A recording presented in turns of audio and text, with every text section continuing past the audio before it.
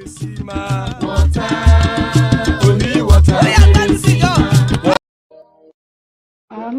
Savior, holy, holy, holy, holy, Azubuike. Another Savior, holy, holy, holy, holy, Azubuike.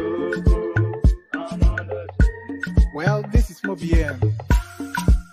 This is dedicated to the gallant heroes of the Nigerian Biafra War and IPO families all over the world. I remember the Nigerian Biafran War, in the thickness of the Biafra genocide. Hey, one man revived the vanishing hope to life. Let the great Biafran army to fight, and they were singing out, holy, holy, holy, holy, is another Savior. They were singing out, holy, holy, holy, holy, is another Savior. Holy, holy, holy, holy, is another Savior. Many years after the genocide, whoa, yet another great leader has risen up now. Oh, and he's leading the Biafrans to victory. Inyamadika yabika kwa namno. Hey, anamekele maduche mefo. Manemo, it's an honor having you on board. When I'm singing along, holy, holy, holy, holy, is another Savior. Gonna sing along, holy, holy, holy, holy, our Savior is another Savior.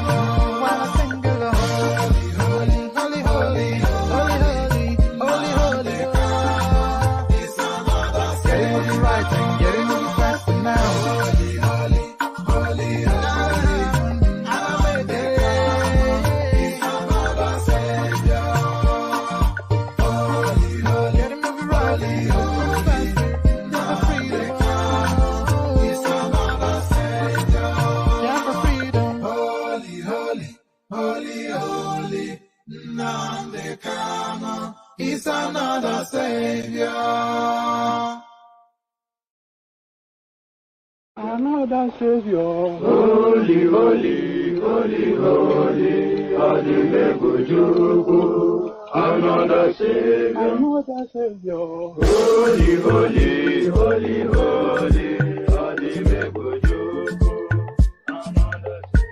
Well, this is Paul Biya. This is dedicated to the gallant heroes of the Nigerian Biafra War and IPO families all over the world. I remember the Nigerian Biafran War, in the thickness of the Biafra genocide. Hey, one man revived the vanishing hope to life. Let the great Biafran army to fight, and they were singing out, holy, holy, holy, holy, is another Savior. They were singing out, holy, holy, holy, holy, is another Savior. Holy, holy, holy, holy, is another Savior. Many years after the genocide, whoa, yet another great leader has risen up now. Oh, and he's leading the Biafrans to victory. Inyamadika yabika kwa namno. Hey, anamekele maduche mefo.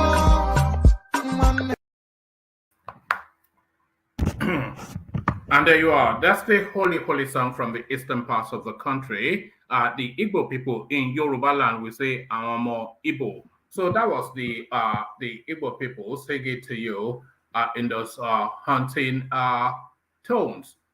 So holy, holy, as guys, I bring you this. Paul Biya celebrates 40 years rule over Cameroon.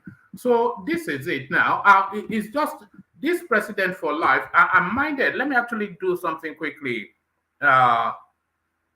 Long serving, pardon me, because it begs the question, African president. So long serving African president.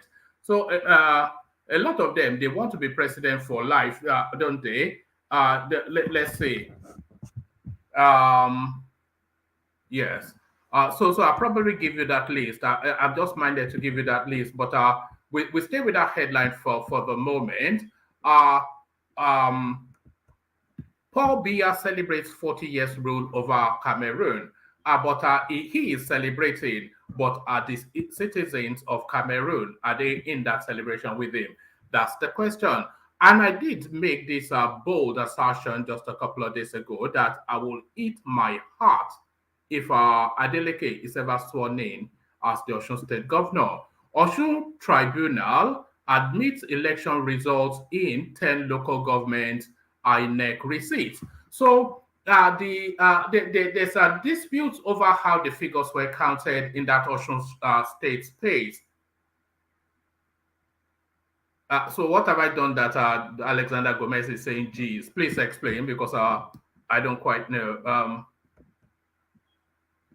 All right. Explain the G's, Alexander Gomez. Have I said something out of tune? Pardon me, I just popped into the room quickly and I saw that comment. So Osun Tribunal admits election results in 10 local governments INEC receipts. So there's disputes, as you know, in some of the biggest voting spaces within that Osun space. And the dispute, of course, those spaces went to Adeleke. So if those votes have to be recounted, recasted, or cast aside, then Adeleke, he will continue to weep in his conflicts. He will continue to cry in his conflicts, and that is my anticipation. Osun Tribunal admits election results in 10 local governments. All right. Osun Tribunal admits election results in 10 local governments INEC receipts. So quite what we're making of that, we'll find out shortly. We'll find this out shortly as well. So we're going to the disaster that just happened. Bayelsa is not amongst the top 10 states affected by flood. Jigawa is number one. Minister of Humanitarian Affairs, Sadiya Farouk, playing the Islamization, Fulanization ticket to the last hour. So the Jigawa, that is a sea, coastal sort of city, is not subsumed by the flooding. Jigawa, that I don't know where Jigawa is. So we have to bring up the Nigerian map. But I wonder if there's any sea. Let's actually see. Hold on, Nigerian map. Okay. Quite why Jigawa is number one in the affected spaces. Let's have a look. And where is Jigawa here? Pardon me. Let's just have a look. Yes, Jigawa, that is virtually landlocked, is the most affected. So Jigawa is wedged between Kano and Yobe State and Katsina State in the arid spaces of the country. So that's at the top spot to get all of the insulations that the country has to offer. So now let's see where Bayelsa is. Let's just see where Bayelsa is. Pardon me. So Bayelsa, that is right along the coastlines, is the least affected. This is the Fulani trickery that they are playing to the end. So Fulani trickery to the end, as Sadiya Farouk in play this time around. Where is it again? So for Sadiya Farouk this time around, Bayelsa is not amongst the top 10 states affected by flood. Jigawa is number one. Humanitarian Affairs Minister Sadiya Farouk. I will sell Nigerian refineries to businessmen if elected. They can manage it better. PDP presidential candidate Atiku, because as a lot of you would already know, the Atiku campaign, of course, sponsored by why is it on my head? I showing So the Atiku campaign, of course, sponsored by wealthy Arab people in Dubai. And so if it's selling the Nigerian refineries, then you can be sure that it's not even Mukhtar that will get it. It will be Bin Alabim Mahmoud or something like that. Bin Alabim Mahmoud from South Central Dubai. So that's who is selling Nigerian. And they did call him a political tourist, of course. He now abandoning the Nigerian state to take residence in Dubai. I will sell Nigerian refineries to businessmen if elected. They can manage it better. PDP presidential candidate Atiku Abubakar. So there it is. So this now, sometimes we like to deviate from our politics. So this one's somewhat a deviation from politics.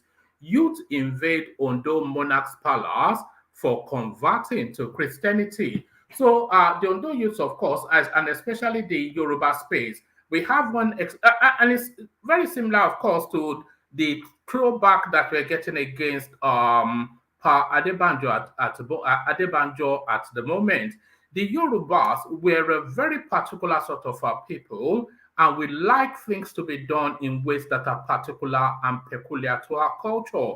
We don't like any deviation from the culture. We can advance in knowledge and be global and Western. We can be as civilized as you'd like to be, and a lot of people will already argue that we birthed the concept of civilization, because the Yoruba history, the Yoruba being, the Yoruba anthology, you have to understand, is predicated upon something that we call Omoluabi. This is what the Yorubas call themselves.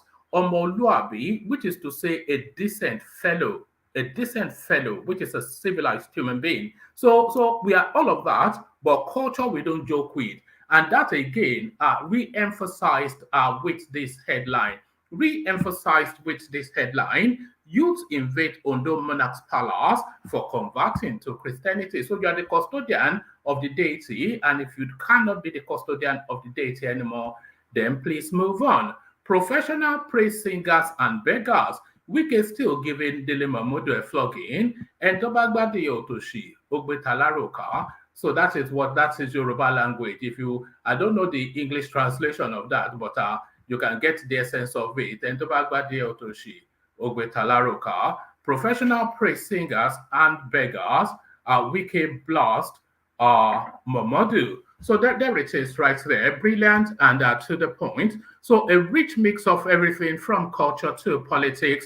So lean back, kick back, take it easy, surrender to it. Let us hold you hostage for however long this lasts. Once you're locked in, you're locked tight. So just surrender yourself to the space.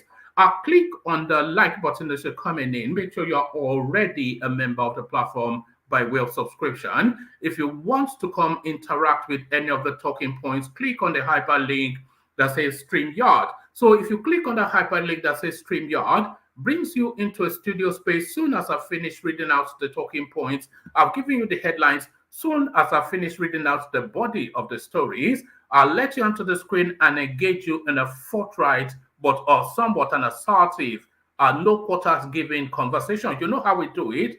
Yeah, your wit must be switched on if you want to partake in what goes on here. Your wit, your agbari, it must be switched on if you want to partake in what goes on here. So lean back, kick back, take it easy, relax into it. We're pushing the buy the coffee thing, and very quickly, of course, Thomas has leapt onto that opportunity to already tip in the direction of the platform. So let's just share that. And that is what we like to see. This is what it's not really essentially the coffee itself. It's just really the idea that you're putting in an effort and it's being appreciated. And Thomas, especially, he kicks it off with that appreciation, with Jafar already going in that direction in the earlier session, and Ayo equally in that direction too. So really, we set a minimum of 6 coffees for a day. So maybe about 3 in the earlier sessions, 3 in the latter sessions. That is not to say is limited to that, but as a minimum bar, just to really, by way of encouragement and all that. So click on like, click on subscribe, click on the hyperlink that says StreamYard if you want to come join in the conversation on the screens. do all of that. And if you want to tip in the direction of the platform, as I've already said, the hyperlink to the Buy the Coffee thing is highlighted on the screen and readily available in the comment section. Do all that. And by way of doing all that, let's go to the east and take a second intro music. Osun OND.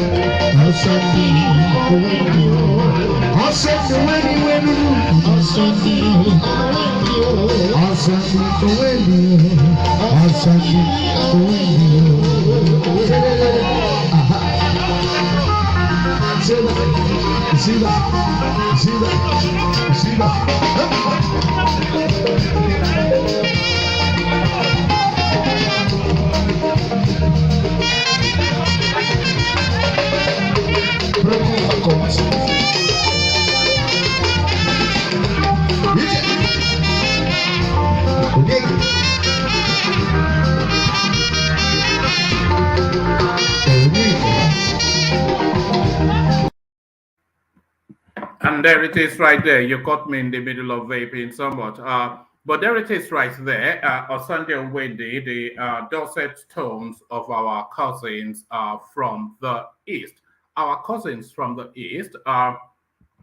So on Sunday or Wendy, as guys, I bring you this. Paul Biya celebrates 40 years rule over Cameroon. All right. President Paul Biya and his supporters are holding events this week ahead of celebrations on Sunday, marking the Cameroonian leaders' 40 years in power.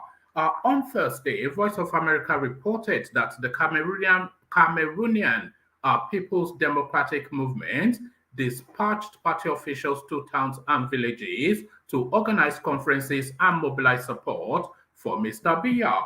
In February, Cameroon threw birthday celebrations across the country for Mr. Biya, who turned 89, making him Africa's oldest and second longest serving leader after Theodore Obiang Nguema of Equatorial Guinea, who has been in power since 1979, long before some of you were born, long before most of you were born. Look at that. Who has been in power since 1979. These celebrations were held in absentia as Mr. Biya, listen to this, my God, but please pay attention to this next sentence, please pay attention to this next sentence. These celebrations were held in absentia as Mr. Biya resides in Switzerland. And there it is. Mr. Biya became president in 1982, taking over from Cameroon's first president, Amadou Ahidjo. Mr. Biya had previously served as prime minister since 1975. Since 1992, he has won all multi-party elections despite accusations of heavy election rigging from opposition parties. In 2007, Mr. Biya announced his intent to eliminate the two-term limit. In February 2008, protests were held against his decision, and hundreds of protesters were killed and thousands were arrested. In 2008, the constitutional revision was voted on by the National Assembly, and in 2011, Mr. Biya was re-elected with 78% of the vote. So there it is right there. President since, when was it again? 1979. President since 1970. Well, just pause for a moment and reflect on that. President since 1979. I was just checking, bear with me 1 second. Okay. I was just checking the longest serving African presidents, and as you've already heard, he's the second longest serving. The longest serving is Theodore Obiang Nguema, 41 years as of 2000, so now 42 years. That's the president of Equatorial Guinea. The second longest serving, of course, Paul Biya, and then Denis Sassou, from whichever country, Congo, Brazzaville, my goodness me. And then, of course, famously, Museveni, who, what was it called? The one with the red heart tried to remove, almost to the cost of his life. He's been going for approximately 40 years. Idriss Deby, 30 years, 32 years thereabout, president of Chad. Isas Ekweki. So these are all Arab-looking, Fulani-looking people, of course. No surprises to anyone there. He's the Eritrean president. So he's been going for how long? 27, nearly 30-something years. So there it is right there, president for life. And by the way, Buhari would have followed the same route, but he was defeated, of course, by age and health. He was defeated, but have no equivocation. Buhari would have stayed in power and continued to shoot anybody that tried to remove him, but he was, of course, defeated. He said he was going to respect democracy. That's why he's going to come out. What do you mean you are going to respect democracy? Is it an option not to, for you to tell us that you would? So this is just the ridiculousness of it. But as you can see, he's been in a hospital bed for the last 8 years, and that is essentially why he's having to give up power. Osun Tribunal admits election results in 10 local government INEC receipts. The Osun State Election Petition Tribunal sitting in Osogbo on Thursday admitted the Form EC8Cs of election results in the 10 local governments where the petitioners alleged overvoting. The All Progressive Congress APC and Governor Otedola had challenged the results of the 10 local governments in 749 units over alleged overvoting and non-compliance with the provision of the Electoral Act. The tribunal, headed by Justice Kume, said the certified true copy CTC of the election results has been admitted in evidence and marked as exhibits. The local governments in Obokun, Osogbo, Oloronda, Arepodun, Ila, Ilesha West, Ede South, Ede North, Agbedore, and Ejibo local government areas respectively. The tribunal also admitted the receipt of the Independent National Electoral Commission (INEC) for the bimodal voters accreditation machine system. Also admitted in evidence was Ademola Ademeleke's certificate from Atlanta and some other results both in Nigeria and those published on the website of Atlanta, where the governor-elect claimed to have completed his diploma, while the lead counsel to the petitioners, Saka Layono SAN, rendered the document from the bar. Counsels to the respondent, Jemia Olabode, who represented INEC, Niyi Owolade represented Adeleke, and Nathaniel Oke. SAN led the counsel for the PDP, objected to the admissibility of the documents, and promised to advance their reasons in the final address. Earlier, SAN had accused the media of reporting outside the proceedings, but Justice Kume said the tribunal was not aware of any inaccurate reportage of its proceedings, saying, "We can't comment on what we don't know unless you come up with hard facts. We are not here for social media commentaries." Well, we are commenting on you on social media now. The tribunal admitted the documents in evidence and marked them as exhibits and adjourned till November the 16th. So there it is right there. And if you see how hard the APC are pushing to present these cooked up results from the foremost electoral, from the leading local government areas in terms of voter numbers, if you see how aggressively they've pushed for the results of those spaces to be admitted in evidence, and if you see how the PDP, INEC, and Adeleke, three lawyers, senior lawyers, SAN, how aggressively they have pushed for those results not to be admitted, then you would know that those are the deciding factors. So Adeleke to weep in his conflicts yet again. We will see to Agbalagba, Thomas Ukon. I want to bring you this story, but I'm not sure if I can. There's a clip to it. I'm not quite sure if I'll be struck if I play you the clip. Let me see. But this is somewhat a good news story. Let's see. I'll give you the headline, bring you the story, but I might not necessarily play you the clip because I'm not quite sure if I would be infringing on some copyright or something. Video, Nigerian-born Amanda Azubuike, now a general in the United States Army. So let me just show you her. Let me share the screen. So this is somewhat a cause for celebration. And it's just really, it's something that you already know how Nigerians excel anytime they go outside of the shores of this country. So there she is right there in the fullness of her glory. Nigerian-born Amanda Azubuike, now a general in the United States Army. A military woman of Nigerian descent, Amanda Azubuike, has been promoted from lieutenant colonel to brigadier general of the United States Army at a military base in Fort Knox, Kentucky, United States. So let's see if we can have a sub-song of let's see, let's take the chance. Both my parents passed away within the last 6 years. This would have been a very proud day for them. But I want to acknowledge my family members who were able to come and travel and be here with me today. So there she is. So that's just the flavor. That's just the flavor. So well done to you, Amanda. So well done to Amanda. Let's get back to it. Bayelsa is not amongst the top 10 states affected by flood. Jigawa is number 1. Minister of Humanitarian Affairs, Sadiya Farouk. I suspect that this woman is not even in Nigeria, and I have my suspicion.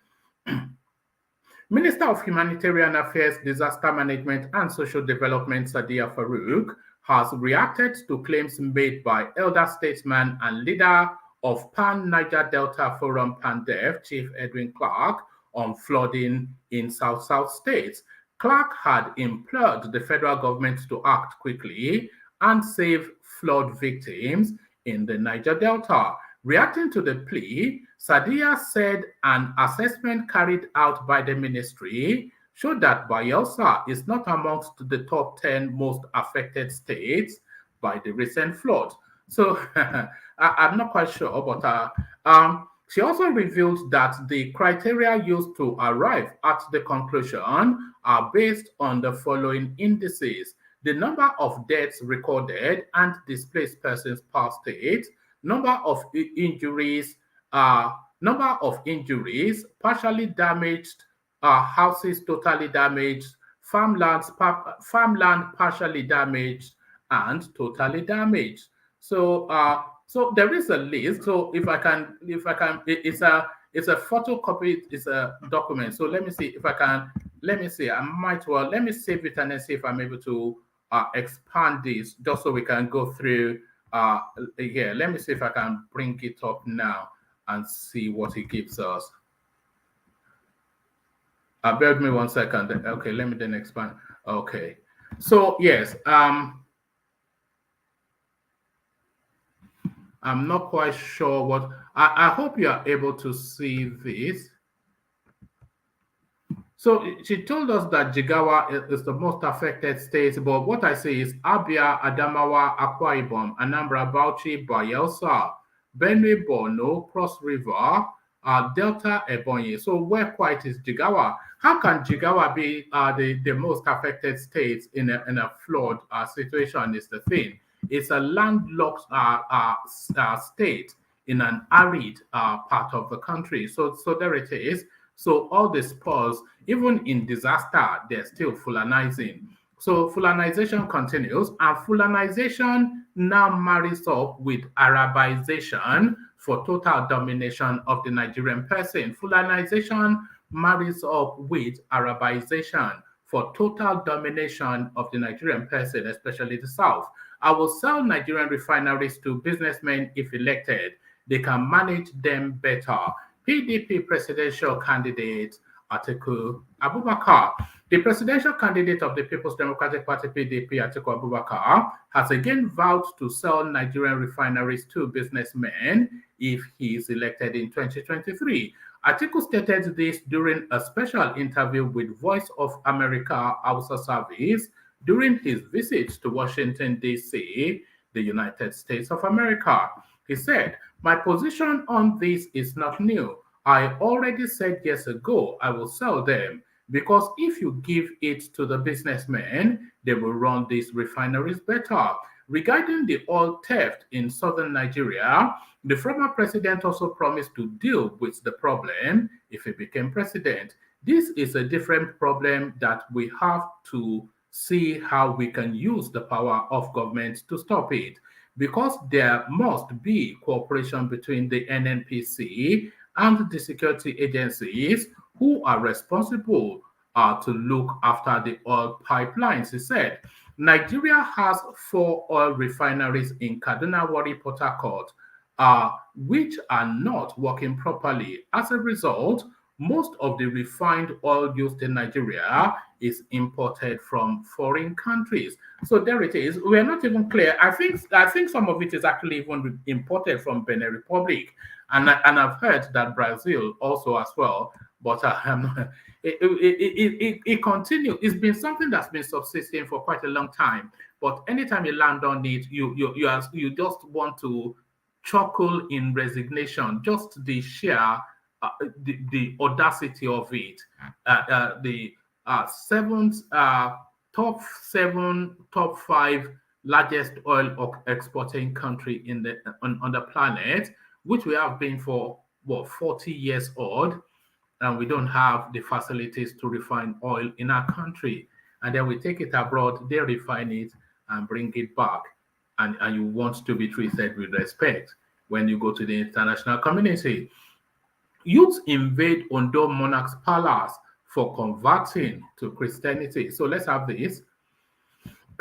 Youths and some elders in Ikun Akoko in Akoko Southwest local government area have invaded the palace of their monarch to protest his alleged conversion to Christianity. The protesters alleged that the nonchalant attitude of their monarch was responsible for the incessant premature death of promising sons and daughters in the community.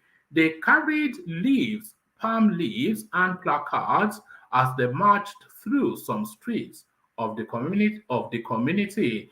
The protesters said their monarch, Onikun Ofikun Oba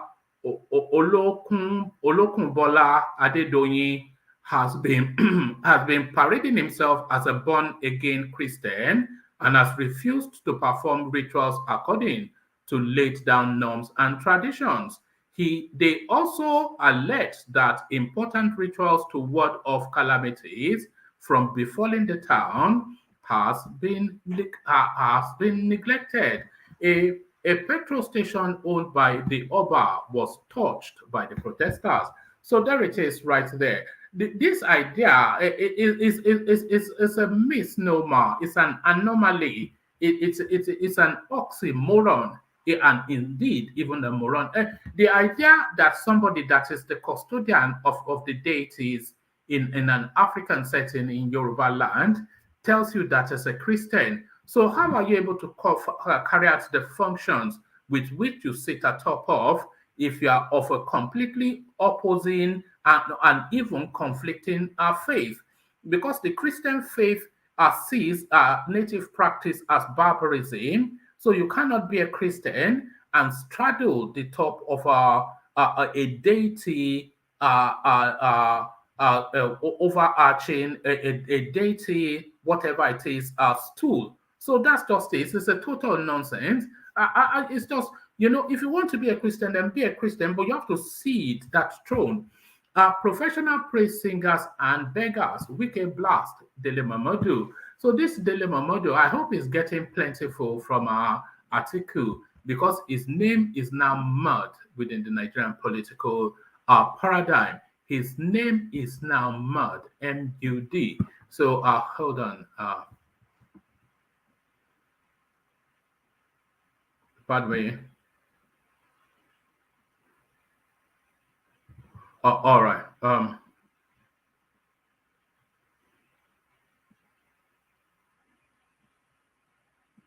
All right. So let's go to the weekly space. Let's go to the weekly space. So professional praise singers and beggars, Wike Blast, Mamadou. River State Governor Jameson Wike has berated former presidential aspirant and chieftain of the People's Democratic Party (PDP), Chief Dele Mamadou, for describing him as a professional beggar. He mocked Mamadou for contesting the PDP presidential primaries for 2023 and failing to secure a single vote. Correspondents recall Mamadou incurred the wrath of Wike when he asked the River State Governor and his allies not to cross the line by maligning the party's presidential candidate Atiku Abubakar over their insistence not to work with him in the 2023 election. But Wike, who had initially given Mamadou a response, had harsh words for him as he accused the news publisher of trivializing issues affecting the PDP in order to get cheap popularity. Governor Wike described Mamadou as a man with an unstable character.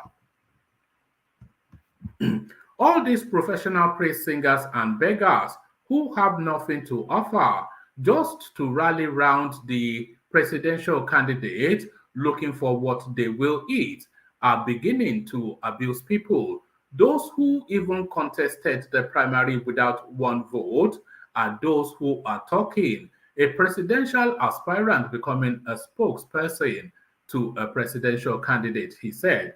Wike made the submission on Tuesday at the government house in Port Harcourt when he hosted the management of New Telegraph newspaper, led by the managing director and editor-in-chief, Mr. Ayodele Aminu, who were in River State to present a letter nominating him as the political icon of 2022. So there it is right there. So those ones too there with a begging letter. So those ones too there with a begging letter. And there was a follow-on story, by the way, Atiku saying he has abandoned the the wiki space, that there's no scope for negotiation in that space anymore. So I saw that headline some time ago. All right. Okay, so there it is. There's some other headlines that I want to bring you, but I'm making my decisions on that. But let me come into the room to see who is available. On the list, Man of Prestige, followed by Thomas, who kicks off the coffee. Solly joins us from Amsterdam, and Ajan Lekoko somewhere in the United States. So let's kick it off with Solly if he's ready to go. Solly, are you ready to go? All right, let's kick it off with Thomas. Thomas, are you ready? Yeah, I'm ready to go. You wanted to skip me very quickly. Yes, When you are not answering, there's no time to waste. It was less than 2 seconds. All right. Thank you, Solly. So to you then, Solly, let me kick it off then with what happened in Ondo State, where the youth of the space are inviting their Oba to step down for reasons that he has now claimed to be a born-again Christian, and they, of course, they are traditionalists. So what's your and can you use a headphone? I can hear feedback. But what's your take on that? Okay. Yeah. Let me just plug the headphone. My own insertion is that would they have the same confidence in making the demand if he converted to Islam? So I feel like they wouldn't. All they are saying is just mumbo jumbo in my opinion. If the Oba decides he wants to convert to any religion, even if he wants to convert to Hindu, I don't feel like it should affect anything that he's doing. That's his rightful position. What can they do? What should they do? How does that affect their everyday life? Well, it affects their everyday life. It's just highly ridiculous to me. It affects their everyday life, solely. And by the way, the Oba is the custodian of the deities. So if you take any religion outside of that, then you are in conflict with your primary deity. So I'm not quite sure if they would not have been offended if they are taken to Islam as well. But you are asking how it affects their daily life. What they are insisting is that because he has taken to Christianity, he's not performing the rituals to the deities that he should be performing, and they are noticing that calamity is befalling their community with people, with people dying off all over the place. So basically, the calamity just started all of a sudden when he converted to Christianity. I don't know, but maybe you don't know about those things a bit more. Let me take you to another space. Paul Biya celebrates 40 years rule over Cameroon. So we're talking about our presidents for life, which seems to be a particular malaise that afflicts the African continent, especially, well, I wouldn't even say sub-Saharan Africa, because the whole of the African continent are subsumed somewhat by that malaise. But what are you making of this? 40 years before you were born, Solly, this guy was president. It just shows the kind. The people get the kind of leader that they have. If the people are not strong enough to fight their leader, they are not willing to, enlighten themselves, empower themselves, as harsh as the situation is. They are not willing to understand their situation and fight through it. Then that's kind of leader they'll get. It's quite unfortunate, and it's not just peculiar to Africa. It's all over the world. If any leader could stay, 3 terms, 4 terms, 5 terms, look at China, look at all these Asian countries. They will do it. Even in Europe, they will do it. It's just that Europe has more of kings and queens. So it's just human nature, and everyone has decided to fight it one way or the other. Just that some people don't know, they are not empowered enough, they are not educated enough to fight it, and that's what happens. You look at his people and you realize who his people are, their capabilities, and you realize they can't do anything about it. He's not even ruling from inside the country, from what I heard. He's ruling from outside. He lives in Switzerland. So can you imagine? And they've not overthrown him. So everybody is complicit one way or the other. Everybody is complicit. Sometimes I meet these people from these countries and I tell them, man, you guys are not just confident enough to do what you need to do, and you are not brave enough to do it, unfortunately. Because if it were on the other, the way they look at you is not the way you look at them. You have pity, you have mercy, you have sympathy, you have empathy. They do not. And it's always, you always have to play fire with fire, but some people will never agree with me. But anyway, so it's just really bad, you know Can you and not see, unfortunate. because you say there's the people are reluctant, but the people insisted on democracy, Mm-hmm, and of course, what the result would have been. AK-47 opened up on them. mm-hmm. I mean, they are effectively held hostage by this guy. Is essentially what it is. Yeah, not necessarily. Out of the whole ordeal that happened with Nnamdi Kanu, something I've never seen before in my life was that sit at home. Because it shows that, okay, we don't have power, we can't do anything. But that was the best way to show that everybody agrees with what is going on. If the Southwest and the North, the whole country had done that, do you think things wouldn't have changed? Would they force people to come out? You can't force people to do things. So there's always a solution, but the people are not enlightened enough to do it. They are not powerful enough to do it. That's just the issue. They are not going to come into your house and brandish the AK and force you to come out to do your daily duty. No, they won't. And I don't think their situation is the kind of situation we have in Nigeria, where we have so many tribes and people will not work together, and some people will be competing with some people unnecessarily, and some people, this one hates me, that one hates me. Meanwhile, nobody cares. They have many So tribes there too. They have many tribes there. A as lot, many as Nigeria. probably as Forget about much. whether as many, but they have many tribes there. Okay, I even heard that they even have separatists. So yeah, I I totally think they believe even that. have Igbo people there because the Igbos they cascade into that space. Yeah, Yes. so those are the ones probably doing the separatist movement. Yes. So and is a two country, like francophone and anglophone combined together. So okay, yeah. These Europeans, they know how to mess people up. But anyway, they have to have unity, and they have to have what's this word? Interest. They have to have interest that all of them align with. That's the only way things can work, you know because all these politicians, all these Europeans, everybody, they have interest, and that's why they rule over the people. Their interests align, but the people don't have interests that align. They are busy fighting over petty, unnecessary things. All right. You know. All right. Okay. All right. I want to talk about Atiku too No, now. no, but don't give a stock answer to, because you seem to be giving stock answers.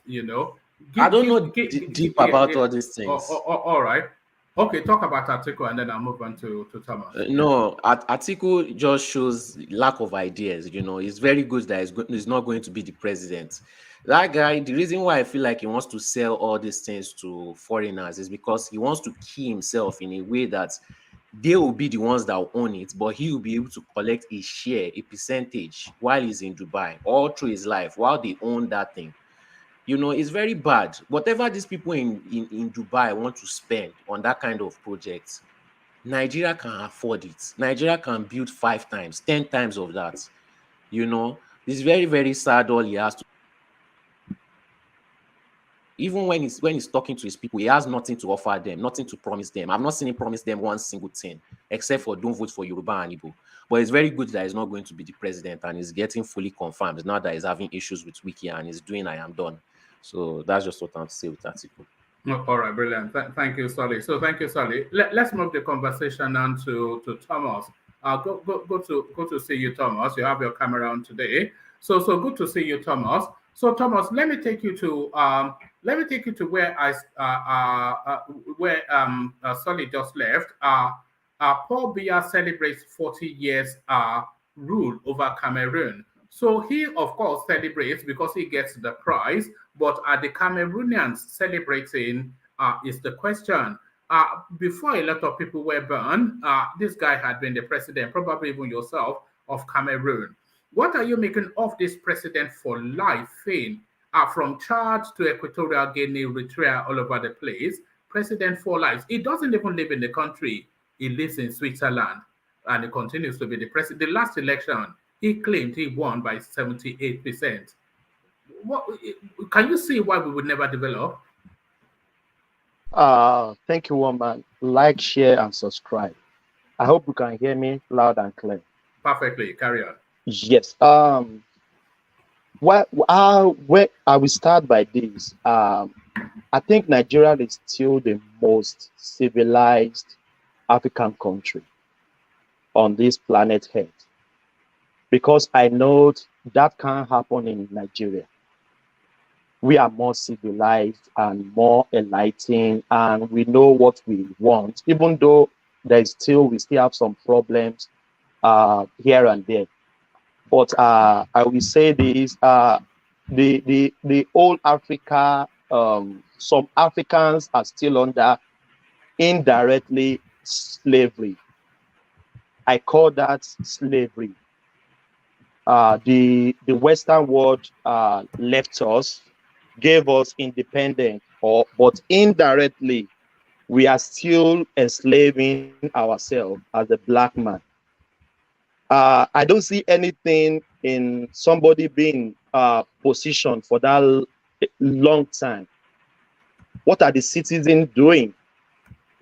Are they just taking it like that? Almost over 40 years. What is going on? Because it doesn't make any sense. Is he the best man for the job? Why can't they rally around and just vote him out some way, somehow? But this is second slavery to me, because the man is not the best either. So even if it's for the best, 41 years, I mean, goodness me. That is why I'm still saying this. Nigeria is I don't know. Nigeria is still a great country. I don't know why Nigeria can't even take over all this Chad, Ghana, Togo, because we have the power, because we are enlightened. We no, it can't happen in Nigeria. I can still vow for Nigeria. It can never happen. A lot of people have tried it and failed. Abacha tried it, he failed. Obasanjo tried it, he failed. BUHARI tried even it, third he time. failed. Obasanjo tried third time. He failed. Ajale Koko wants to Look, yes. Come on. It would have happened in Nigeria if not that Abacha died. Abacha was trying to transition from military. Abacha was removed. Now he didn't die. Now the Indian beings, you know. If Abacha did not die, he would have still been your president today. Baba. Yeah. That's what sorry, Thomas is just speaking to that. One way or the other, Nigerians will not make it happen. Do you think? But they will, if they have to poison you just like they did that guy, they will do one thing for that not to happen. That's the sophistication of Nigerian political space. Well, we have to understand one thing, that Nigeria is a very big country, bigger population. Unlike Cameroon, what is the population of Cameroon? And this man was a former military leader. He came in as a military man and transitioned himself into civilian, and he ruled with iron hand, oppressive administration. We have several experience in this similar experience in Africa. We had Mobutu Sese Seko that ruled for like 44 years. We have Muammar Gaddafi. We have several like that in all those countries, smaller countries. But you are lucky that it didn't happen during the Abacha. Abacha will have made it happen because all the politicians were falling in line with Abacha. They were teaming up. All the political parties that were registered during the Abacha time were all Abacha-connected party. And all the politicians were supporting Abacha. All the ones that opposed Abacha run out of the country. Hold on, Ajale Koko. How did Abacha die? Well, we have several stories how he died now. He died of natural causes, he just, he just, he just, he just had the news in the evening. I can remember that, oh, Abacha is dead. There was jubilation all over the place. But, we were just happy. We were just lucky. We were just lucky. Because why I said so was that all the political actors then were falling in line with Abacha. All the political parties registered were Abacha's connected party, were Abacha's party. And all of them have started declaring support. So we were just lucky. The main thing is that the Nigerian space did not allow it to happen. But back to you, Thomas. I still give the Nigerian kudos for not allowing it, even though Abacha died. Anyhow he died, the guy is gone. And let's even backtrack it to Obasanjo. Obasanjo tried third time. It doesn't go well. It doesn't hold water because people refuse it, and it happens. So Nigeria, if we know we have problems, but Nigeria is still a great country. It can never happen in Nigeria, and it will never happen in my history. Maybe it can't even happen. We are more civilized. We are more educated. We know, even though we still have problems, I'm still repeating that, but it can never happen there. But if those people in that country agrees that they will continue in that space, good luck to them. But I hope things will change for a good for them, because this is not democracy. They are ruling in military or dictatorship. That is not democracy to me, woman. In fact, if we are able to successfully transit in 2023, and whoever the president is serves a minimum of 1 term, I don't think we'll ever see a military administration, because the last window of military intervention was this BUHARI administration. So if after this we didn't have a military intervention, there is nothing else that can happen that will invite that, I suspect. So it looks as though we're consolidating on democracy in Africa, in Nigeria, not in Africa, because of course, even one man, the military self, they want to remove the military court and put the agbada on. Yeah, the military, they want to remove the uniform and put the agbada on. Most of them too, they are embracing democracy. When they left military role, when they retire, they go back to politics. So Nigeria, I think in my opinion, democracy is here to stay, and there's no dictatorship that can work in that country. I still give it to that country. Thank you, Mama. All right, thank you, Thomas. So, Thomas, let me take you to Osun State. Osun Tribunal admits election results in 10 local government INEC receipts. So this is celebrating too early the Adeleke space, and the spaces that they are querying are where the highest voter turnouts were, especially for the PDP. So it's my real suspicion that this guy, he will not be sworn in, and if he is sworn in, is going to last less than Emeka Ehidioha before they kick him back to the pulpit to continue with his dancing. One man, you have been saying this that you don't show that this man will be sworn in, and if they can substantiate overvoting in this 10 local government area, the man is not going anywhere. They may cancel the election, bring rerun, or they may swear in the second person, which is the Oyeleka. What is the name of the Oyetola rather? Because overvoting, it can't possible. They can't swear you in when overvoting happens in an election. It's not going to happen. If they can substantiate that, and you read earlier on that they've tendered their own what they call it, evidence, and the court has taken the evidence and they have marked it as exhibit. So if they can substantiate that, I don't think Adeleke is going anywhere. One man, I want you to educate me. What happened in what happened to Emeka Idiola, the fourth become the first. I don't still know till now. I don't know. I have searched on internet to know what really happened to that guy for the fourth person to become the governor of the state through the Supreme Court.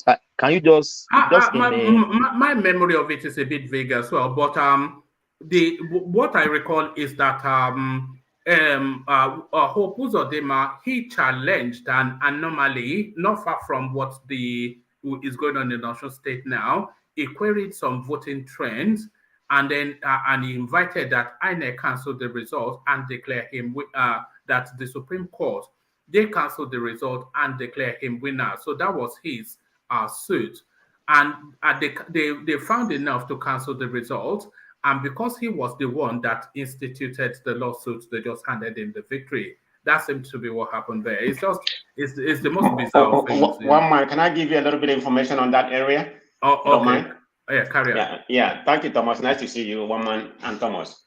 Yeah, to my little understanding about what happened, I'm not privy to the whole information. I mean, when the election was held, it was a four-way, because there's another party that contested in there. That was Okorocha and Okorocha's son-in-law.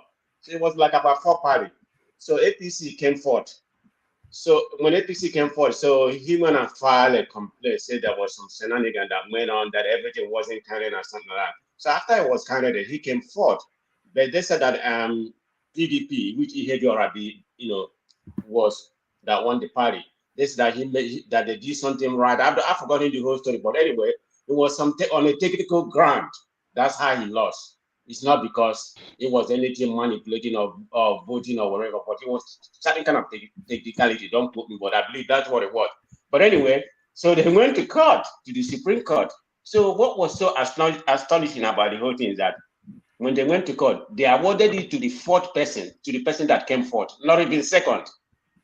And of course, it was APC. Guys, no, that was not what happened. That was not what happened. Okay. What? Then tell me what happened. Can you hear me? Yeah, carry on, Akim. Okay, tell me what happened. One man, if you. Okay. What happened was when the election was conducted. Okay. There were ballots from Hope Uzodinma's stronghold. I think there might have been like overvoting, huge number, but INEC refused to accept those numbers and add it to Hope Uzodinma's tally. That was what Hope Uzodinma challenged in the Supreme Court to say why they did not tally those numbers as part of his own vote. But the problem was there was a negligence. There were negligence from INEC and the PDP side to represent themselves in that suit. So the Supreme Court had no choice than to ask INEC to include those numbers. And when those numbers was tallied, Hope Uzodinma came top. No, I don't believe that. I'm going to ask my No. Akim, you got it wrong. You got it wrong. He got it wrong. He came top. No, he didn't come on top. He was still in the fourth position. I'm sorry. Yeah. He was still in the fourth position. What happened was one man is on a technical ground, like he said, but it wasn't about when the vote is counted that he came first or whatever. It wasn't even second because he came fourth. So it was on a technical ground. This is a case that we all followed. We all followed this case. One man, please, can you Google it, please? No, it didn't come on top. He didn't come first at all. It didn't come first. Ehidiola was still first. But because of the result in some local government that he challenged, and as a result of that, it was asking that he should be declared the winner, that election in that local government area was the result was falsified. And it was mainly asking that they should give the governorship to him. And when they eventually check all these facts, and they found that, yes, it was fortified. And because PDP and other parties, as you mentioned, were not party to that suit. So after discovery by Supreme Court, then his team of lawyers established that, yes, the election was fortified. they declare him the winner. So it was just a magic to everybody that from the first, that one not be juju. Yeah, it's fraud, it's isn't just it, a really? magic that it didn't come second. Okay, let's agree that, okay, after the discovery of that local government result that, yes, it was falsified in favor of PDP, then it doesn't affect the number one position. It doesn't affect the number two. It was still the number fourth after the adjustment of the result.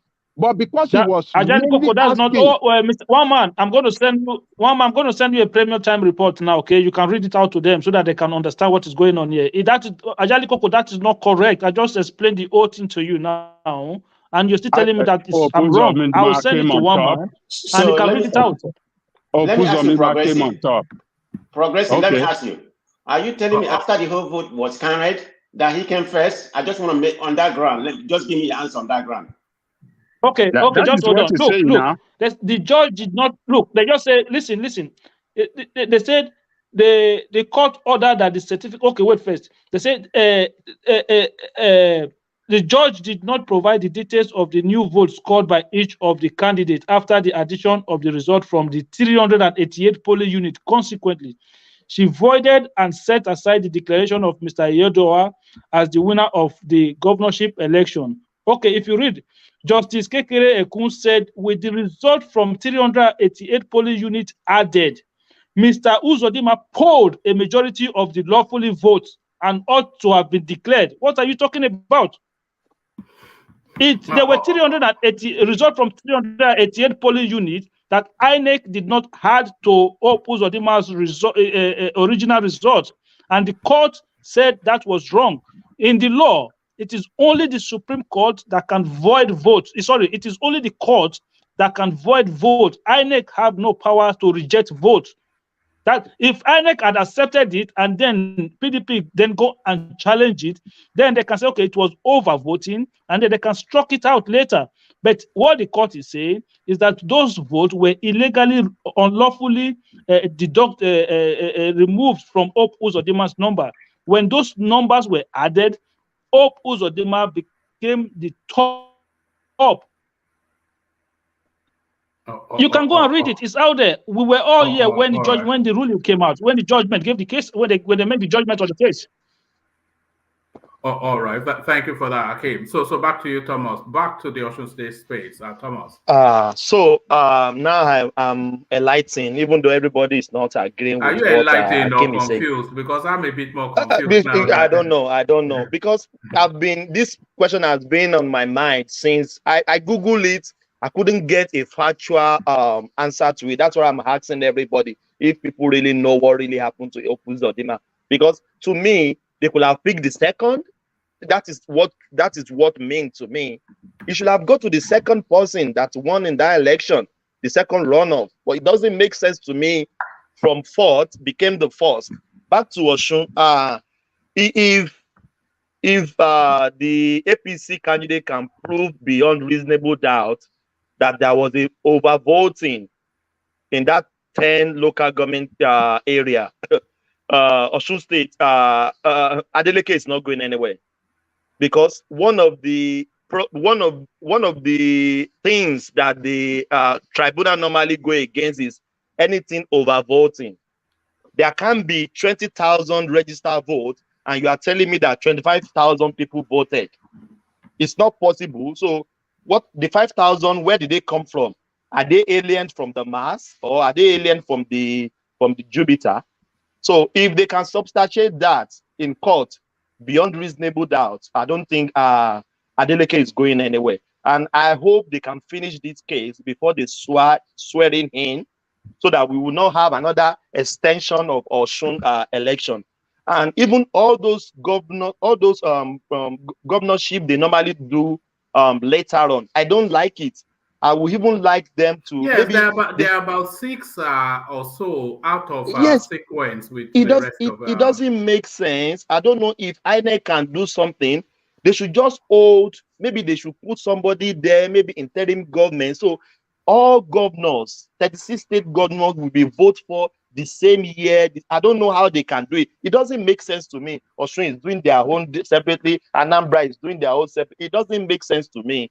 I think they should put something in law that if something happen like that, but that is how it's going to go in perpetuity, though, because if they change a result when somebody is already been in office for a few months, whoever comes in has to still serve their full complement of 4 years, which will then throw it out of skew with the main elections.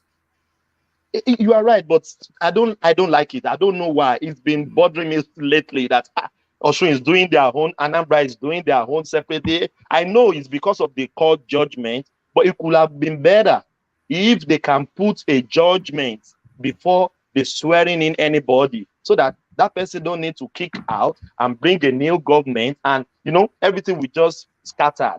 That is just my opinion. That's what I've been observing. No, it shouldn't be like that. Maybe somebody should be put in place. Then, if like this general election coming, all the 36 governors, they should have voted the same day. And I know it's because of the court judgment, but I feel for Adeleke, because I think, forget about voting now. I think Osun State people, they want that guy. It's overvoting, this, that. But a lot of people, including Kulata, they've been here to tell us that Otedola has performed reasonably well. It's actually done it's quite a boring sort of guy, but then it doesn't have to be dancing like a joker like Adeleke. So it's not Baba Salah they want. It's a serious man to do a serious job. You are right, one man. And the devil is better than the angel you don't know. We don't know what Adeleke is going to do. We don't know. And we know Osun State is mainly what they call the civil servant state. And if Otedola can perform a little bit, I'm not Osun light, but at least if the people of Osun can say the guy has performed of reasonable doubt, so at least we can give it to him. Not in that space, but to me, I'm suspecting they don't want that guy, and I would like him to be the governor, even for the will of the people to prevail. Even though we know there could be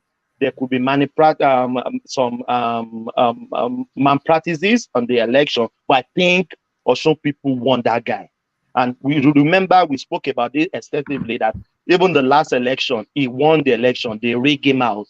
So let him just go there. It's the will of the people. Let the will of the people prevail, in my opinion.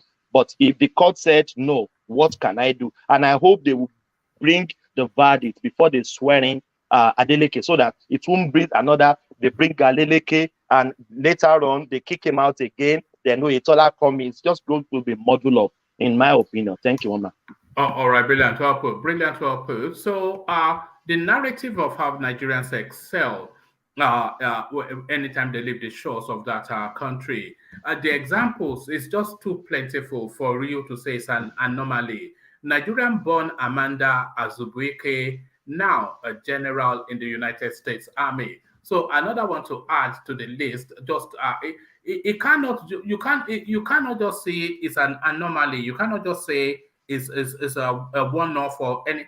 It seems it's a recurring decimal how Nigerians excel internationally, in contrast to how they perform in their country. So female Nigerian of Nigerian birth, by the way, female Nigerian, but now a general in the United States Army. So Amanda, another one to be proud of. Yes, I'm proud of her. I saw the clip yesterday before even you brought the news. I said, wow, this is amazing. This is what we have been saying on this platform.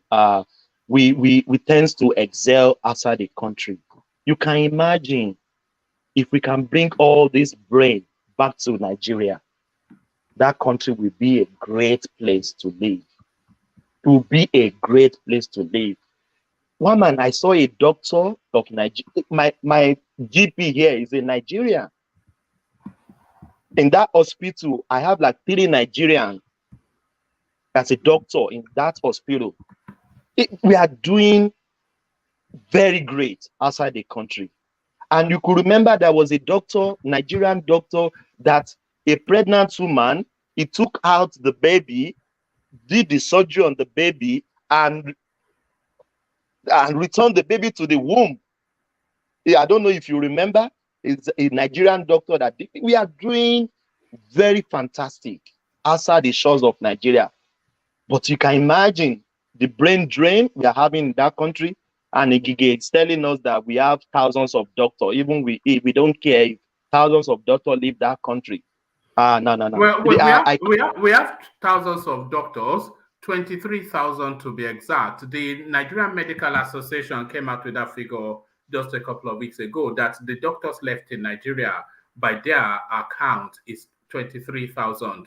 23,000 doctors to look after 200 million plus people. You can see that very ridiculous. Can we divide that to almost 220 million people, 23,000 doctors? What is the ratio? It's very ridiculous. And half of them will be in Lagos. Yes. One man, Australia is 25 million doctors, 25 million in population. Do you know how many doctors we have? Thousands of them. People coming from Indians are doing very well here. Chinese are doing very well. Nigerians, they are very fantastic people. Everywhere, every GP, every hospital you go here, you will see a black man, you will see an Indian, you will see a Chinese man. There are doctors everywhere. You can rarely see an Australian as a doctor here. So Nigeria are doing very fantastic outside the shores. I congratulate the woman, and is a Igbo woman. I give at least the Igbos, we give them the kudos. Is a born Nigeria. She was born in Nigeria. So it's a welcome development. It's a welcome development. I congratulate him, and I congratulate the Igbos. I congratulate Nigerian as a whole. We are doing great, Mama. We are doing great. I think our mom is Zimbabwean or one of these Southern African countries. So she's then father from Nigeria. Yeah, that then she has some other. Yes. Again, she has some other part of the mother's family from the Hispanic race.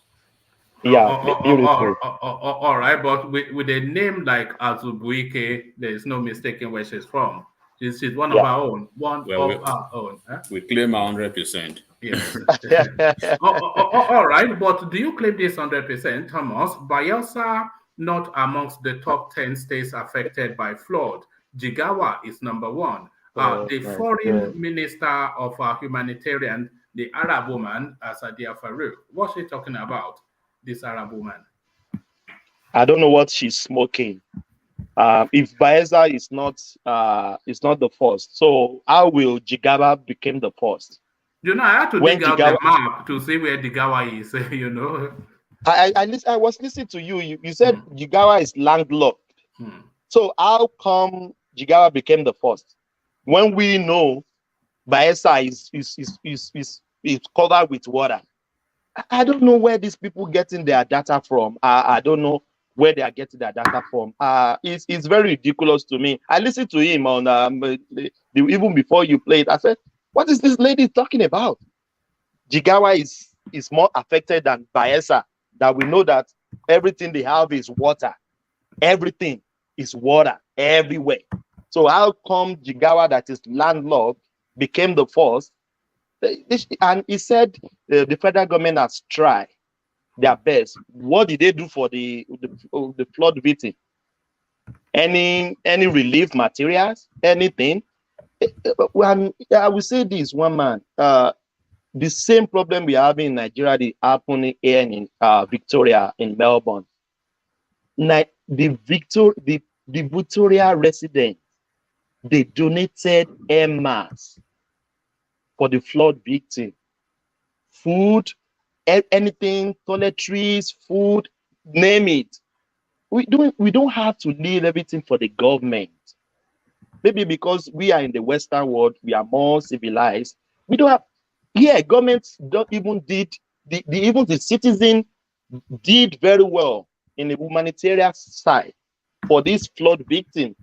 They went there, they give them food, sandwiches, every day, water, everything. You know, in terms of managing disasters, the Western space there, and I'm not talking about their government, the Western people, they are very adept. You see them very quickly putting in a community effort, you see them rolling down trolleys of teas and biscuits and blankets and everybody gathering together, and so I'm not even talking about the government effort. I'm talking about the people. You see that in Germany, you see that in the UK, you see that in Australia, everywhere. In terms of that human intervention, they do that better than most.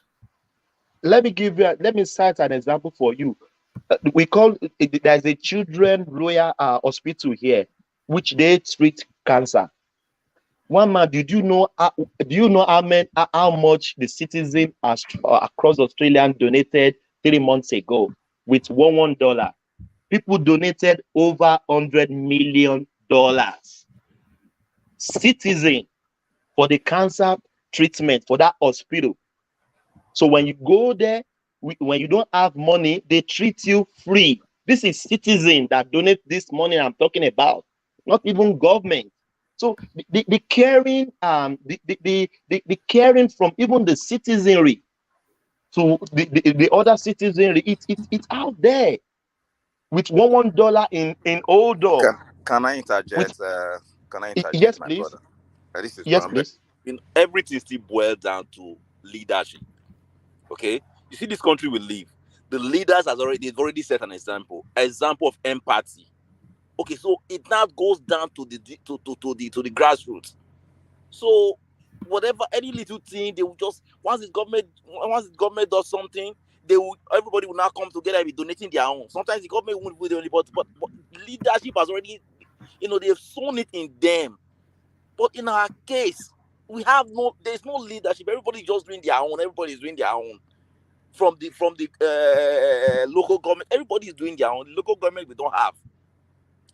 Nigeria is only Nigeria. People bury their people. They bury their loved ones in their own house. No cemetery. There is nothing. Nothing is working. It boils down to leadership. That's why we have a lot of work to do. We cannot be running away forever. We have a lot of work to do, and hopefully we'll do it.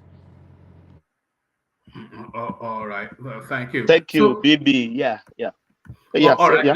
Let's hear Sadia Farouk in our own words. I have a small clip. Let's talk about the ravaging flood in some parts of the country. The Minister of Humanitarian Affairs, Disaster Management and Social Development, Sadia Farouk, has revealed that Bayelsa State is not among the top 10 most affected states by the recent floods. This is according to the assessment carried out so far by the ministry. The minister made the statement in reaction to claims made by elder statesman and leader of the Pan-Niger Delta Forum, Edwin Clark, who implored the federal government to act swiftly to save flood victims in the Niger Delta. Mrs. Farouk spoke at the ministerial media briefing organized by the Presidential Communications Team held in Abuja, where stated that JIGAWA is the most affected state by the flood disaster that ravaged parts of the country. The ministry added that the criteria used to arrive at the conclusion are based on a number of indices: the number of deaths recorded and displaced persons per state, number of injuries, houses totally damaged, farmlands partially and totally damaged, among others.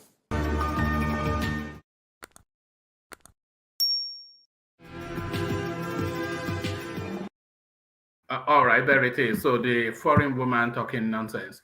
All right. So there it is. It just does. So does that mean they are not deserving of intervention? Not enough people died for her to care. Is essentially what she's saying. But he said they provide for people. I don't know. Maybe we don't have that news at hand.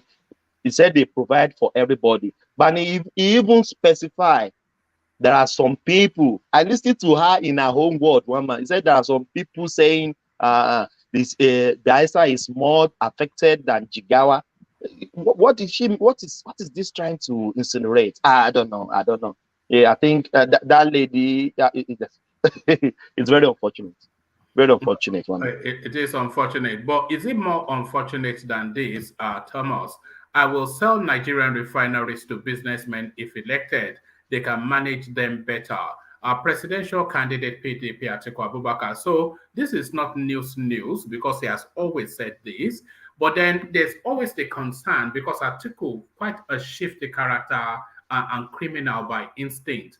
And we know his association, of course.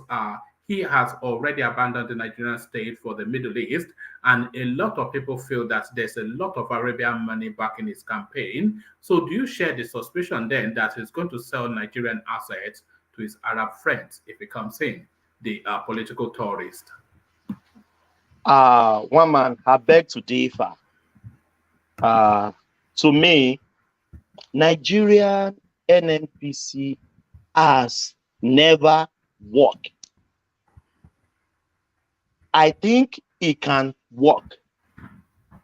I mean, the refinery in extension. I think it can work, but it has never worked. So if it has never, one man, NNPC, they are declaring laws every year. So if they are not fit for purpose, why can't we sell it off? It's not working. It's not working. So why are we pretending? Why are we deceiving ourselves? If Obasanjo came, it's not working. Yaradua came, it's not working. Goodluck Jonathan came, even though he's from the creek, it's not. He can't put things in place. BUHARI cannot put it in place. That means he can work. But I think he can work. But maybe there is no political will to make it work. Why can't we sell it off, and it works? Did that better? It's not working. They are declaring laws every year, and they are wasting money every day. They are renovating it every day. They can't even refine a gallon of fuel. Even to refine the ones Nigeria can use, they can't refine. So why can't we sell it off and it works?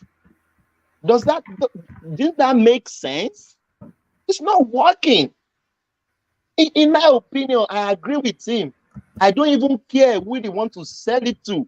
He can sell it to anybody. But so far it's working. So far we can have fuel in that country. So far the fuel can be good. So far we can buy fuel in a good price. So far we don't have problem. So far they can clean up the Ogoni land with these private parastatals. Why can't we do that? The present system we are using now is not working. They are declaring laws every year, and they were pumping billions of dollars, and it's not working. Why can't we sell it off? Telecommunication was privatized. We saw the change. I could remember then. It's not so much a case of selling it off. It's to whom? It's to whom? Because I don't care. Why you don't can't care? why can't you don't care if they sell Nigerian refineries to Arabs? Thomas, if it is working, Thomas, why can't you buy it? Why can't we buy it? Why can't he say, okay, let's sell this to Nigerians in diaspora? We can buy it. Why can't we buy it? Do you have the money? Look at this guy. Of course we have the money. If we come together, we buy it. Why can't we buy it? We come together. Yes, of course. You've got $500 million, have you? Do you know how many Nigerians that live abroad? Yeah, then who owns it? Everyone owns one. What are you talking about? Look at this guy. Okay. That is not possible. One man, they privatized the telecommunication center area. I could remember back then with the box that we normally turn like this. I have to go to Baba Chinedu's or Daddy Indu BC house. We have to go to Boda Kinikon to receive call from abroad. But now it's privatized. Everybody has their mobile phone in the comfort zone of their house. It's not about Nitel anymore. Why can't we do so? Sell this thing out. It's not working, and we are wasting money day by day. If Nigerian refinery is going to work, I don't care who they want to sell to. It's not working now. So if Atiku said he's going to sell it and it's going to work and it's going to be for the dividends of Nigerians, why not? If not, that is my opinion. I don't know. Maybe you are not. You are. Why are you mattered about who they want to sell it to? Why don't you be mattered about it's going to the work? No, I would like to say it work, but I will object to them selling it to a non-Nigerian.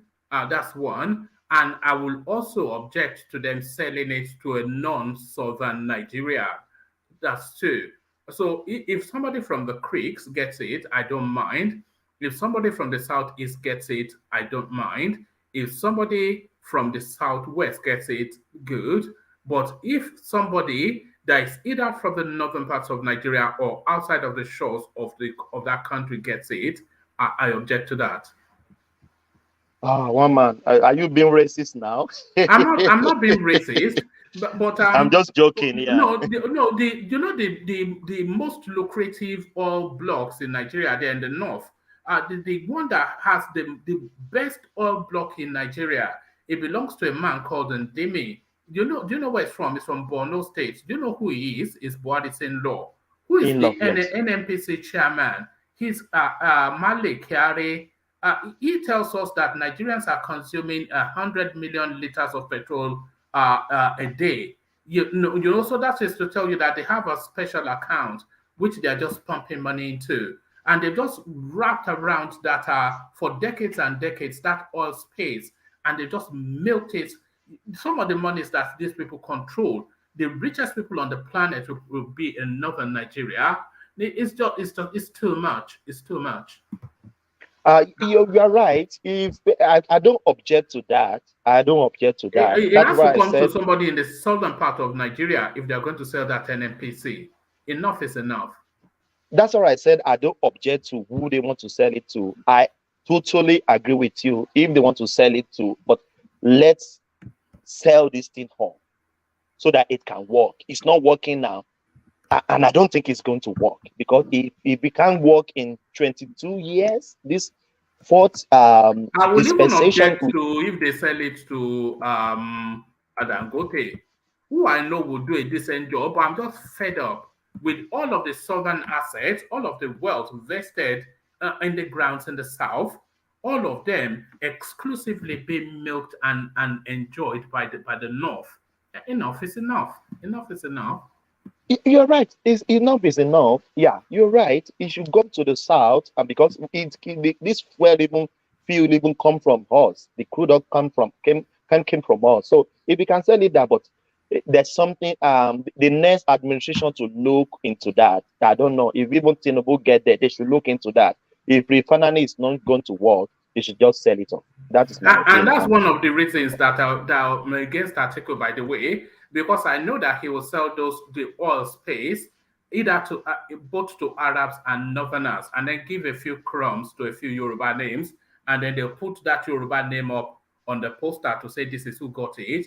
But then, of course, the best part of it, these people, they've taken us for a ride. They are very clever. They are very clever. Yes, please. Did you just say basically declare Tinubu the next president now by your statement? You want rational man to eat you raw, Abi? I don't know what's going on with rational man. It's getting increasingly whatever. You know? Yeah, he needs to go and chill out somewhere, or maybe for a week. One man, can I digress a bit, please? Yeah. We know we are not talking about Peter Obi, but in CBD make a comment in the first section. I just woke up. I was so amazed that no. This is in CBD. He really caused katakata for that first section.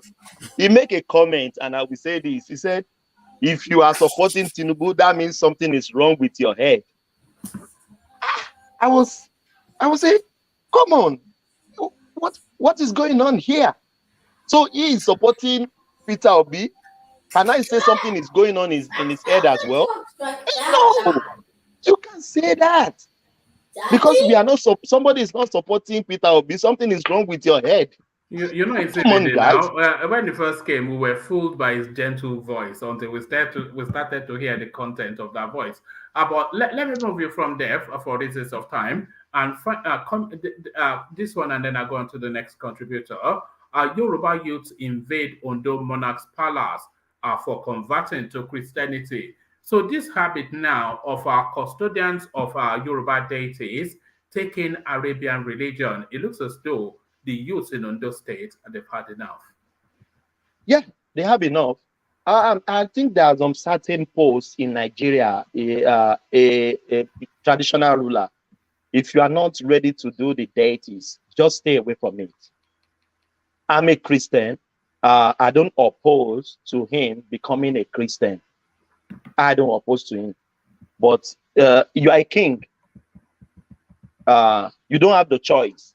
King, you don't have the choice. I could remember Solly said he has the choice. You don't have the choice. If you want to become a king, you have to follow the rules and regulation of the land. Do I like deities? No, I don't like deities. But me as a Christian, even they call me today to come and be a king in your land, I would not. Because I'm a Christian, I can't do deities. I will stay away from it. There are some things you just stay away. If he declare himself as a born-again Christian, I'm a Christian as well, it should just vacate it should vacate the post.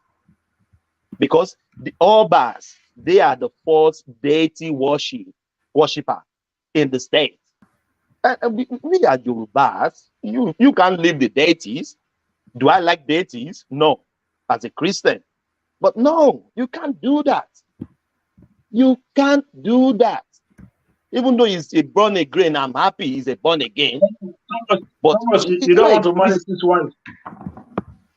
No, I don't want to marry 7 wives. No, I don't. The one I have, I'm managing it very well. Look at Thomas now. You're a wicked man, though. He's already skin and bones. You don't want to marry 7 wives.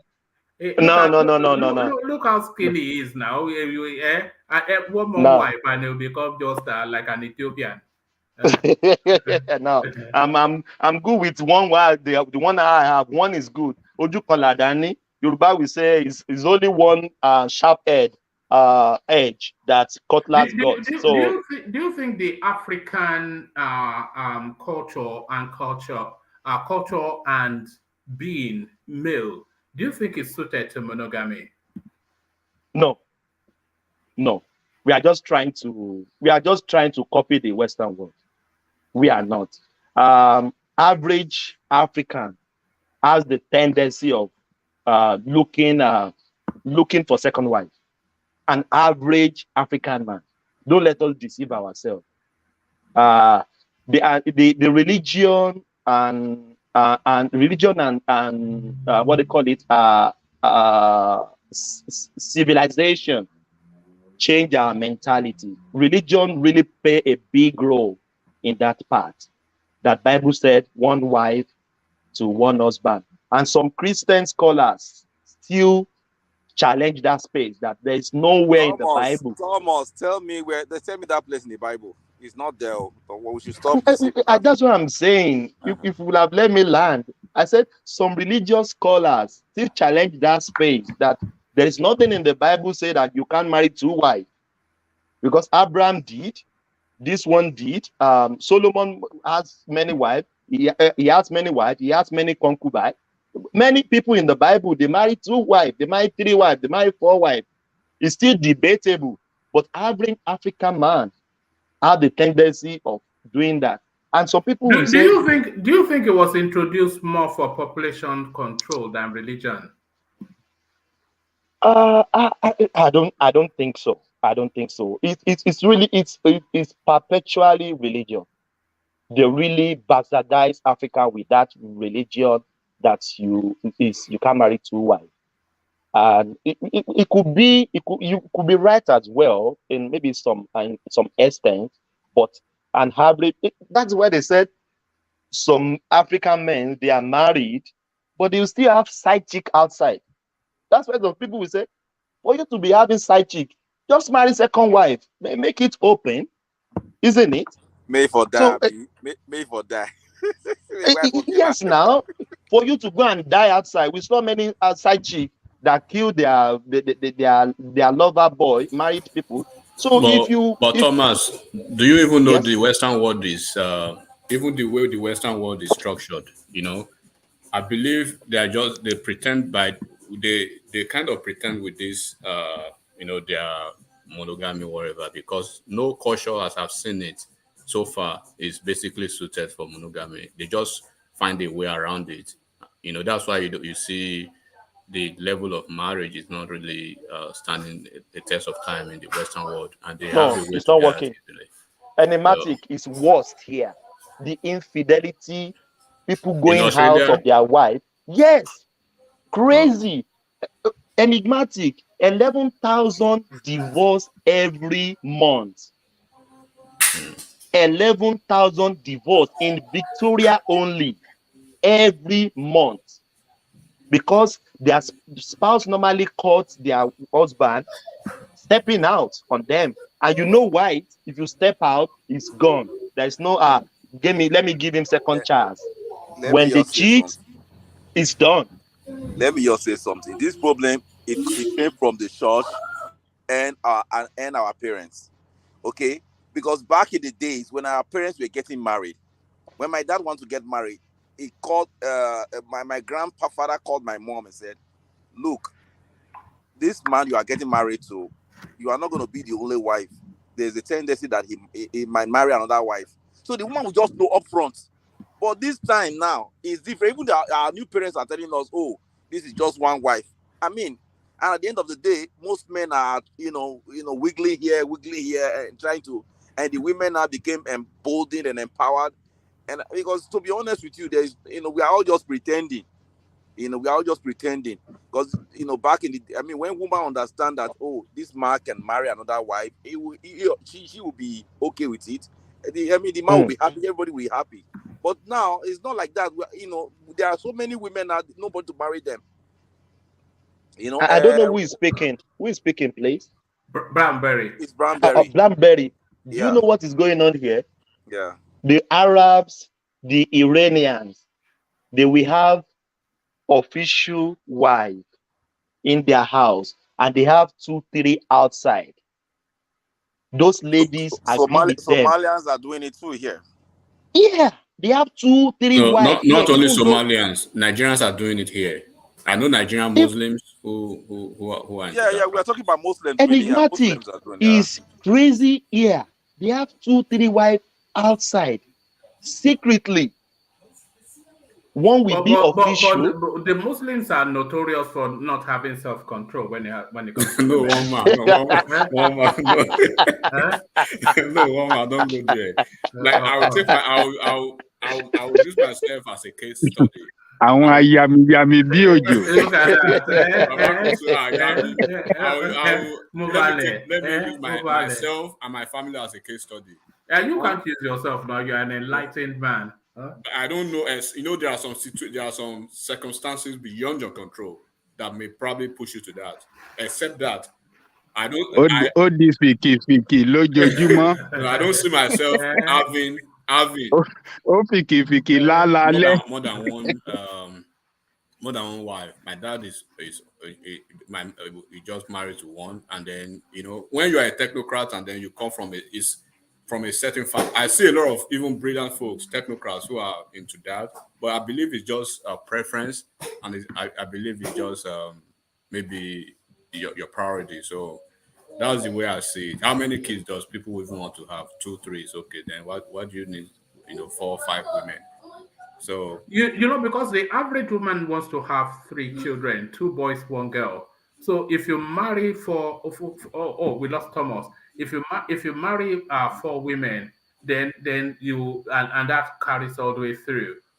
It's just it's a struggle. I know, because it could look, but in the north, it's kind of different in the north, because you cannot compare the level of tolerance in the northern Islamic environment with the one that happens in even the southwest. They say, okay, they want to abide and they strictly adhere to the doctrines of Islam. But naturally, women, they are jealous by nature. None of them actually want to hear, we want a second wife or we want a third wife. But like I said, it's different. I don't see myself marrying more than a woman or more than a wife. And so you forget that I know what you look like. Enigmatic. You forget that I know what you look like. If there was ever Okomoge, it's you. But So Baba, forget that I know. not go, no. Okomoge, look at that. All you from Nego. You know, there's two things that men chase, and they chase them for the same reasons. Men chase money and they chase power. So what are they chasing that for? It's only to dominate women. We all come on, man. Look at that. If you know what enigmatic looks like, then you know what I'm saying. All of the fine boy accoutrements. It was matter. Look at that. Okay, Baba. Ẹ ti àṣírí mi tán ẹ̀yìn Baba Jálẹ̀ Kòkó. Àyà mi kankan. Look at that. Ayọ̀kẹ́lẹ́ Mubia. Look at that. Back to you, Thomas. Thomas, round up that space, and then I'll go on to Ajanle Koko. Let's not deceive ourselves. Africans just, I know the religion is there, but if you want to marry two wives, go for it. Do I like it? No. Do I want to take one? Second? I will not take one. Thank you, woman. God bless. Oh. Yeah, I will listen in the background. Thank you. All right, brilliant. Thank you, Thomas. So Thomas, your wife is behind you there. Why will you say? Look at that. No. I'm at work. I'm at work. She's not here now. I'm at work. I can't. Why will you take second wife? It's just second problem. If you take second wife, they said one wife, one problem. Said two wives, two problems. To be honest with you, we say it's an instinctual thing. I cannot imagine it for myself. How do they even do it? Is what I don't know. I don't see you as a two women man. I can't imagine. I can't imagine it. You have short fuse for two women. I don't have a short fuse, so I want to have a short fuse. Thank you. If you have a short fuse, then you probably need two women, don't you? Then to calm you down. All right. Thank you, woman. Yeah. Thank you, Thomas. Let me go on to Ajanle Koko. And Ajanle Koko, I want to open you up with this story that I just saw. So I'll share the screen for this one because we talk about the Nigerian situation, but the Nigerian situation is peculiar to some, but is to the glory of others. Let me put it that way. So it's to the glory of others. I want to show you this. This is Otedola, as you can see. So you are an American, Ajanle Koko, so a lot of these names will resonate with you. Billionaire businessman Femi Otedola spends €3 million, over 2.2 billion naira, to rent Aristotle Onassis Christiana O super luxury yacht ahead of his 60th birthday.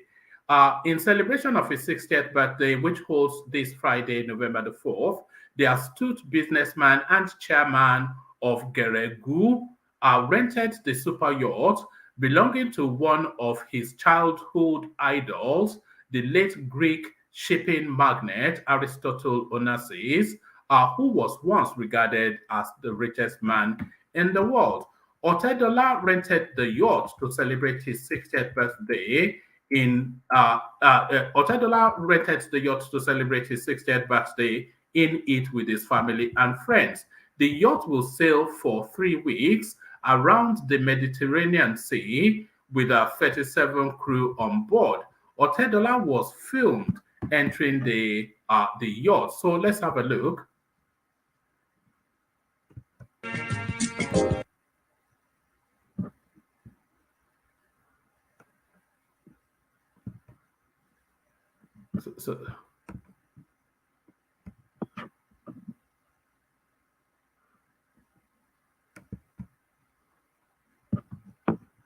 So there it is, Ajanle Koko, Olowo lo ma kure, Olowo lo ma kure, Ajanle Koko.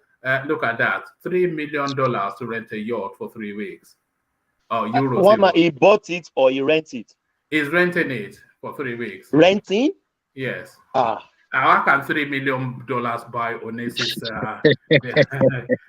I know. The money is crazy. Wow.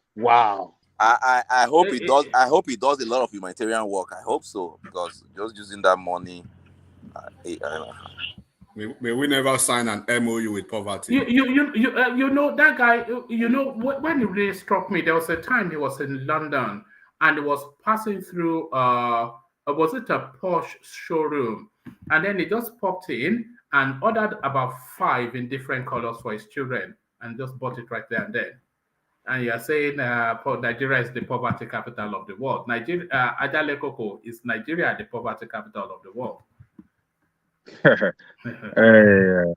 Greetings to our listeners around the world. Please click on the like button, share, and subscribe if you haven't done so. Otedola is a billionaire. And Soch, how much is it? $3 million you said he rented? 3.3 million euros, which is even more than $3 million. Yeah, that's about $4 million, almost $4 million or so. Just to rent a yacht for 3 weeks. One man, that's no money to a billionaire. That guy is a billionaire in dollar. It's a different world, though. It's a different world. So 3 million, 4 billion. Actually, he will write it off some kind of way when he's filing his tax at the end of the year. So he's not losing nothing. It's just a way of having fun and enjoying himself. 60 years birthday is people celebrate their 60 years, so he's trying to celebrate it in a remarkable manner. It's just how they try to outdo each other. When Emefiele turned 60, he rented a Caribbean island. Yeah. You see, one man. Yeah. Yes. These guys, look, that man now, he probably made that money in less than a day because all he had to do was ring his pal, Emefiele, and just get some dollars and then just take it back into the black market. Make his money back. In this climate, a lot of people will be buying dollars still at the desk price at CBN and just of course. Because people like Otedola, they have all the connections, so they can get it at official as a CBN rate. So all they have to do is just buy 5 million watts and take it back into the black market and make his money and get out of there. Yes, people like Dangote, they are even getting it subsidized. But how do we hand something like that? Nigeria is a criminal enterprise now. When these things like this. So when they say Nigeria is a criminal enterprise, it's things like this that we all see it happening, and it's an open glare. They don't even disguise it. You see, it might not even be the one that even paid for it. It might be maybe one of his foreign business partner that even sponsored this, paid for everything. So look, billionaires, they have a way of having fun. But the way he got it wrong is for publicizing it, particularly when you are from a country where about over 100 million are living in abject poverty. The economy is not good. Everything is not running well for the country. He is not the only billionaire that have been on vacation this year or being, celebrated their 60th or some remarkable years in their life that even spend more money than him. Why shooting it on video? Why publicizing it for what? I mean, some of our people don't, I don't understand the show up they try to do to show that. Hey, Ajale Koka. Can I add something? What's wrong with that? Hold on, rational mind. Yeah. What's wrong with that? You work for the money. Hold on. Yeah. Look, let me tell you, I'm a Yoruba. Our culture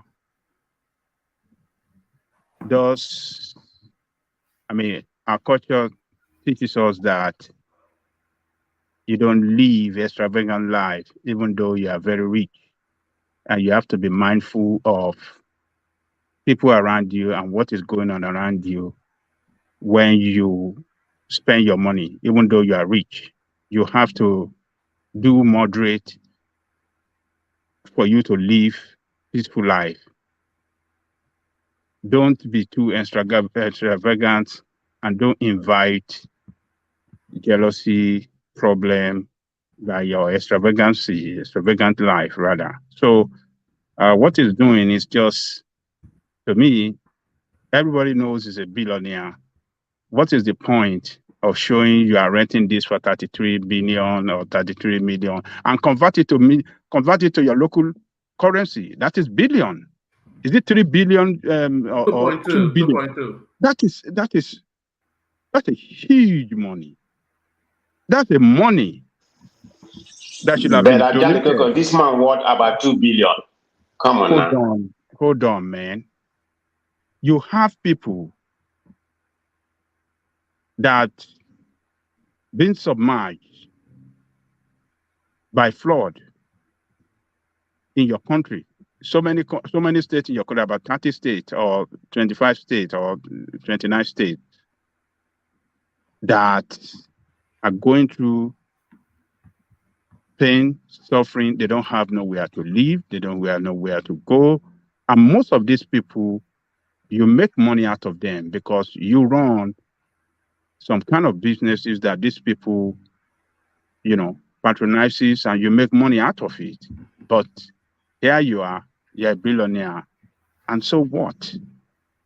No, it's just wrong. Yes, we know you work hard for the money, you make the money, but by my own culture, and that is what I'm saying, Yoruba culture teaches us to be moderate, to live moderate life, and for you to live peaceful and have long life.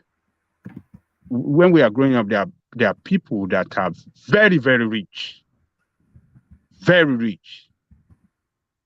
As at that time, that are very rich, that if you have to convert their money, to what we have in exchange rate today, they'd be billionaire too. But they live simple life. And they won't change their businesses. But, his father was a very rich man too during that time. His father doesn't live this kind of extravagant life. His father was meant to be the Lagos State governor during He the was actually Babangida, the council. Yes. He was actually the governor of Lagos State during the Babangida era. He was a rich, as at that time, his father was ranked as one of the richest men in Nigeria too.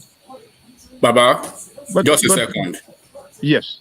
Yeah, maybe you can educate some people. They are asking how did he make his money? So because Nigerians are fond of asking these kind of questions, so maybe you can just shed a light on that. Something quick before you go into that. I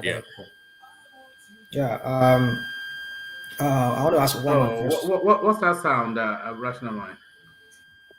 Is he whoosing? Is it kind of like some humming sound? Yeah. I'll have to sign it and sign in. I could hear it too. All right. Back to Jale Koko. Okay, so we are not raised, and he's old enough to know too. 60 years old. He was not raised like that by his dad. He was not spoiled like that by his dad. But what's wrong with him? For what one man just mentioned now, that he walked into a Ferrari car showroom, and he bought 5 vehicles at a go for the children. Anyway, we have people that are more richer than them that don't display all this kind of nonsense. Saudi Arabia king does it. Are you telling me that they don't go on vacation, or they don't go? But they go silently. They don't make people know.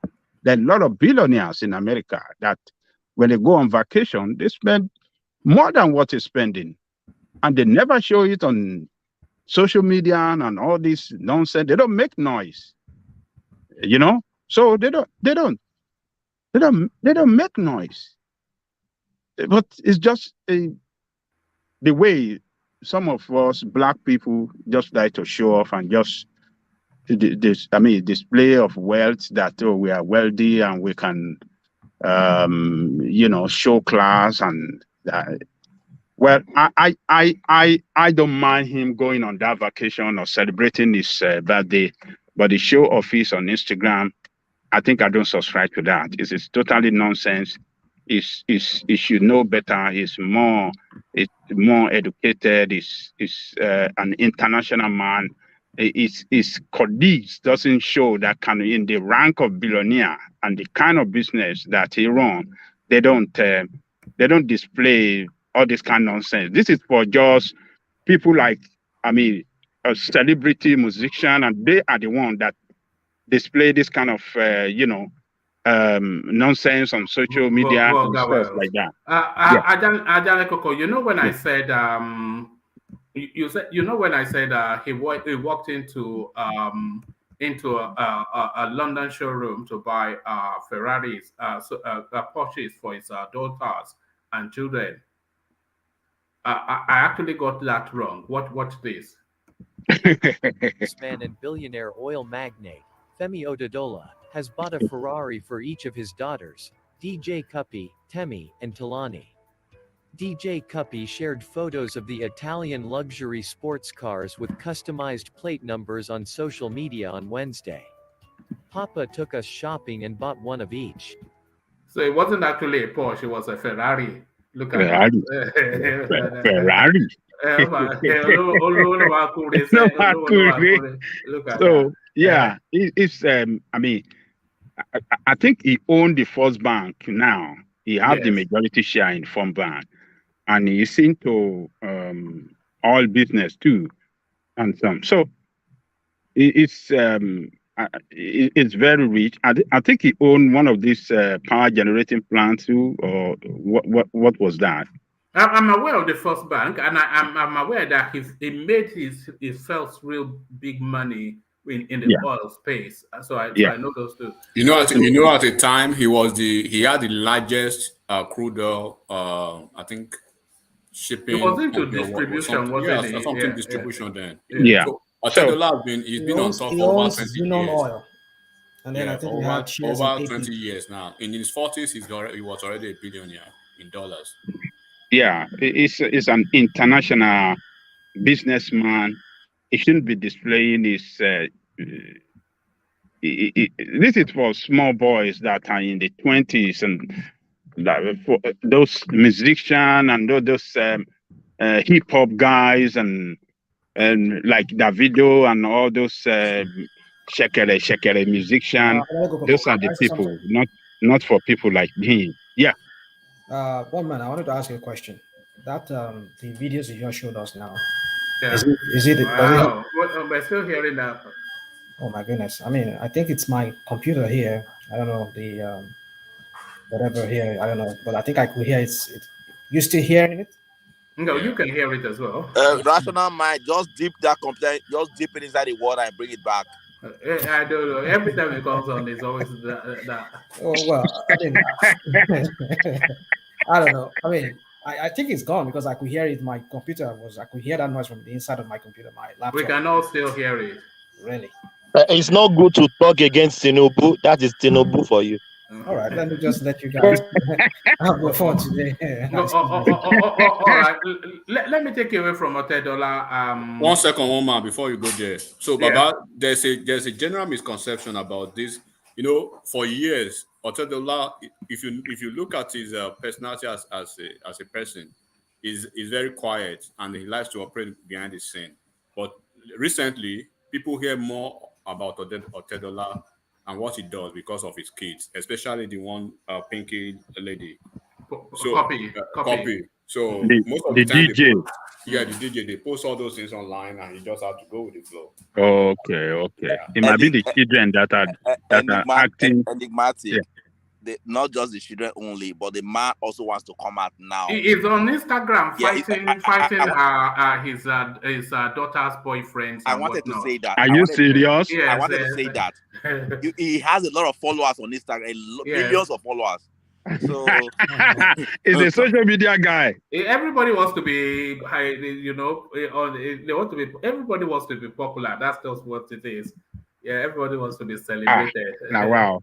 So he got it wrong there. I don't know But why. Adenuga doesn't make noise though. You hardly ever hear from Adenuga. And I think that one is richer than him. I suspect he might That well one be. is richer than him. Okay, Ajadikoko, can I say something? Yes. Okay, what you're saying about him displaying his richness and everything, I mean, in my opinion, I don't see what is wrong with that. He's not hurting anybody. But let me tell you, in business-wise, it's just there's saying what we call there's an advantage in when he displays his richness when it comes to investment and business-wise. You need to look up to that. So there's an advantage parallel to what he was doing right now. This yacht, he just rented for about 3 million. A lot of investors are going to be aware of him. You know, look into that. There's an advantage. Okay, apart from trying to be popular, there's an advantage. You know what that is. They say dress like who you want to be. So that's exactly. Dress like who you want to be. But let me take you from that way, Sergeant Lekoko.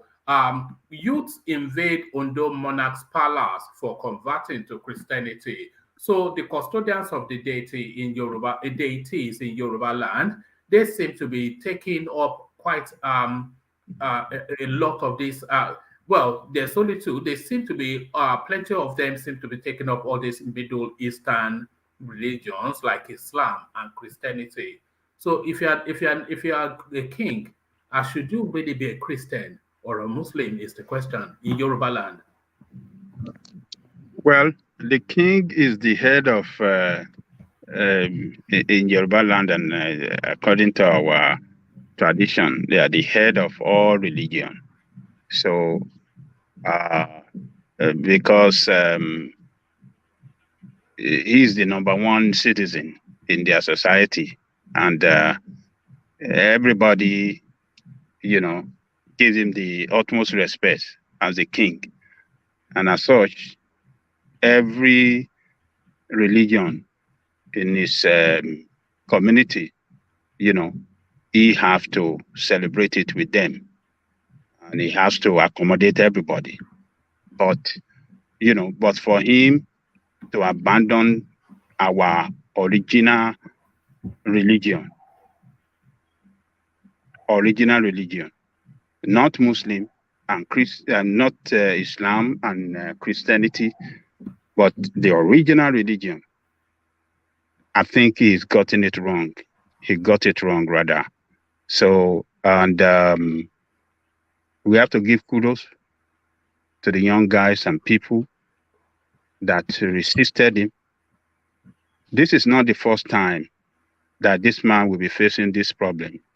And I believe they will end up kicking him out of throne. It's a matter of time. There was a time that he was trying to ban the I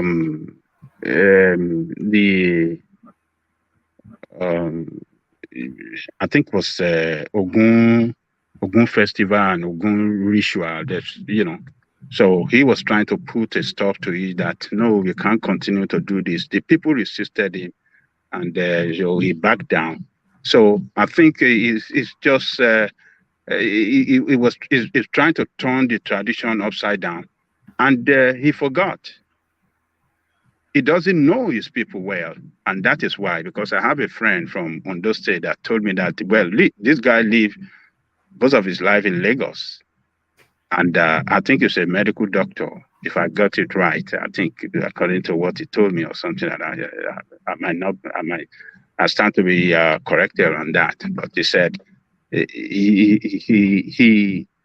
so he doesn't know his people really well, and because Ondo people are very, very indigenous people, and they can go violent when they know that their leader is, taking them on a wrong course. Among the Yorubas, they don't hide their feeling, they don't hide their action, and they will stand up against any leader that is trying to take them on the wrong direction. And we saw it during the Second Republic, even when the politician then were trying to take UPN state, the National Party of Nigeria, were trying to take UPN state, Ondo state in particular. They resisted it. The governor elect, they robbed the Unity Party Baba Baba Jackson back then. They robbed him of victory, but the people stood up and they fought against federal government. All the MPN leadership, some of them were eliminated. They were exterminated. The governor-elect, they almost got him. To get rid of him, he have to run. According to him, he left with Oko Agbegedu to Lagos. So they fought against vote rigging, against their party, and at the end of the day, they were able to install their governor, the governor that the federal government was trying to take out of power. So this is what I mean. Ondo people, they are not people that you can cheat and show them that I'm cheating you. Some other part of Yoruba land can still be, take it easy, but not Ondo people. Ondo we always. So the man doesn't understand his people well. He's joking with fire, and I believe they will get rid of him. It's a matter of time. They will kick him out of that throne. It cannot stop them from worshiping Ogun, Shango, and all those religions that they believe in. So they are very, very highly indigenous people. You can see the way Akeredolu talks. You can see the way he talks. Akeredolu sometimes can be described by some people as tribal politician, pro-Yoruba politician, because he knows his people well. He knows that his people will not tolerate him not protecting the interests of his people. You see, he sings Yoruba national anthem in the school in Ondo State. You treated this here 1 month. Yes. They passed it into law, and that is who they are, indigenous people. So that man doesn't know that he doesn't know what he's really doing. His people will get rid of him. It's a matter of time, 1 month. All right, brilliant. And to the Paul Biya space, Paul Biya celebrates 40 years rule over Cameroon. So he celebrates, of course, but I suspect that the Cameroonians are not at all celebrating. But what especially struck me is that they're saying that the celebration will take place in absentia because he doesn't live in Cameroon. He lives in Switzerland. So I mean, it's unbelievable. It's frightening, isn't it? It's also how is that? What's that, Ajale Koko? What is that? Oh God, one man lives. He lives in Switzerland. He's 40 years in government. He's 98 years old or something. He's sick. He's sick. That's why he lives in Switzerland. He's on life support over there. And they don't have the facility there. So he permanently living there so that they can continue to take care of him, take care of his Medicare. So look, this man, like I said earlier, came in as a military officer. And when he came in, just like the same problem we have in Nigeria, they had a president then that, a civilian president that with other leaders, civilian president, work out a kind of rotational presidency or rotational arrangement of, power among the different ethnic groups in the country. So, and there was calm. Everybody was, the country was everything. Everybody had sense of belonging that, okay, after this side of the country is going to be our turn. And that was the way they were running it. But when he came, I think he came from I can't remember the side of maybe from the northern side or from one side. So he came, he destroyed that arrangement, and since then, he has been ruling that country with iron hand. He suppresses people. He does not follow the rule of law. He just an oppressional administration all the way through to this time. So, and that is why you see the people from the southern part of Cameroon, the English speaking, and some, what do they call that? Those people that are the rebel that are fighting against them. So that is why, because he destroyed that arrangement and he installed himself as the president, transitioned into a civilian president after military rule. So there have been problems. So he's been controlling with iron hand. They kill a lot of people, voice of dissent against his administration. So this man is just another example of a greedy African leader that doesn't want to leave power. But it's a matter of time. He too is nearing this grave because I think it's in his 80s now. So 89. 89. Can you imagine? Oh Lord. Oh Lord. Ajane Koko is not doing it alone. He's not doing it alone. He's doing it with the help of France. Oh God. African leader, and he will win the next election. No, he will. He never lost election. He never lost election for once, and he always win with big margin every time. The last election, he won by 78%. 78%. Somebody that's ruled the country for 36 years won an election by 78%. One man, that's like Russia. Yes. You can't even compare Russia to that country. Russia is way.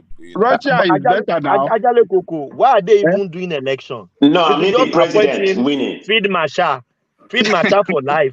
Why are they conducting election? Wasting money. Is it not the same thing that is happening? Look, is the one that appoint the electoral commission. Is it not the same thing you have in Nigeria? It's just like Nigeria, we have people, we have some side of the country that are very well educated that are resisting this thing not to happen. If Nigeria happen to be, if we are not educated, if we were not given education that Awolowo gave our fathers and all the rest, and which became our culture. If we were not educated, we would have been in the same situation. Some kind of leaders would have come and just rubbish everybody and then impose themselves, and they will be there for life. So the education and exposure that we have happen to be our savior, particularly from the West. When you see some part of the country, particularly the North, if you look at the way that Nigeria has been governed, you can see that the West has been in the lead against oppressive administration. But right from the First Republic. Every time I say that we have to civilize the North, you always push back against that. But you are now calling them savages. From the First Republic to this time, even during the serious time of military rule, it was the leaders of the West that stood up strongly against the military rule, that fought them to the ground. Fearless people like Chief Ganifahemi, like even this Bola Tinubu was part of that. And Falano and all the rest. And you see what Showore is still doing today. Fearless, fighting every day, and said it doesn't matter if he die on the street, if they kill him. He said one day a human being must die. He said, but to start to to live in a country where you'll be oppressed by some criminals, a country that belongs to all of us, we will not agree. So education, exposure, and all these things that were given to us by our great leaders, help us in standing up against bad leadership. And, some countries were not lucky like that in Africa. So don't say, oh, Nigeria, this thing. Some countries are not lucky. So maybe Cameroon happened to be one of those countries that are not lucky to have enough of people to fight that are more exposed. Is the second longest serving African leader, only about a year or two behind the Equatorial Guinea guy, something or Bong or something. It's unbelievable. 37 years, 38 years, 41 years, 36 years. Museveni, of course, Idris Deby, 30 years. He's just newly elected according to the African way. And one man, watch out. This man already prepared ground for one of his sons. It'll be his son now. So the moment he's leaving, I think that one is the one that is managing the play in his absence. So the moment he just he will just they will just announce that one within 24 hours at the new president. So it's just and it will roll out the guns to silence anybody. I want to ask you a quick question. Is Sowore, is he a Yoruba man? Sowore is Yoruba now. What I heard him say is a Jaw. Yeah, he's a Yoruba. His great grandparents are originally from Malaysia, and it was when, according to him, that they were ravaged with war, then they run away to maybe Ijebu, and when they came back to Ondo, where they settled down, where they are now, around where the Ijaw live. It's from the south now. All the south people. He said it himself that he's a Jaw. He's a Yoruba man. Yeah, it's the riverine area in Ondo State that is linked to the Niger Delta. They are called those guys. They identify themselves as Ijaws. Yeah, it just happened to be in that local government that are dominated by Ijaws, and they grew up among them. And but originally he's a Yoruba man. According to him, he explained everything that his great grandparents were from Malaysia, and it was war that drove them out to run away to Ijebu. And when they coming back, instead of going back to Elisha, they went back to this side of Ondo State where you have the Ijaw, and that's where he grew up. He was still a Yoruba man by everything you want to call him origin. So, but he can still claim Ijaw, So I'm not making this up. He just said it in no, he's an Ijaw man now. We all know he's not a Yoruba man. I don't see. Because when what can you say? Iboloteri Ijaw tó ń jẹ́ orúkọ Yorùbá tó jẹ́ ọmọ Yẹlé Sowore. It's from the Creeks now. What he said was that he said he said he was even one of them that that pushed out Jonathan, even if they were from the same place. And the person asked him, he said, "Yes, I'm a Jaw." And what I'm saying that the part of where he came from is called is area we call Ilaje area, Ilaje part, and those are the people Ijaw and Yorubas are mixed up. So Ijaw and Yoruba, they have been coming, they live around, those people that live around the riverine area, they are the one, we call them Ilaje people, but they call Ijaw. So it's just, whether it's from Ijaw or from anywhere, it's just a human being. It's just, of course, we are all citizens of this world. Because if it's from Ijaw, then it opens up the space then that his region just had it. Yes, now they're double dipping. He wants to double dip. What about the Kwankwaso? What about It's just Kwankwaso like and Atiku that is double dipping? it's just like Dele Momodu try to, these people are from the why are the people from the creeks trying to pretend like they're Yoruba? Let me tell you something. One man, I'll look for something for you. The southern space, we are more closer than you think. The ethnicity, we are more closer than you think. The Yorubas, we jealously guard our bloodline. No, if you are not a Yoruba, you cannot be a Yoruba by a long story. You are either Yoruba or you are not. It's the bloodline. We have to keep the bloodline pure. Yoruba.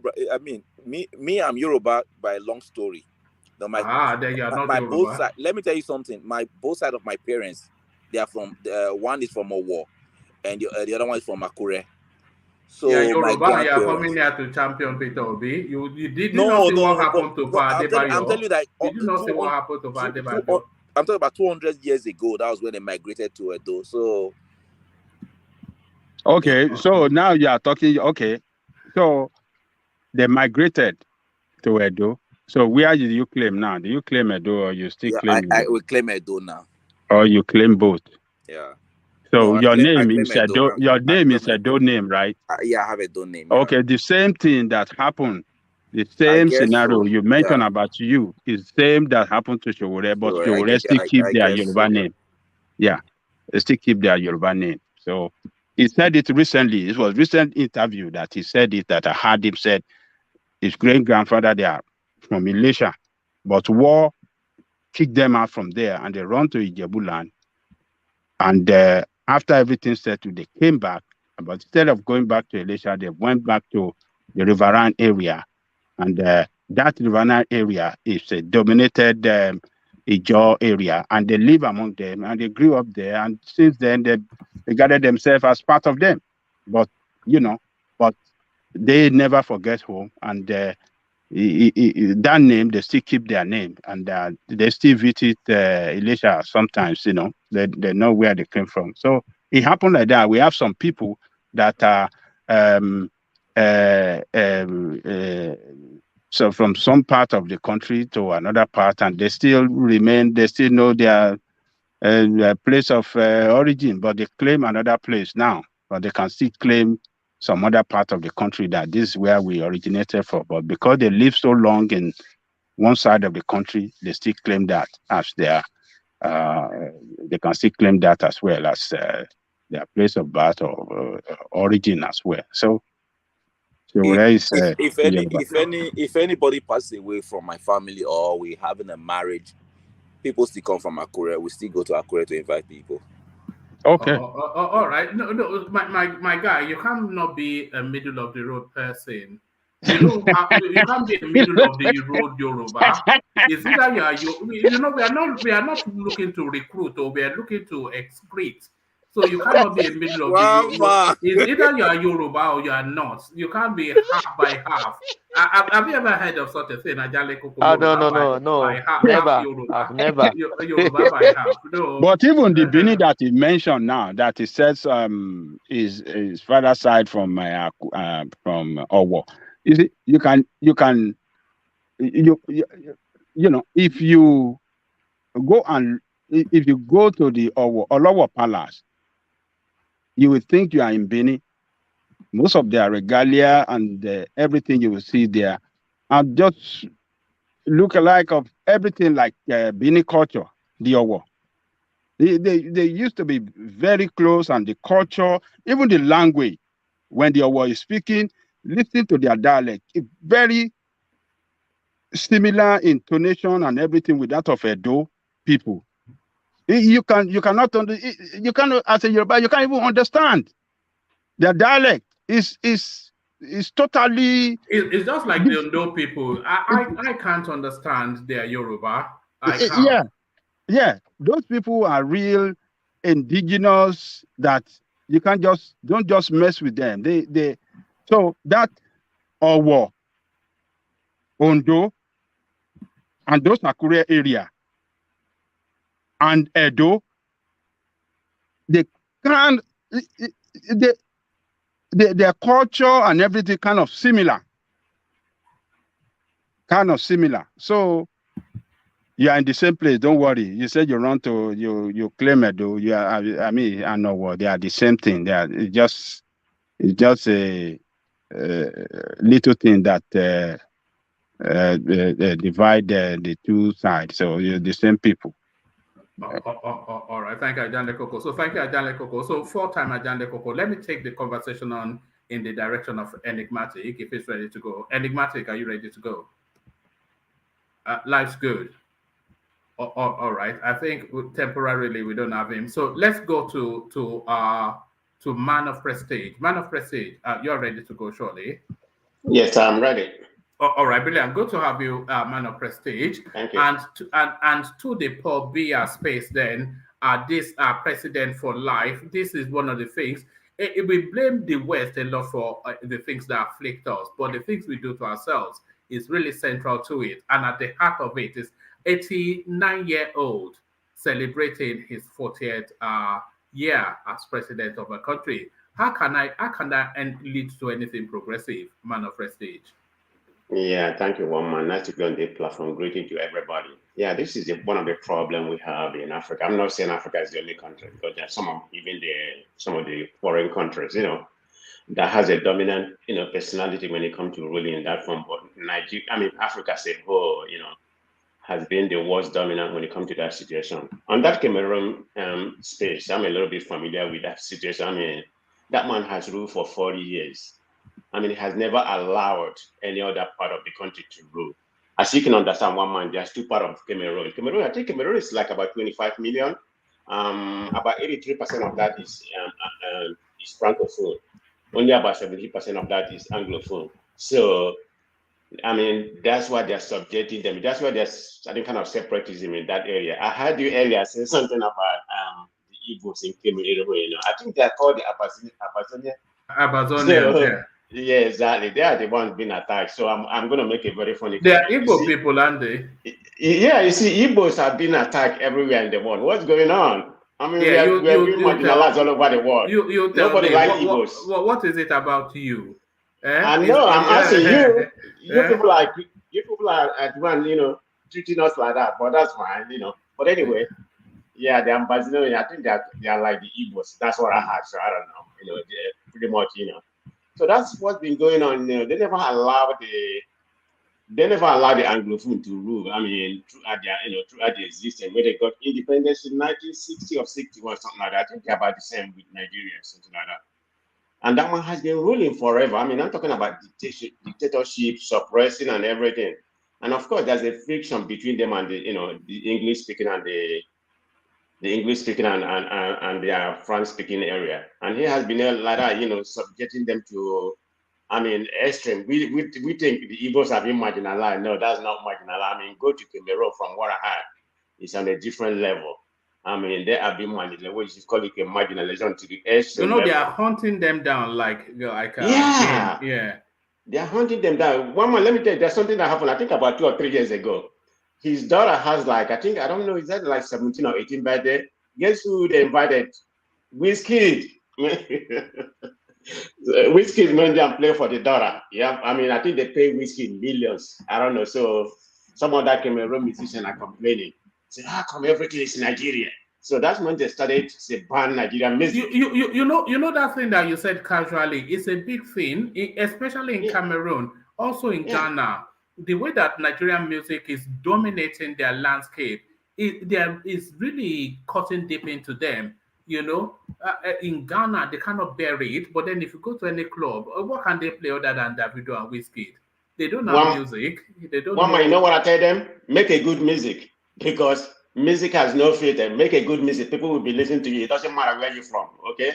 If you want to compete with the Nigerians, make good music. So that's but they can never come. They don't have a level of creative. They don't have a swagger. The Nigerian swagger is a special and peculiar thing. If you are not a Nigerian, you cannot play. And you have to have Nigerian swagger to be able to do music. One man, if you look at the Afrobeat chart, Nigeria dominated like in the top 50 because in the world global, I don't know if you follow music. I follow music space a lot. they have created a chart in the workplace right now called Afro Music Chart. It's global. If you look at that Afro Music Chart, which represent Africa, that's what it's regarded. It's not just Nigeria. Nigeria dominated from top 1 to 20. I mean, this is why people like Shatta Wale and some other, people from Ghana, Cameroon, Kenya, all of them embark on, ban Nigerian music. I don't mean to digress, but that's why they hate Nigeria when it comes to music, because they can't compete with Nigerians. I mean, look at where we are. I mean, you have Whiskey, Burna Boy, of course, my body, you know who my body is. He doesn't make the best music, but he's still my body, my best fan. Davido. Yeah. But anyway, so that's the issue. Let's go back. You mentioned Shatta Wale. You know he's actually dating Otedola's daughter, who Ajan Lekoko was talking about just then. What does Otedola's daughter want to put in? It's Mr. Easy. It's not Shatta Wale. It's Mr. Easy. Yeah. Is it Mr. Easy? All right. Okay. They are engaged. He's engaged with Mr. Easy. I don't think they're married. My mistake. Yeah, they are engaged. Mr. Easy, I'm familiar with that. No, that guy, that guy won't be with Shatta Wale. Who is Shatta Wale? But anyway. Yeah, going back to the Cameroon space. So that's the situation in that Cameroon. That man will leave power. I think, like you said, is that Mr. Easy not Ghanaian? Is it Ghanaian? Mr. Easy, is it Ghanaian? It's Nigerian. No, I think he's half Yoruba and half Ghana.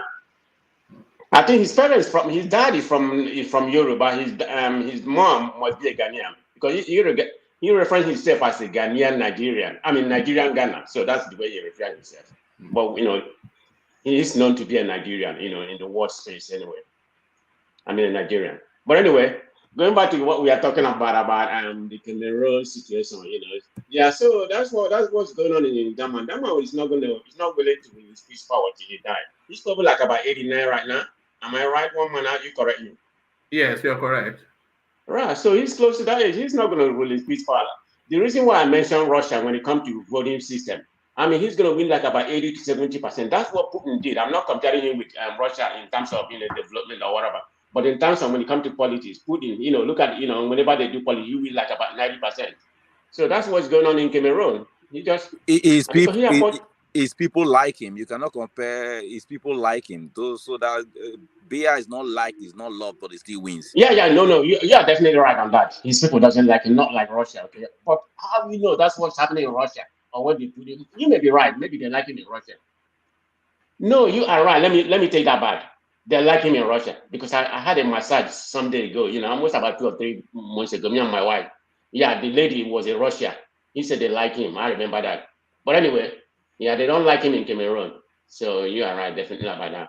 But when you're in power like that, you monopolize everything. I mean, the defense, everything is, you appointed everything. Like your crony. So that's how it is. That's what's going on in that state, man. One man. That's a very sad situation. So he's gonna rule until his demise. Who know when. All right. Nigerian-born Amanda Azubuike, now a general in the United States Army. So if we start to go through the list of Nigerian achievers, we could be here till next year. But another one again to be proud of, Amanda Azubuike, now a decorated general in the American Army. Another one to be proud of, man of prestige. Oh, man, I don't have to tell you that. You know that anyway. Everybody, like you say where you are, we always say when we get out of the country. I mean, because we don't have institution in Nigeria, to help us achieve what we are. I mean, if you look at the USA, Nigeria has about 20 million doctors in USA. They occupy about 77. I mean, I think about 70-something% of the black doctors globally. I'm not talking about just Africa. Globally, Nigeria has about 70% of black doctors practicing in this country, US. So that's good to show you what kind of intellect we bring to world. No, that's your figure could be wrong. What do you mean? You say Nigeria has 20 million doctors. No, I said Nigeria has are you about trying to say 70%. 20,000? Yeah, 20,000. Are you trying to say practicing 20,000? USA. Yeah, that's what I said. Yeah. Oh. Yeah, about because you said 20,000. 20 million. Mr. Oh, no, I'm sorry, okay. I'm sorry, 20,000. I said 30 million, okay.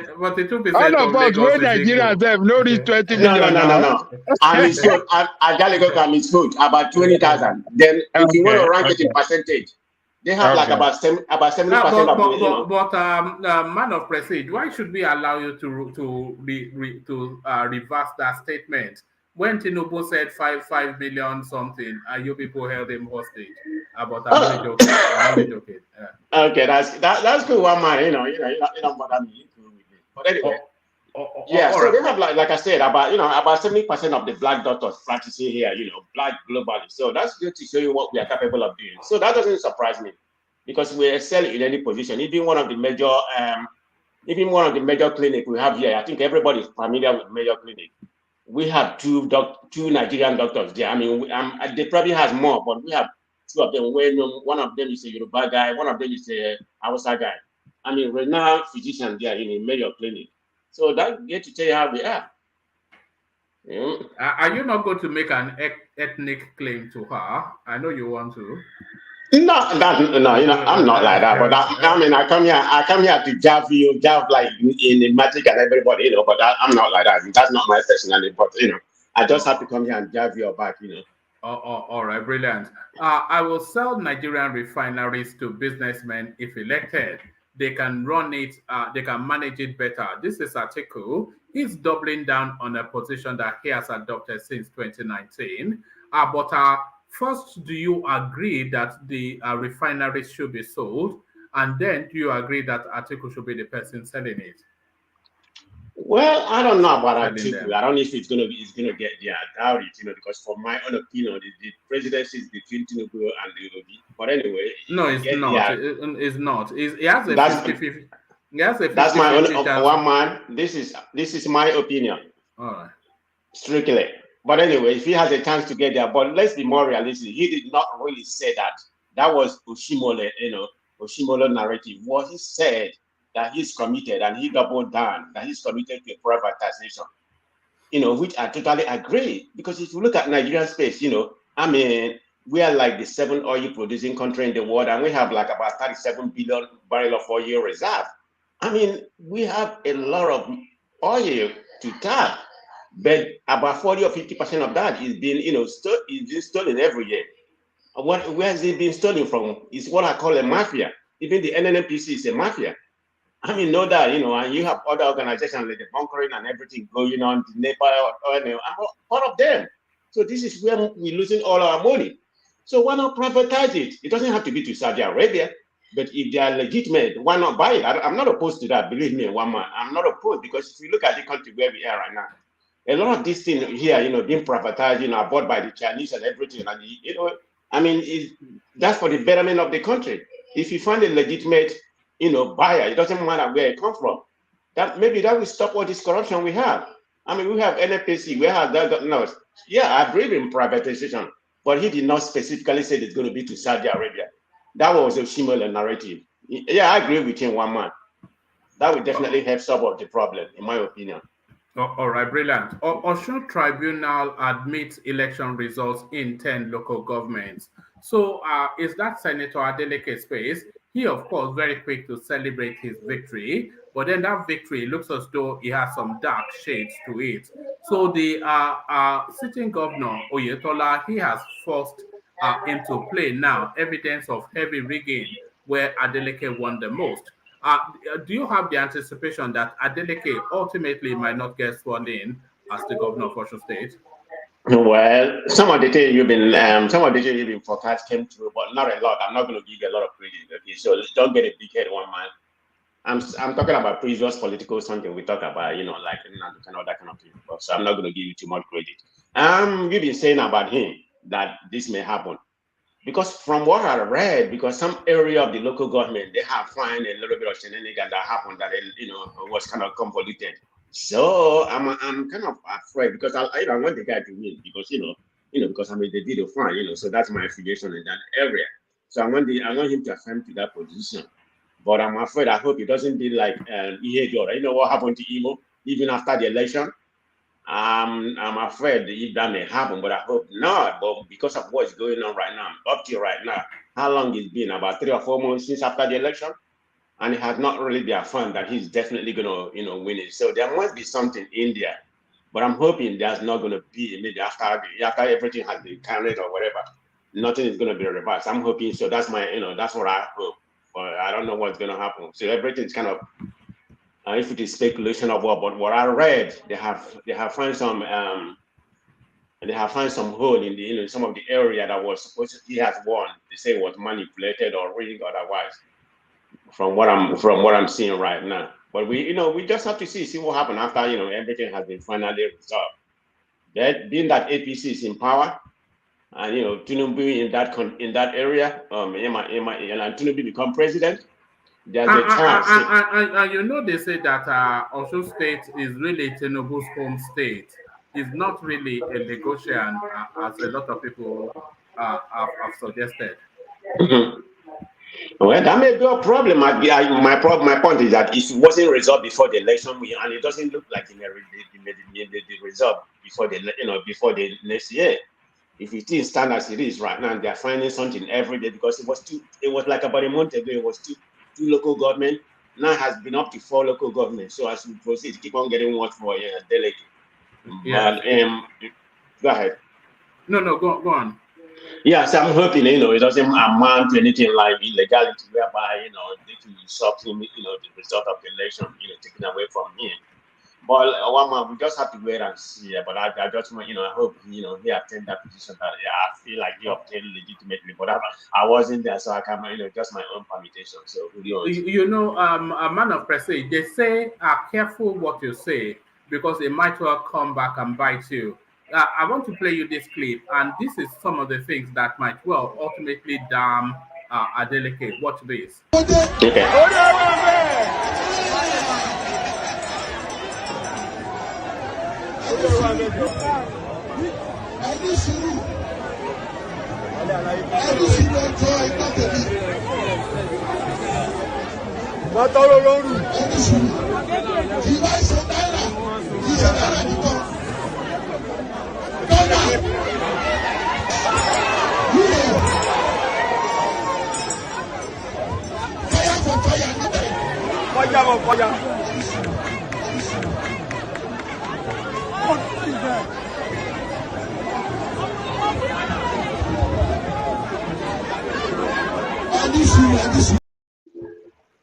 So there it is. That was during the campaign. He said he has come to match them fire for fire, and he was patting his pocket, naira for naira, dollar for dollar, euro for euro.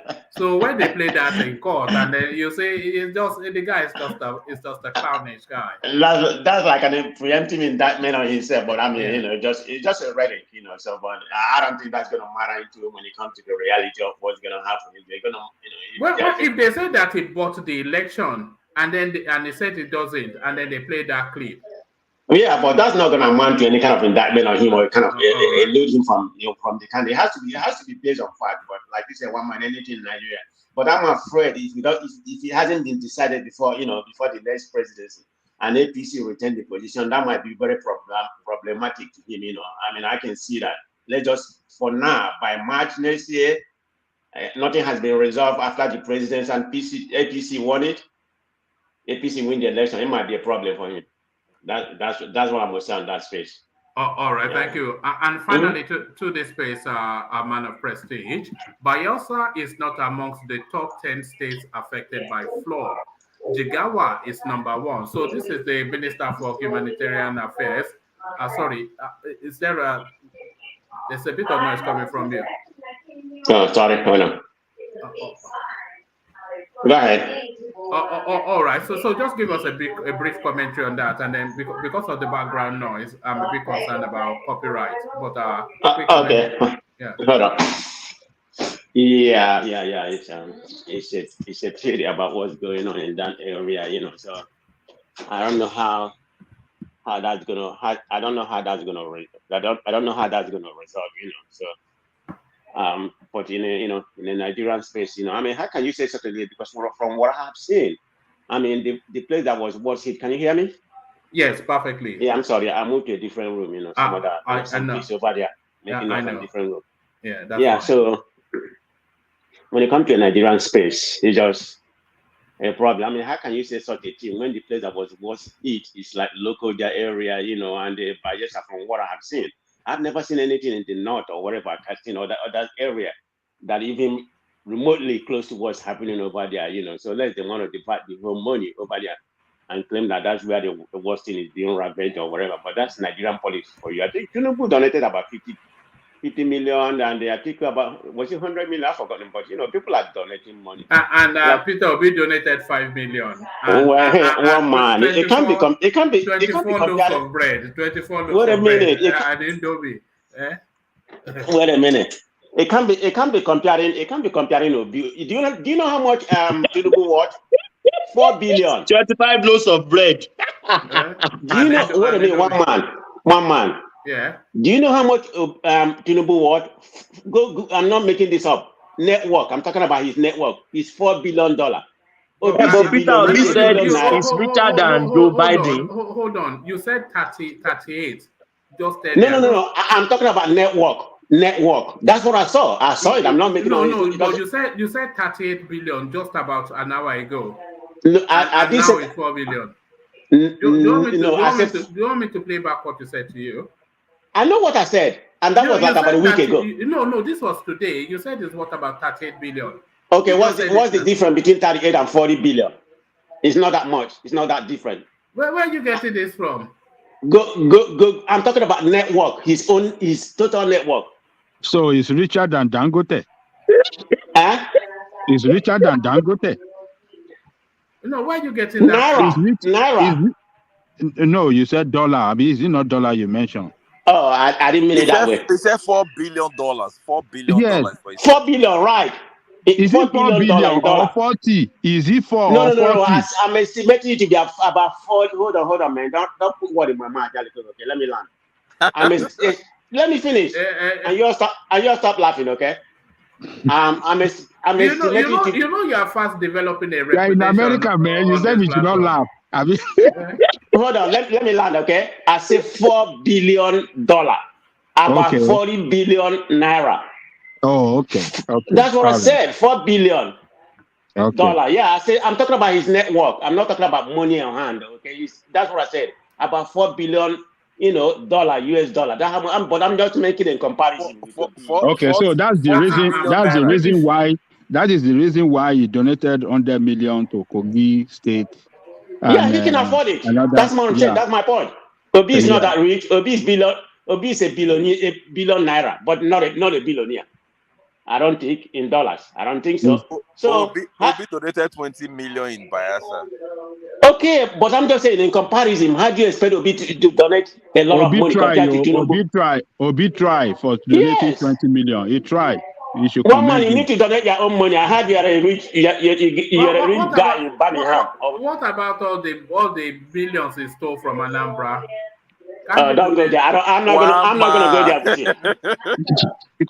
And the Pandora paper. I'm not gonna go there with you. And the car I buy for Damien. Yeah, that's fine. He bought me a car too. You didn't know that, Thomas? That's good. That's good. You are both Igbos, isn't it? It doesn't matter. Yeah, he bought me a car. I'm going to dig up the papers that they used to what was it called? What's it called again when they kicked him out of office? What paper? No, I'm going to go and look for. And if anybody is able to find it, please DM me on Instagram. Impeachment. Yes, I'm going to look for the documentations, and if anybody is able to find it, please send me it, because I want to go through the details of hold on. I want to go through the details of exactly the grounds that they used to impeach him, and then the grounds that they used to bring him back, because there's a lot of fraudulent practices in the reasons why they impeached him, and he got off on a technicality thanks to Justice Odili. So I'm going to dig up that space. It's time to expose this guy now, because does it matter? Anybody that has details of his impeachment narrative, please send it to me via Instagram. One man. Yes. One man. Just be specific. Just mention Kulata. Kulata.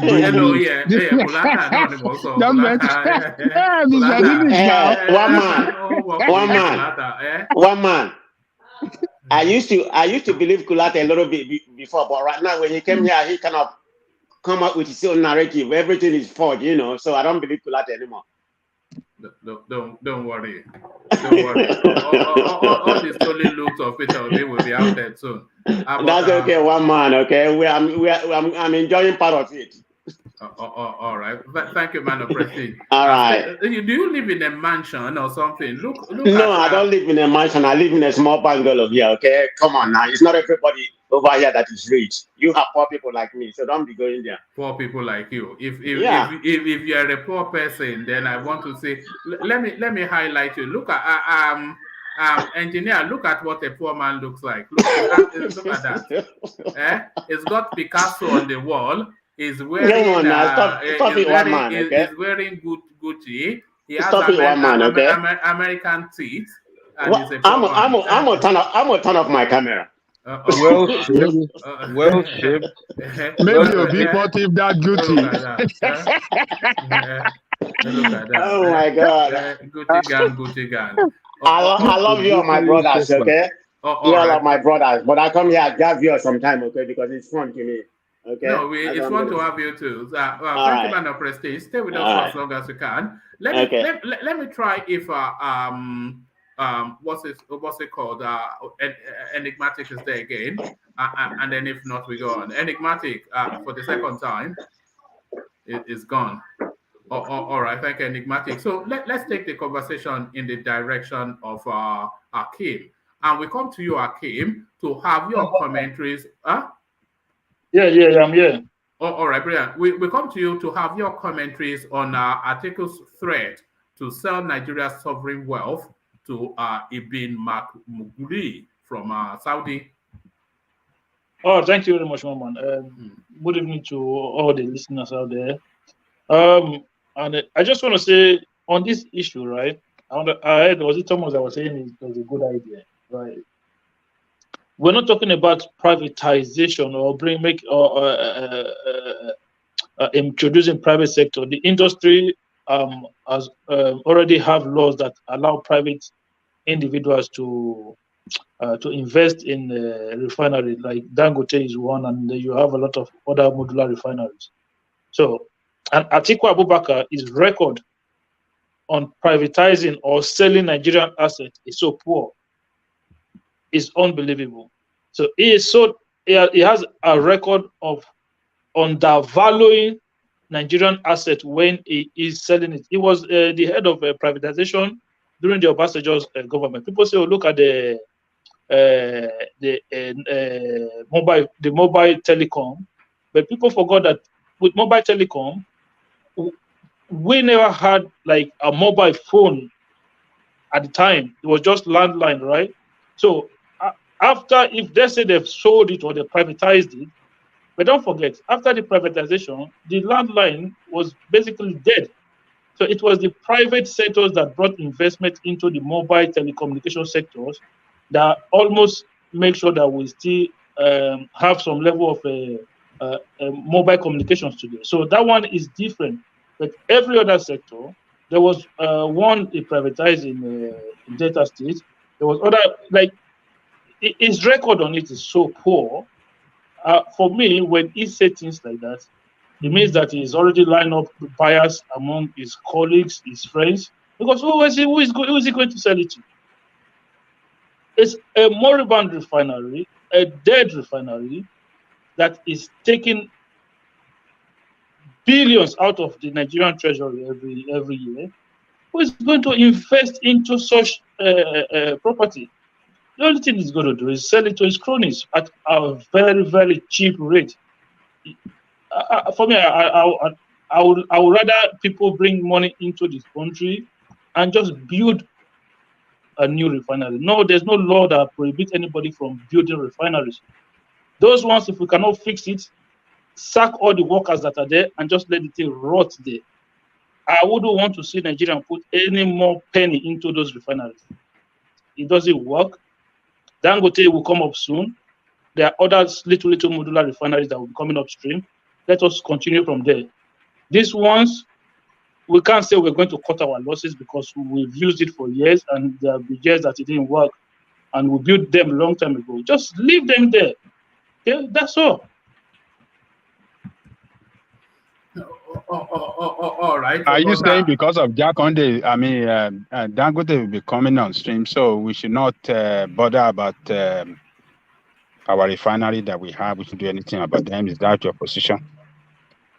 My position is that these things have been taking a lot of resources out of us for years now, and still they're not functioning. How much more are we going to put it? If it's going to sell it, it's going to sell it at a very subsidized rate. So you and I are still going to be the loser at the end of it. So if they cannot fix it, leave it. Let somebody that will fix it come in and fix it and make it work. If they cannot make it work, just abandon the thing, because there's no point selling I get your point. Exactly. I'm with you on that. I'm with you. All right. You know, if those because those refineries essentially they are moribund. They are moribund. They are not repairable. So anybody that takes it over is just going to asset strip it.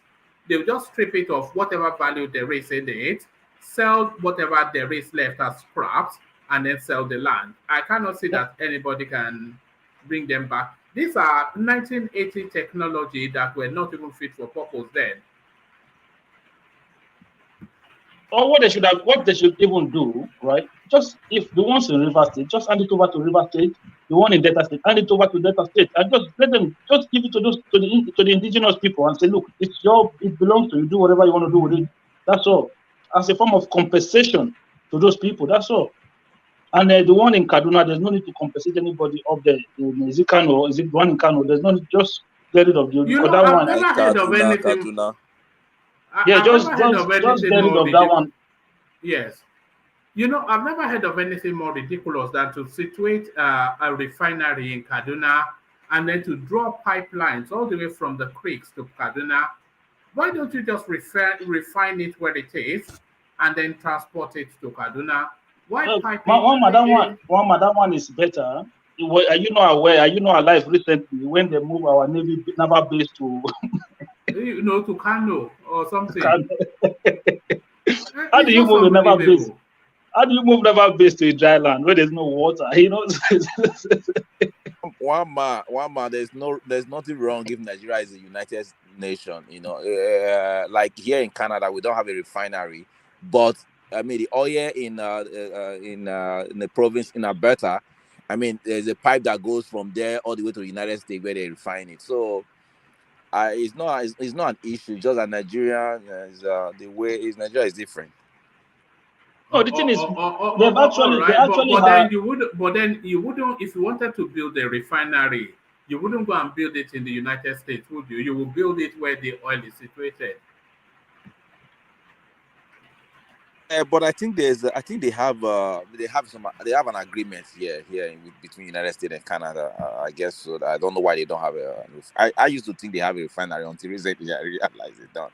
I think it was people rational mind also that was saying that, and I got to find out. You're talking about Keystone Pipeline. Yeah, Keystone Pipeline. Yeah, I think they are even having the indigenous people over there having issue trying to stop, but it's not going to be stopped. You know. So for me, the way I see it, look, we have a lot of investors now building modular refineries, and if you add Dangote to it, you know, other people can still come and invest in it and build. And the problem I have is that I don't even see the reason why, if we want to go in that route, just build a new one instead of continuing to. These ones are dead. You don't need a soothsayer to tell or a native doctor to tell you that these ones are dead. I can't see any way they revive any of those refineries. The APC government just put $2 billion into it last year. Are you not aware that these things are scams? What do you mean? But look, forget which government is in power. There are things, as a Nigerian, you and I, there are things we should know, regardless of if it's your brother or my brother that is there. You see the dollar, the two rate of that the two exchange rate that we have. Every government keeps it. The refinery, every government keeps it. Subsidies, every government keeps it.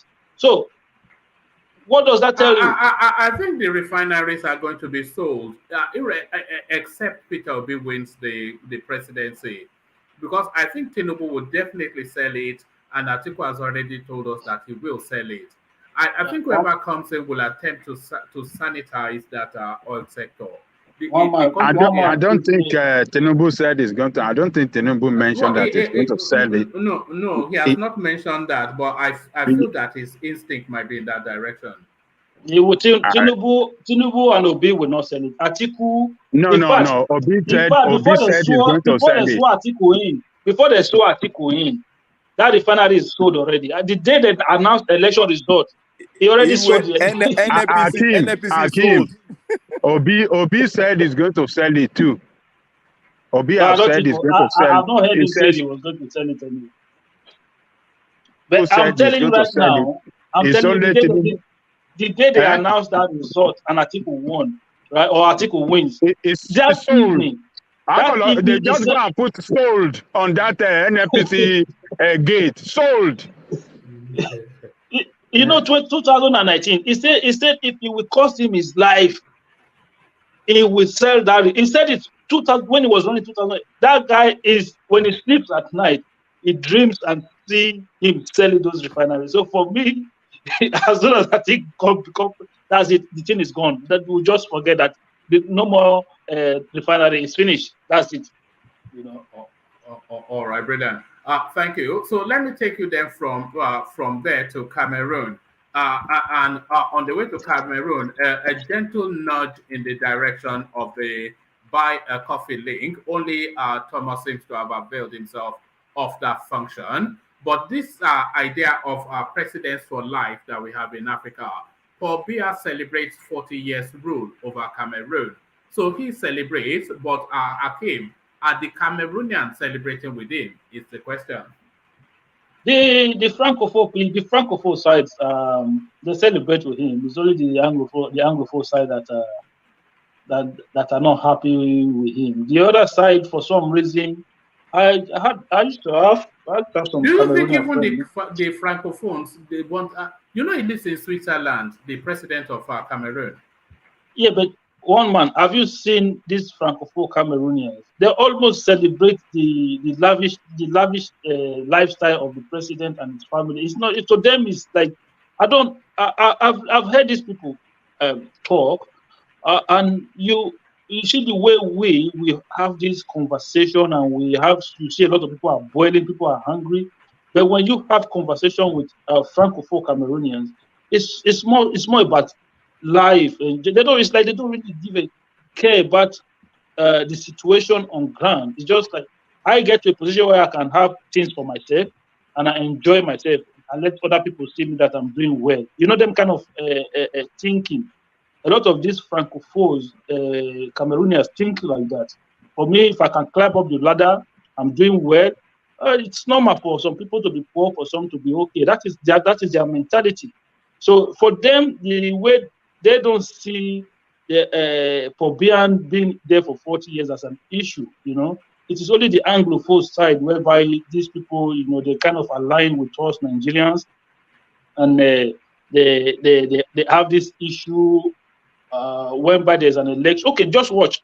Anytime there's an election in Cameroon, how many opposition do you see from the Francophone side that is always that challenge Biya? They really come out. The last time he had challenge from the Anglophone side, he almost destroyed the old English-speaking Cameroonians. Do you think this president for life is essentially a francophone Malays? It's not exclusively, but really most of them. You somewhat. If we go through the list, they are largely francophone, I suspect.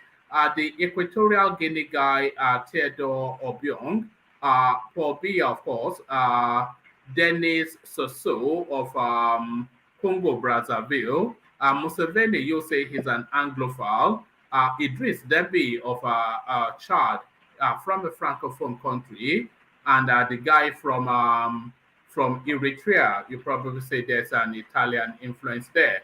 But is it largely a francophone thing? Is it the French holding on to their colony by proxy? Yeah, it is a lot of what you see in those leaders because those leaders show a lot of loyalty to the French government, right?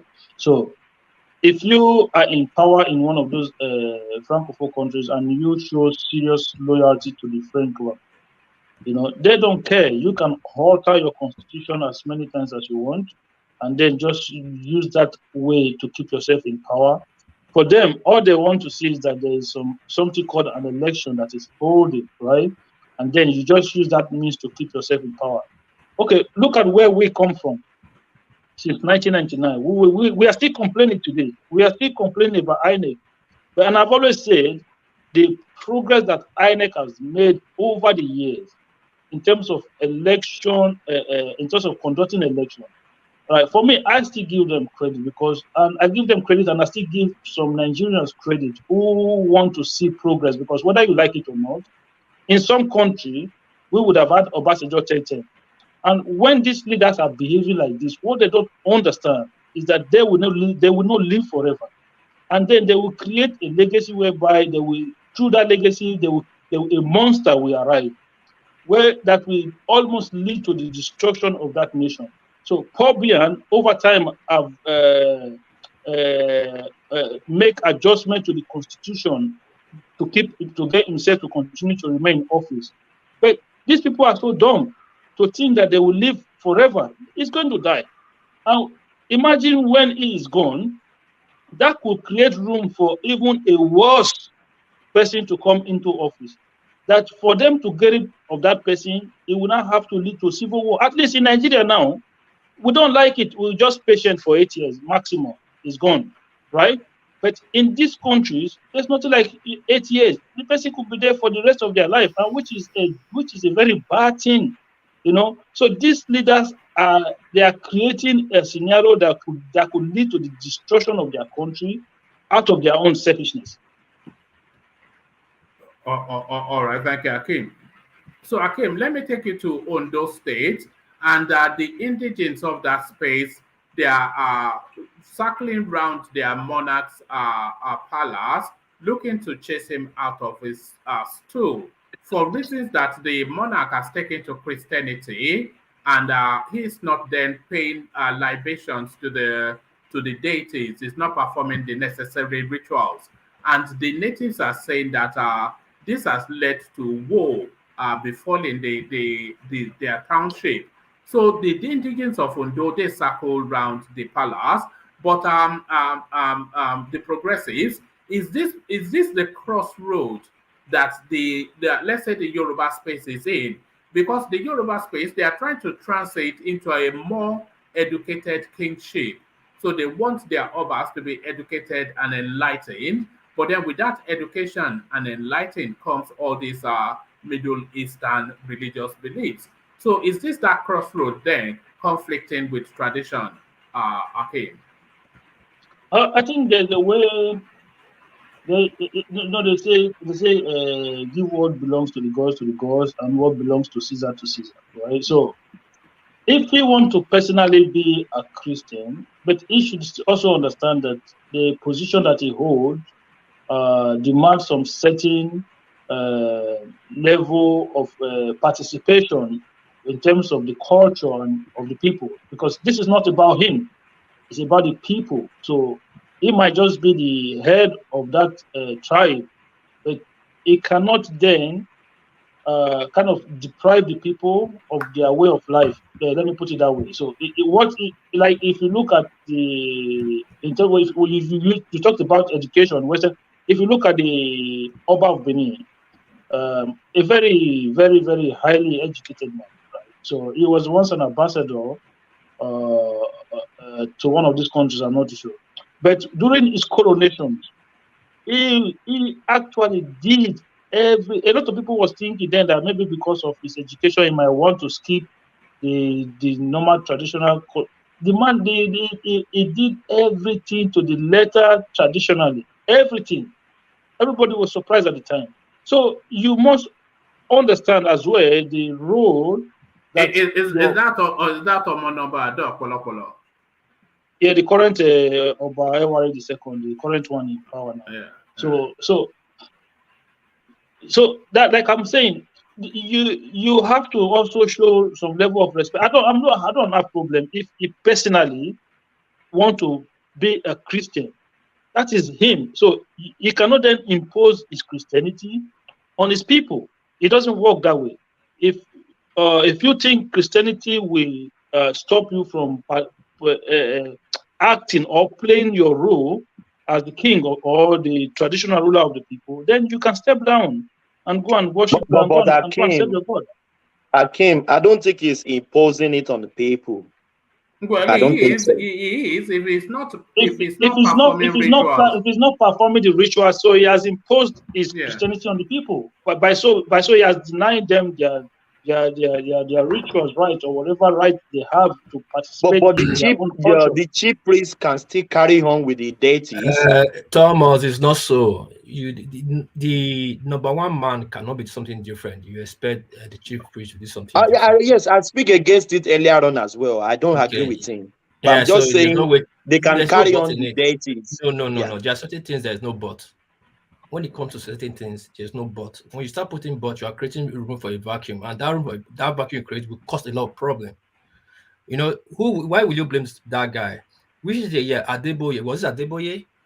Some of the Obas in the southwest, and they were in his church moving their cap, praying. Who does that? Wike did the same thing as well in his region. That's the governor, not a pastor. Even the governor should not be able to do that. Even though the governor someone cannot support the first class king.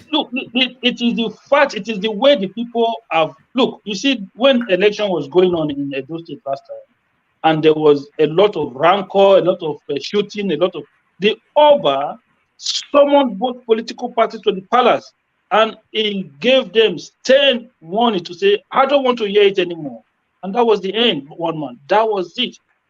And I don't know why other monarchs in other regions are so I don't know, like it's just like they have no powers there's no powers to authority anymore. And I think the way we have it's not that they don't have power, they cannot separate the Western education from their traditional education. So they try to use the Western education to supersede traditional education. You have two types of education. Your traditional education is as standard as your Western education. Don't forget the Chinese studied their Chinese education. So that's the problem some people are having. They should learn how to separate both the Western education from traditional education. They are both education, and they are both functionable, and they are both useful. That's how. Because he has seen his own people's culture as filth, as dirty. But this is where people are getting it wrong. This Christianity and Islamic religion are foreign to us. They are things that they are religions that was brought to us. We're not born with them. These are religions. And our beliefs, they predate both Islam and Christianity. Our beliefs for me, I don't understand why for some reason somebody I'm not against Christianity, you understand, because I still believe one way or in some way or the other, but I'm not fanatic in my ideas, in my beliefs. So I just believe one way or the other there's God. That's it. But one man, I'm going to give you a story. I remember back then when me and my friend, he's in Canada now. So there's one church in my area. The church was just coming up at the time. They call it, I don't know if anybody's from the area, they call it Evidence of the Gospel Ministry, right? That church was just coming up at the time. So it was in my area. We used to go, like my secondary school is just along the road to that church where the late Bemudia, the road where his house is. That church is on that road, Bermuda Street. So we used to go to that church. And one day, the woman, the pastor's wife, was preaching, right? And then she goes like, Papa has gone to the United States to preach the word of God. We need to raise money to buy his return ticket, right? So me and my friend, we looked at each other. I was saying, if you want to travel, you buy a return ticket. Why would you buy one way where you know you're coming back home? So we have this this mentality of to be able to question things when we feel like it is not right. So we just look at it and say, what kind of nonsense is this? We walked away, and since that was the last time we went to that church, you understand? So people should be able to understand that these things are alien to us. They are not something that we were born with. So our culture, our tradition, this is what we have. This is what we know from time. So a lot of us have become westernized in our ideas, in our thoughts, in our way of life, that we now feel like, no, that one is too filled. No, that one, no. Look, if you don't want to do it, fine, no problem. But don't become an Oba and then you say you want to turn everybody in your community to Christians. Those people, they're not going to like it. They'll be doing it. Don't forget this. Before this Oba become Oba, there will be chiefs in that palace that served his own father. You understand now? So he's not going to come and tell them what to do. It's not going to work. That is the truth. It's never going to work. So they say, give what belongs to the gods, and what belongs to Caesar to Caesar. That is in the Bible. One man, or is that not what it says in the Bible? Exactly. Well, yes. Give what belongs to Caesar to Caesar, and what belongs to the Lord to the Lord. Exactly. Just as an aside, Akim, who has more reverence in Edo? Is it the Omonoba or the Olu of Wari? Who has more? Who commands more the space? The Omonoba or the Olu of Wari? And is there a conflict between the two? Are you seriously asking that question? Just for my knowledge, I'm asking because I don't know. You know. Wow, man, you want to poke me, eh? I'm not sure you're not serious about that. You don't have to ask him. That's why I'm asking. Even in Wari state, is it control there? Even in Delta State, they share their majesty title. That is the Uru of Ukbe is the one in charge of one man. Is there a torso? One man. Yes. There's no torso. It can never be For a torso. that question you ask now, wait, what piece will soon come in? No, I'm here. I'm not. It's not a one man. It's not a question. One man. Why are you looking for? Why are you asking such a question? When what piece is there? You know why I asked? I saw the coronation of the Olu of Wari, and it was so elaborate, even more elaborate than the coronation of the Oni of Ife. And I then thought that then surely there cannot be a stool more powerful in Edo than is the oil rich city. No. One man. That was one of the reasons. One man. Hold on. Sorry to cut you short. One man. You did not see the Edward II coronation. All the kings from West Africa showed up. Your Sultan, he did what is called Doban. He has not performed that ceremony for a very long time. They performed they use their horses. The Sultan raced to the front of the Oba and stopped the horse at a certain point. You did not watch it. That's what you're saying. All the kings were present. One man. Let's move on. One man. That question. Just keep the question to yourself and don't go and ask it in the wrong place. Yeah, because of your show. One man, we are civilized here and we are your show. Otherwise, the way would have come for you. No. I'm asking to be educated now. No, for real, one man. I'll tell you from my heart, as educated I am. That was very insulting to compare Olu of Wari with our opinion. But now you tell me. Hold on. Because I always thought that there was a power tussle. One man, this is Branberry. I'm gonna quickly say something. Yeah. The Shekiri people, which were I can't remember what they were called before. They came to, they saw the they are Ijebu people now. They came from Remo. Yeah, they saw the came from Remo. They are from Shagamu and Remo side. Yeah, they saw the beauty and the class of the Benin kingdom, and they sent people to come. Yeah, are we talking about the same Benin that we are? Hold on, now let me just tell you what happened. Is it not some backwater place? Yeah, I know. Let me just say how it happened. So they said come and rule over us. So that's what. So these people that are ruling right now, they are originally Benin people. When we are talking about the throne. the throne, people that has been on that throne, they are from Benin. They asked them to bring their chiefs. So they brought about 15 chiefs with one of the king's son. Branberry, you don't know the history. It's even there. Go to a lot of war. The Benin Genoa left Benin with the 40 sons of the Benin chiefs. That's the 40, and you have warriors. You have administrators. Hold on, my brother. He didn't just leave. No. You can't destroy my whole history for me now. Hold on. No, calm down. What you're saying is not right. Okay, all right. Academically, it's not right. I'm not So trying they to just support your match. Sorry. Calm down. Calm down. He left Benin with the sons of the 40 chiefs of Benin. Hold on now. When he got to the present place he is today, called Ode Shekiri. The reason they called that place Ode Shekiri, he called the man he met there, who is called Ode Shekiri, who navigated his way for him to get to the place he is today, where they call the Big Worry. And I said, because of this thing you did for me, our name will now be called Ode Shekiri, not to forget your name. You remember that there was no form of writing, things to materialize name. I said, you will be called Ode Shekiri. But that land, they have this leaf that we use. People never know the name of that leaf. Just like in Benin, there's a leaf Awolowo was planting there, or trained from playing when it was campaigning. We call it Awolowo leaf, which is called elephant grass. I grew up when I grew up, it was called elephant grass. We call it Awolowo leaf in Benin that time. So when he saw that leaf, he goes, see Egwere leaf here. That's how they start calling that place Egwere land. From Egwere, they corrupted from Portuguese to Wari. Supposed to be Iwere land. Before it was Iwere.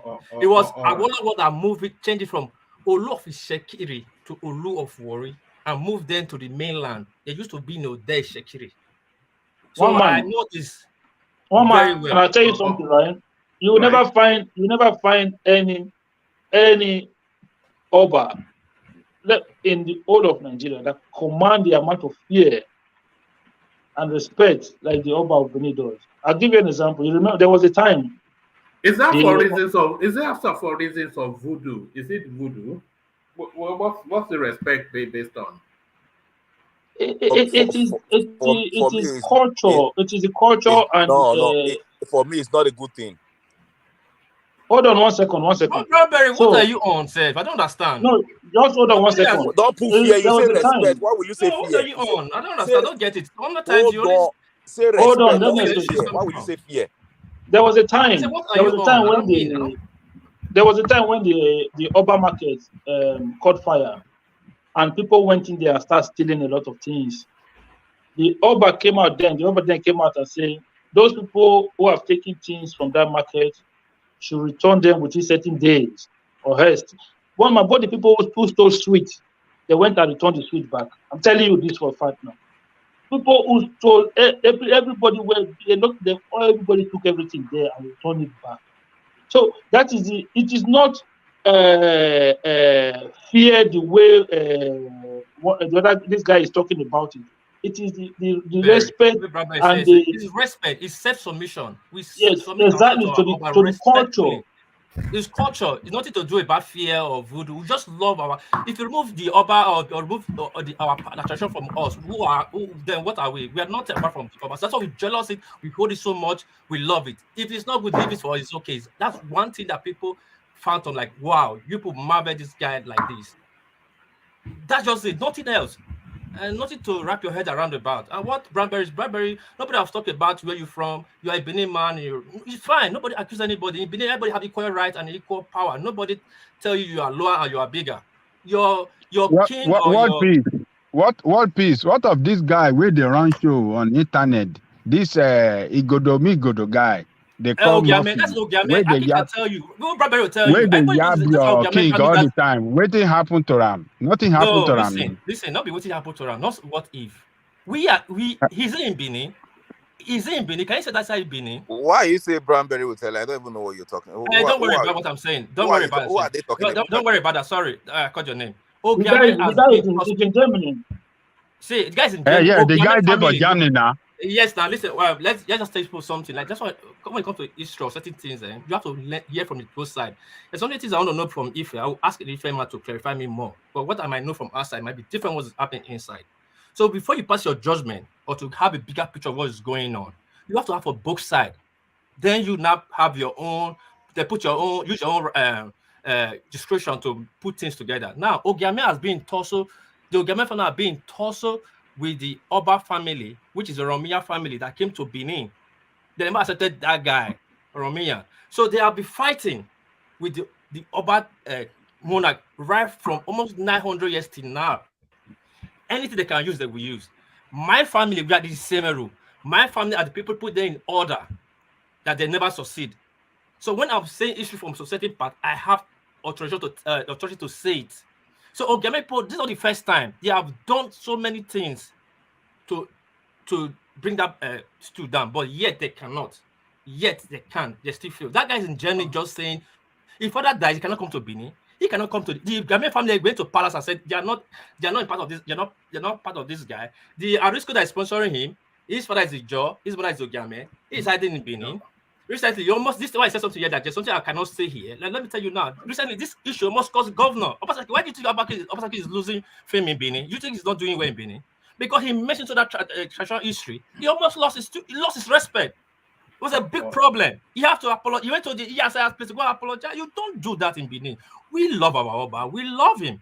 We respect him. Not like other people say do their own. If you can do your own, we don't insult yours. But as even you remember, if you notice recently when I'm privy to some information recently regarding the demolition that they carried out recently, right? But you know, like, so there are some things you can't say in public, right?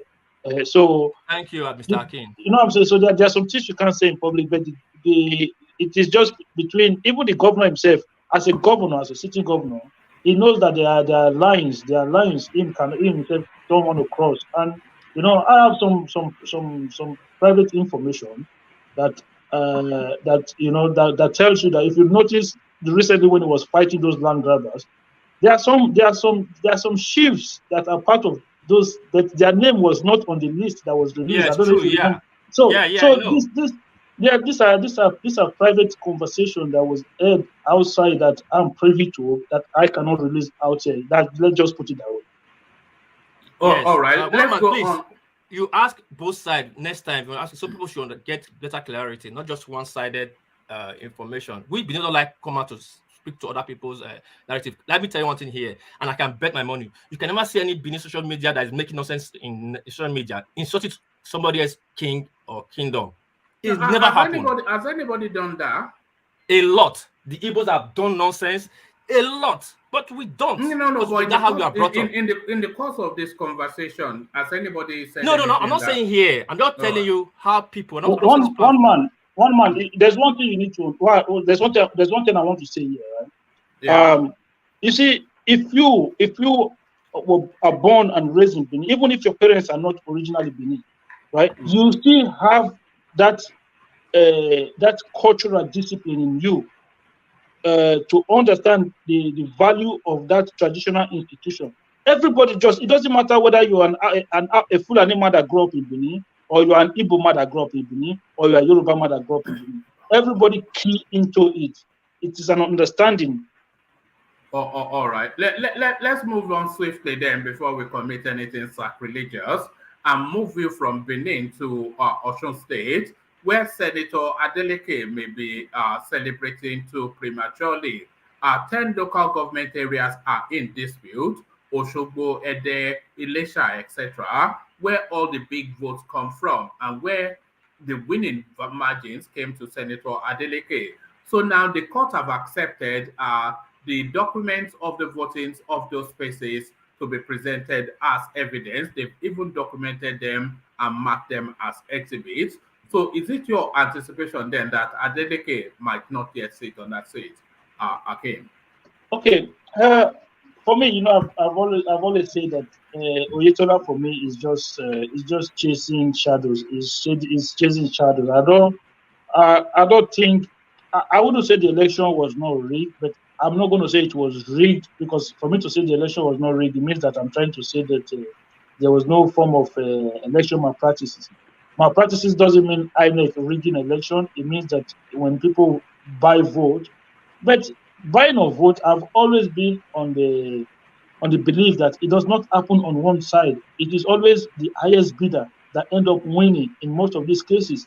So I don't see how they're going to overturn this result, if I'm to be honest with you, because the latest technology was used in that election, and I don't see any way there will be overvoting in that election.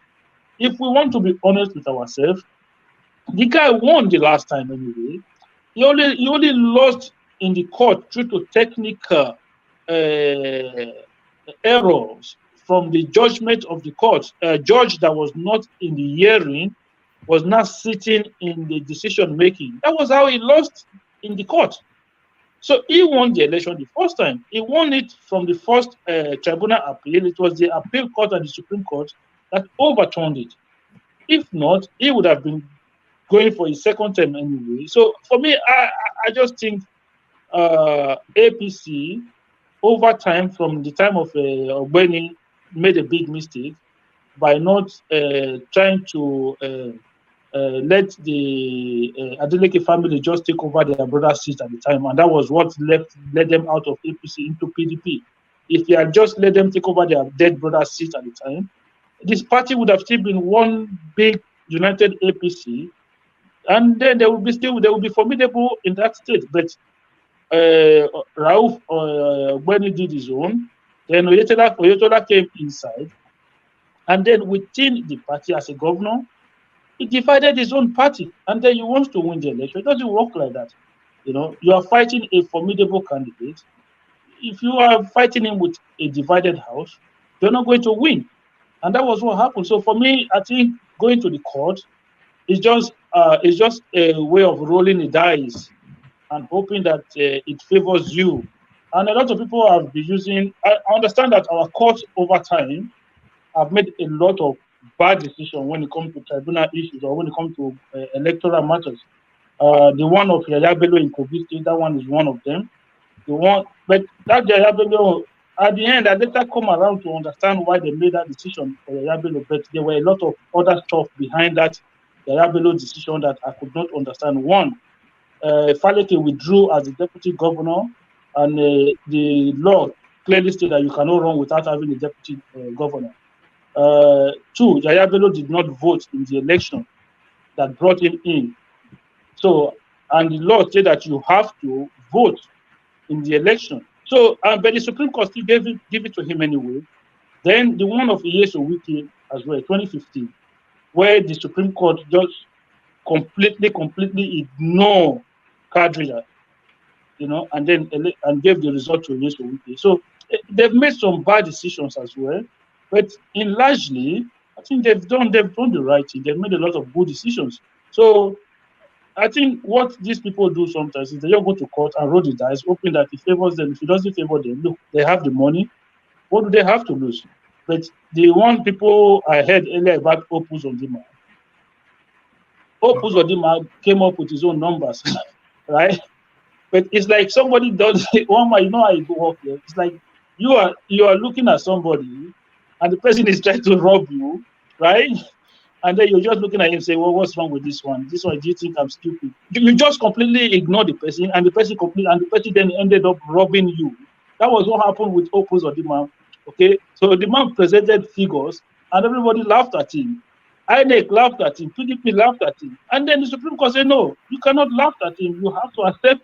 You have to accept the figure, and that was how Opus Ondima became a governor. So the people say, oh, he should have gone to the man in second. No, it was because after they tallied all those numbers to what he originally got, then he ended up with the highest number of votes, and that was how the Supreme Court gave him the election at the time. So Otedola for me is just chasing shadows. One more. Thank you very much. Oh, all right. Thank you, Akim. So thank you, Akim. So Akim, full time. Let me go from you to Brownberry. So Brownberry, you are up next. So to you then, Brownberry, we'll kick you off with the Paul Biya space. President for life, effectively. I think it's only death that will remove that man from the seat. But what progress can an 89-year-old man bring to the young population of Cameroon? Talk us through that, Brownberry. Nothing. He has never brought anything good, and he will not bring anything good until the citizens rise up. I don't think they're going to rise up. I think they are just You know, they are lukewarm, mostly from the French, francophone side. You know, as we speak right now, I was on the news today. I saw Cross River State governor stating that there are more than 6,000 Cameroonian refugees in Cross River. He was appealing to UN to send some relief item. You know, so I mean, what is going on around Africa? I mean, mostly the French colonies. You know, that's what is going on. They are just using these people, you know, to just to be in power, to do whatever they want to do, and to steal whatever resources they want to steal. You know, today was it yesterday that United States took was it Mali or Burkina Faso? They took them out of the agreement they have with Africa. They are no longer in that agreement. I mean, that Burkina Faso is not a country you should do that to. You should do that kind of a thing to Cameroon and all these countries where they are people, where these people have been, you know, ruling for years. But they won't do that because they are there serving the interest of the West. You know, so it's a shame. It's a shame, and the people should bother more on what is going on in their country rather than, you know, like Nigerian music, Nigerian movie has taken over their space. That's what is going to happen forever because Nigeria is a giant. It's just like United States in North America. If you live in Canada, you live in Mexico, you know, everything stops and starts from the United States.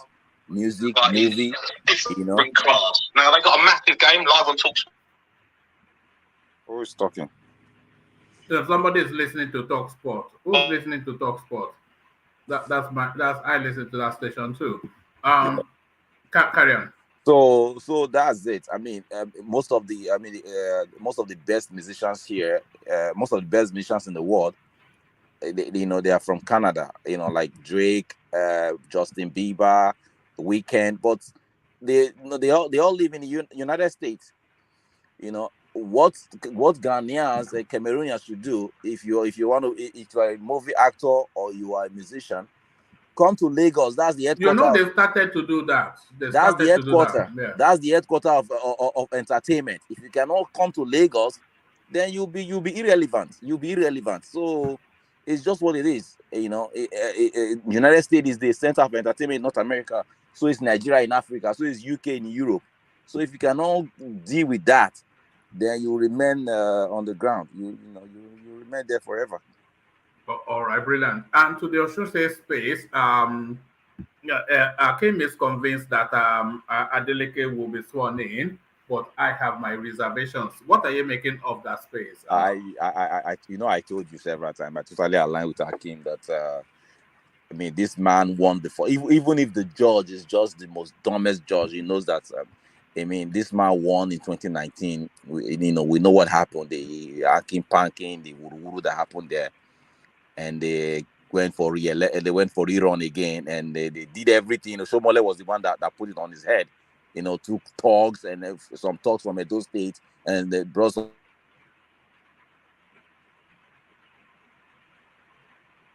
Are you there or am I there? Can anyone hear me? Still here. Yeah. And they took some talks from Lagos and just went there and just bulldozed their ways, and they got the win. And so now he has won. And one thing I don't want us to compare Imo State to what happened here, because at this time the new electoral law has already come in. So there's nothing. There's nothing they can find, because if you go to your police station, okay, the names of the people in the police station, you cannot add anything to it. I mean, I don't know what APC is looking for. There's nothing. There's really nothing they can use. I don't know what they are trying to bring, but let's see. But I assure you, I mean, all these things are going to be thrown out, but they are just going to be thrown out because it's hard right now to rig this election. I mean, this is just a one state election, so all eyes was on that state. So I don't know what we'll see. And you are praying that it should happen, but I don't see it. I'm not praying that it should happen, but I just feel that the people of Osun State, they deserve better. They thought it. I mean, they voted. They said we don't like what we have, and they voted for who they like. So let's see what happens. I mean, the people's choice should be, should allow the people's choice to prevail. Okay. In all instances, you should have, even if their choice is not the best for them. Yes. I mean, they chose. It's what they chose. Didn't we choose BUHARI? All right. All right, Brownberry. So our daughter takes over America. Nigerian-born Amanda Azubuike, now a general in the United States Army. So this is all over the news, and she's Nigerian-born, which even delights more. So not your American-born Nigerian, but a Nigerian-born American. So what are you making of that? Yet another Nigerian achiever. You know the reason why Nigerians are doing well outside of Nigeria is just like somebody said it earlier. It's just the institutions are working. Everything is working. So if Nigeria today everything is working, you cannot hide anything. If you own $1,000, they will know how you got it. The judiciary is working. The security agencies are all working. Everything is working fine. I mean, you can become anything. You don't need to be a big mass person before as we speak right now, the election that is coming soon in America, there are so many Nigerians that are contesting in different in both Democrat and Republican. They are all in there. Nigerians are doing greatly everywhere, mostly in the US, in the UK. Even go to Saudi Arabia, they are the best doctors there. In Kuwait, everywhere. But unfortunately, we haven't gotten it right. And I hope that we get it right soon, because we cannot continue to be. Do you think we are at the last chance saloon? Do you think we are pretty much at the last chance for Nigerians? Are we at the last chance saloon? Even the whole world, even Buhari himself knows that this is the last chance. The whole world knows that. We all know that this is just we can't get it wrong. That whoever comes in now cannot get it wrong. Cannot get it wrong. Because lots of people are eager to go back home. I'm telling you, a lot of people are eager to go back home. Most because of Buhari. That was why a lot of people just be, Buhari, let's Buhari leave before I go back home. Because people are tired of living in another man's land. No matter how beautiful it is, no matter how there's no place like home, my brother. All right. Do you have a screen in front of you, Brownberry? I don't. Maybe I'll catch a little bit. I'm just my phone, but all right. I want to show you something. Hopefully you can see it. Yeah, I'll see. Of course, I'll see.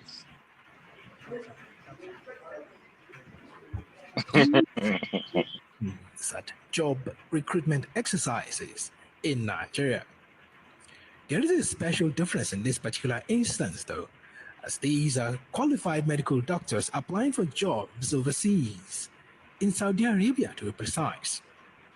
What you can see behind me right now is the process of the recruitment of Nigerian doctors by the Saudi Arabian authorities. This exercise is currently ongoing at the Sheraton Hotel and Towers, right here in the Nigerian capital, Abuja.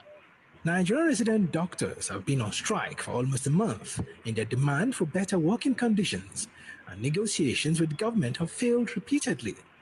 And the prospect. So just when you mentioned Saudi, that I was just reminded of that.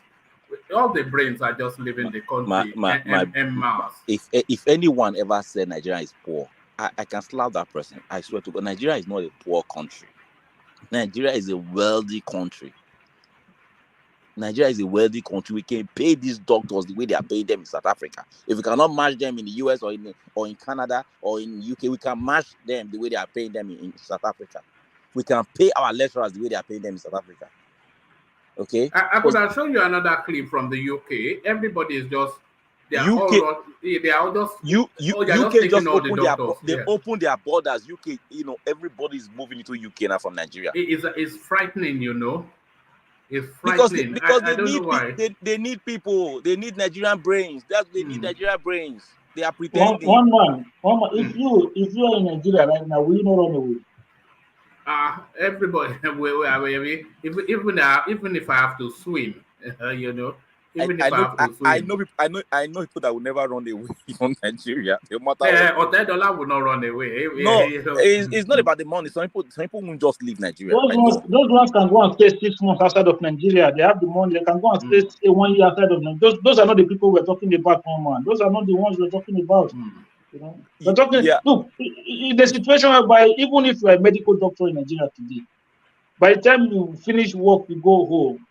Right, you still have to buy fuel or diesel to run generator. And even the journey to get home, Uncle, you will break your back. You will need a doctor by the time you get home. It is, look, in this Europe we are right now, let's be honest with ourselves. There are some Nigerians that live abroad.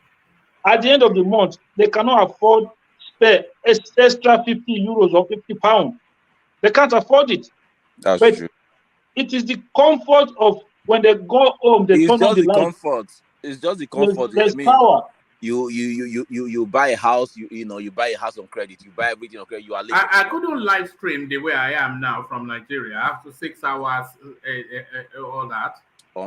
You know how much that is going to cost you? The data will be finished within 1 hour. No, but the data is not that expensive in Nigeria, though. Of course, it is expensive. They'll tell you it's unlimited. You use it for 2-3 days, the thing will start running as if the types of rock is behind it. Unlimited, unlimited. How much did they tell me? Unlimited Wi-Fi. You can use it on, you can use it on different friend,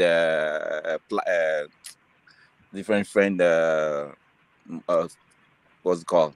Whether phone or tablets, I think they said it's about 40,000 a month, naira. So who's going to afford? How many people? That is for people. That is for people that are okay. That is true. It's true. Country where people are borrowing credit. I've never heard that in my whole life. You borrow credit. These people they've not tailored the OT to suit Nigerians. What the politicians did was just to they weaponize poverty. That's what they did. They weaponize poverty. They're just doing it because if they don't do it, you won't vote for them next time. So that's what they are doing, and hopefully we'll be able to Hey, Bramberry, I think you are basing that because you are here. You can afford it, but on average, people in Nigeria, I think data is expensive because when I talk to them in Nigeria, they say they bought data for a month and it be gone for a week. They have to load it again. So in Nigerian standard, average people is expensive. Very, very, very, very. I remember when the phone system first came to Nigeria, that they will flash you. And then if you don't call them, then they will do it again. And then they'll call you. Call me back. And then they hang up. You remember when they used to do that? Call me back. One man, you see you now when you go home. It's only WhatsApp that has helped them out a little bit. You see, when you go home, you take maybe 100, 200,000 naira. Within 2-3 hours, you don't know what you do with the money. You don't know how the money is going. Like the thing just it's gone. The money is gone. Then, but these people at home, they have 10,000 naira 1 month. It's there 1 week, they will be spending it. And then you'll be looking at these guys and say, how are you guys living in this country? You that go there, you get 200,000 now, before you know it, at a go, finished. It's gone. But these people, it's like they are very resilient, very resilient. Exactly, they are not used, they'll asking for change and all of those things you don't even think about. You know how resilient Nigerians are. Bonvita, they will open the tin and start selling it in droplets, in sachets, then they will start wrapping so just to make a cup. You serious, one man? What are you talking about? They sell sugar like that too. They'll open the pack and start selling kills in wrapped 1 month. They are cutting yam now. They are cutting yam to sell. They're cutting yam to sell. I was shocked the first time I saw it. They cut yam to sell. Before you just buy, look, I remember back in them days, 1 month. My mom, we used to go to Sulu market, right? And just buy 100 tubers of yam and bring home, right? Then I was talking, they said, they'll cut yam. But yam should not be expensive in Nigeria, though. I can't accept that. Okay. One of the reasons why some of these things are expensive in Nigeria. From the south, nobody wants to do farming. We just think farming is one thing that nobody wants to be in the farm, and that's one of the problems we are having from the south. And if we don't take it seriously, These northerners, they will say one day they are not bringing food to us and we will die. All right. All right. Thank you, Bramberry. So, Bramberry, let me take you then the Monarch space and the who wants to be a Christian, but his subjects have other ideas. So, to that, Bramberry. You know, I think that is very wrong. If you they say wait I say talk this what you know it's not your torsion at all, you know. If you know you have not given your life to Christ, so just tell them, just tell the elders of, I mean the councils of elders or whatever, just tell them that look, I I can't get on with this anymore. There are people that will be glad to take over, you know. This me, I'm a Christian, but I'm not a diehard that I must die. You know, look at what happened with Allah for you when he died. That cannot happen in where I come from. This man died. The traditionalists haven't seen him. All this imam, the way they're praying. I mean, praying for what now? You are seeing this man dead. It cannot happen where I come from. It is a taboo for you to see a king. It's a taboo. Is your king a Christian, or is he formally a Christian, or is it just my king is a Christian? They also have their own personal church. You know, even in that church, anything goes in that church, as in, you know. So, but they don't put that. You know, that is not first. You know, that is not just. A king died. Nobody sees that king first at all. Nobody. You know, not talk some But Blackberry is a Muslim though. No, even if he's a Muslim. He's a Muslim. Even if Alafin. Hold on, Yeah. even if he's a Muslim, they shouldn't see him. And I know that's Yoruba tradition. I know that's Yoruba tradition. They shouldn't see him. See him for what? Who are we? Somebody is echoing back. I don't know that. I don't know where that's coming from. You know, carry on. Yeah. So they shouldn't see him. There are people that should see him first. You know. So if you know that, you know, the traditionalists, they were angry. Don't you know they were angry? It seems you didn't see some videos that they have not seen him first. No, we covered that here. They've not seen him. There were these people praying there. Come on, man. No, it's not. It's not a good thing. I mean, if you want to be, just be. If you don't want to be, don't eat the food. Yes, it's a space that's going to have to be over the next few years. It's going to have to be addressed. It has to be. The Yoruba people, you guys have to address it. It has to be. But hold on, no. That of time, Alafin is different. Let me tell you this: he's a Muslim, and a very strong Muslim, and by history is the one that even accepted Islam into your land. You know, his great grandfather, they are the one that even accept Islam into there, and they never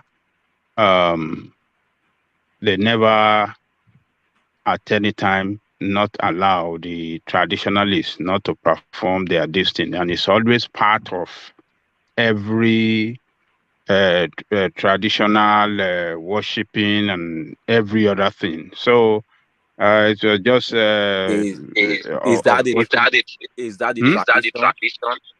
Yeah, that's the tradition of there. That's what I'm telling you. When an Alafin dies, no. Yeah, everybody have to participate. Before the traditionalists come in. Oh, hold on. Everybody, the Christian, the Muslim, the traditionalists, you know, the way they conducted it is led for the people. Sorry, we're getting heavy feedback from here. But hold on. Yeah, good.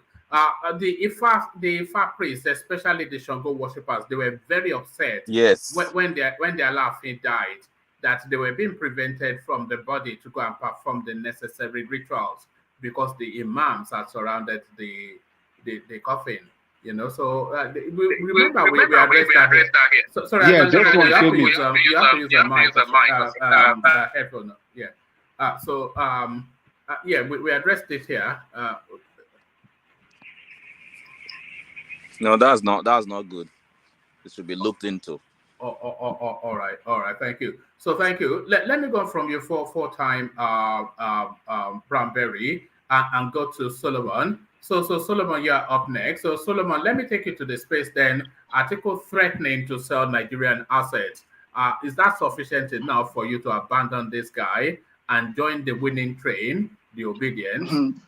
Which winning train? Good morning, everybody. Obi space. You they look for another wahala tonight. They look for trouble. Look for trouble. They don't they watch you. One man, you are not nice. One man, you are not nice. Then they around you for Abuja there. Then they watch you now.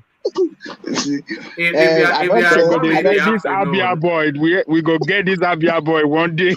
If you are coming in the afternoon when the city was here, it's just a lie. Now Yoruba is be, don't be Igbo. Now Yoruba. I don't tell. One man, to be honest. You don't say as they talk. Omo. Now Yoruba is be, no be Igbo. You know, Solomon. You know something that happened on Instagram. So somebody DM'd me. They said they want to do a DNA test on you. the international world, they are suspicious of you that you are a sabo.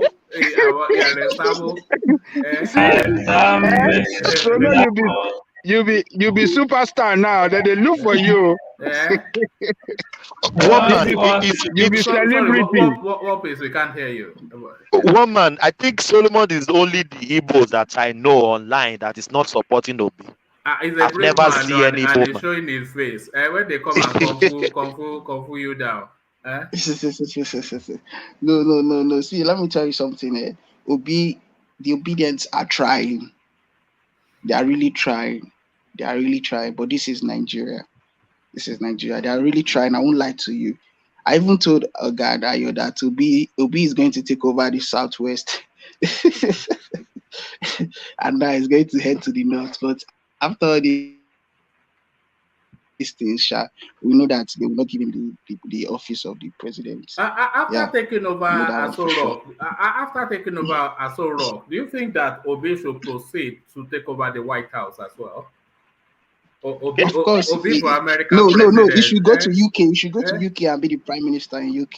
Because if they can have an Indian man, yes. If they can have an and Indian we have man, Igbo people. We have plenty Igbo people in UK too. Yes, this Solomon they do for trouble. I don't tell you that this boy is trouble boy. They look for trouble. Now one man they look for trouble. Now one man they look for trouble. I'm in trouble already. Now I'm just looking for somebody to come and join me there.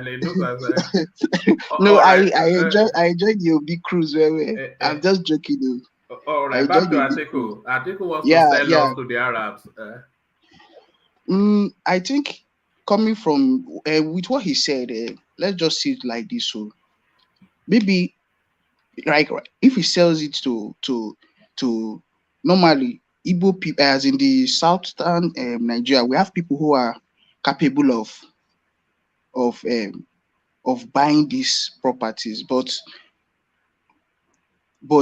so because Nigeria here, people we are very judgmental in the sense that the northern people will start saying, even if these properties, these things are not, these resources are not in the northern part of Nigeria, they will start saying different things. If he still sells it to somebody from the north, they will still say, this guy he's trying to favor his people, all that kind of thing. So he's trying to sell it out to it's not like I'm in support, but I'm just giving you instance. He's trying to sell it out to another to somebody who is not a citizen of Nigeria, that is to like you said now, the Arab people.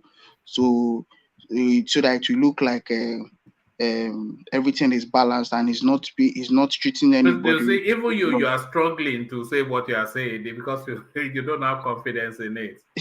No, I'm not. I'm just giving you instance like why as in his own point of view in selling it. Like apart from the thing that the other reasons he gave, that those assets are not generating funds.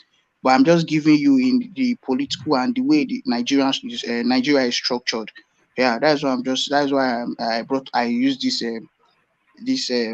one as a point now. But But you know, this because these things are government owned, just like NNPC. Do you think They are they being should be run by sold? government. They are funding. They are selling money. They are siphoning money, extorting money, embezzling money from this stuff. And you know, anything that government owns, it is very hard to people who say after all it's government property. That is one of the things that has caused the looting in this APC government, because most things are being run by government. So when they steal money, they will be like it is government property. That it doesn't mean that nobody will feel it.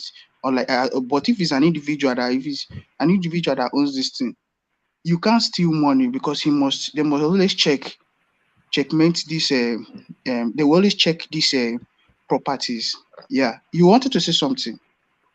No. I was asking if you think that the refineries should be sold. Like I just said now, if government should run it now, we would not have that complete remission. We will not see those 100%. That will not get 100% remission.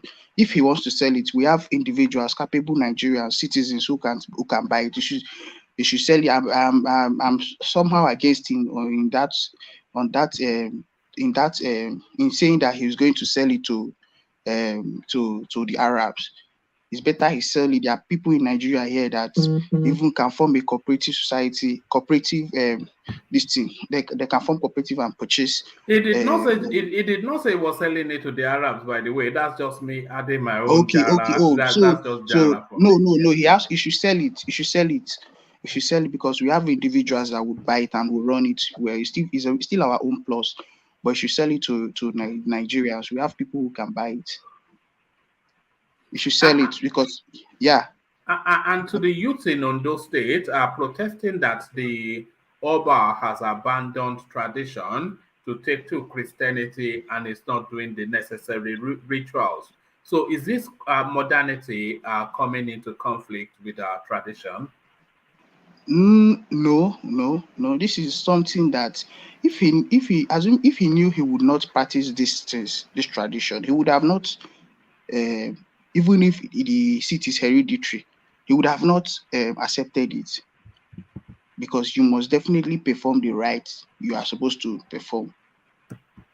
Not you saying because even in the Bible said it, and that you should give to Caesar what belongs to Caesar and give to the Lord, give to God what belongs to God. So give to God what belongs to God and give to Caesar what belongs to Caesar, because it has been in the Bible. So as a human being, you're supposed to know these things. Even in the Bible, him being a Christian is a good thing that he's a Christian, and he's supposed to know these things. But him now coming to deviate from the norms of the community is I will not lie to you, is very wrong. He's very, very wrong. And the youth, it shows that the youth love their culture, they love their place, they love their community. So the king should try and make peace, and they should know what to do about it. But the people are not wrong, because sometimes we are all human beings. Nobody is perfect. They will have the time.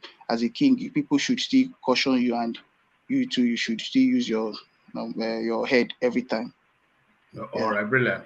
And to our daughter achieving great things in America, Amanda Azubuike, now a general in the United States Army. So another story of excellence by Nigerians abroad. Yeah. Nigeria is a very blessed nation. Nigeria is really blessed. I heard that girl talking. I think she said she has lost her both parents, and this is to show you how blessed this country is in all ramification, in human resources and natural resources. Because look, it's not easy to go to another country and attain that kind of position. It is not easy at all. It's people that you see that kind of girl. There are 100 million people like that. What is 100 million? Millions of people like that girl in Nigeria with potentials. They have goals. They have the zeal to be better persons. but the country, our country, Nigeria, doesn't have that platform. And this takes me down to that Cameroonian president, Paul Biya. I was in primary school because in my primary school, every morning we read current affairs before we settle down for the normal class of the day. After the assembly, when we get inside the class, we read multiplication table, we read many articles, many things to warm up our brain. Solomon, do Yeah. they still read that current affairs as we speak now? I don't think. In my primary school, I have already known the whole local government in Nigeria, that we have 74 local government. I mean, I knew the whole. I can even tell you African countries and their capitals from my primary school. So we're very conversant with current affairs, with everything. Like they were using. That was what we read. That is what So you read every you morning. remember reciting that Paul Biya was the president of Yeah, I Cameroon, was the president of Cameroon. and So still that's why now, as we an send old him man that you are, he still is. When I was in primary school, all the commissioners in my state, exactly. Even in my school too.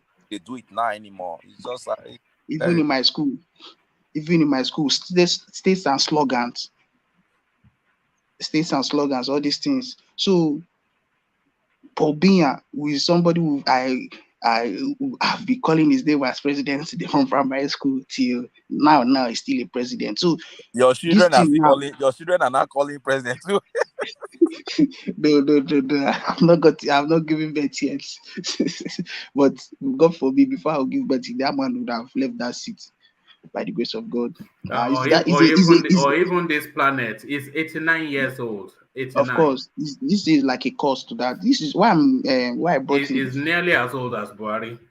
Yeah, why I'm talking about this guy now is that he still consigns this girl, this lady that just got this position in the military in the US. You see, like the way some persons said here that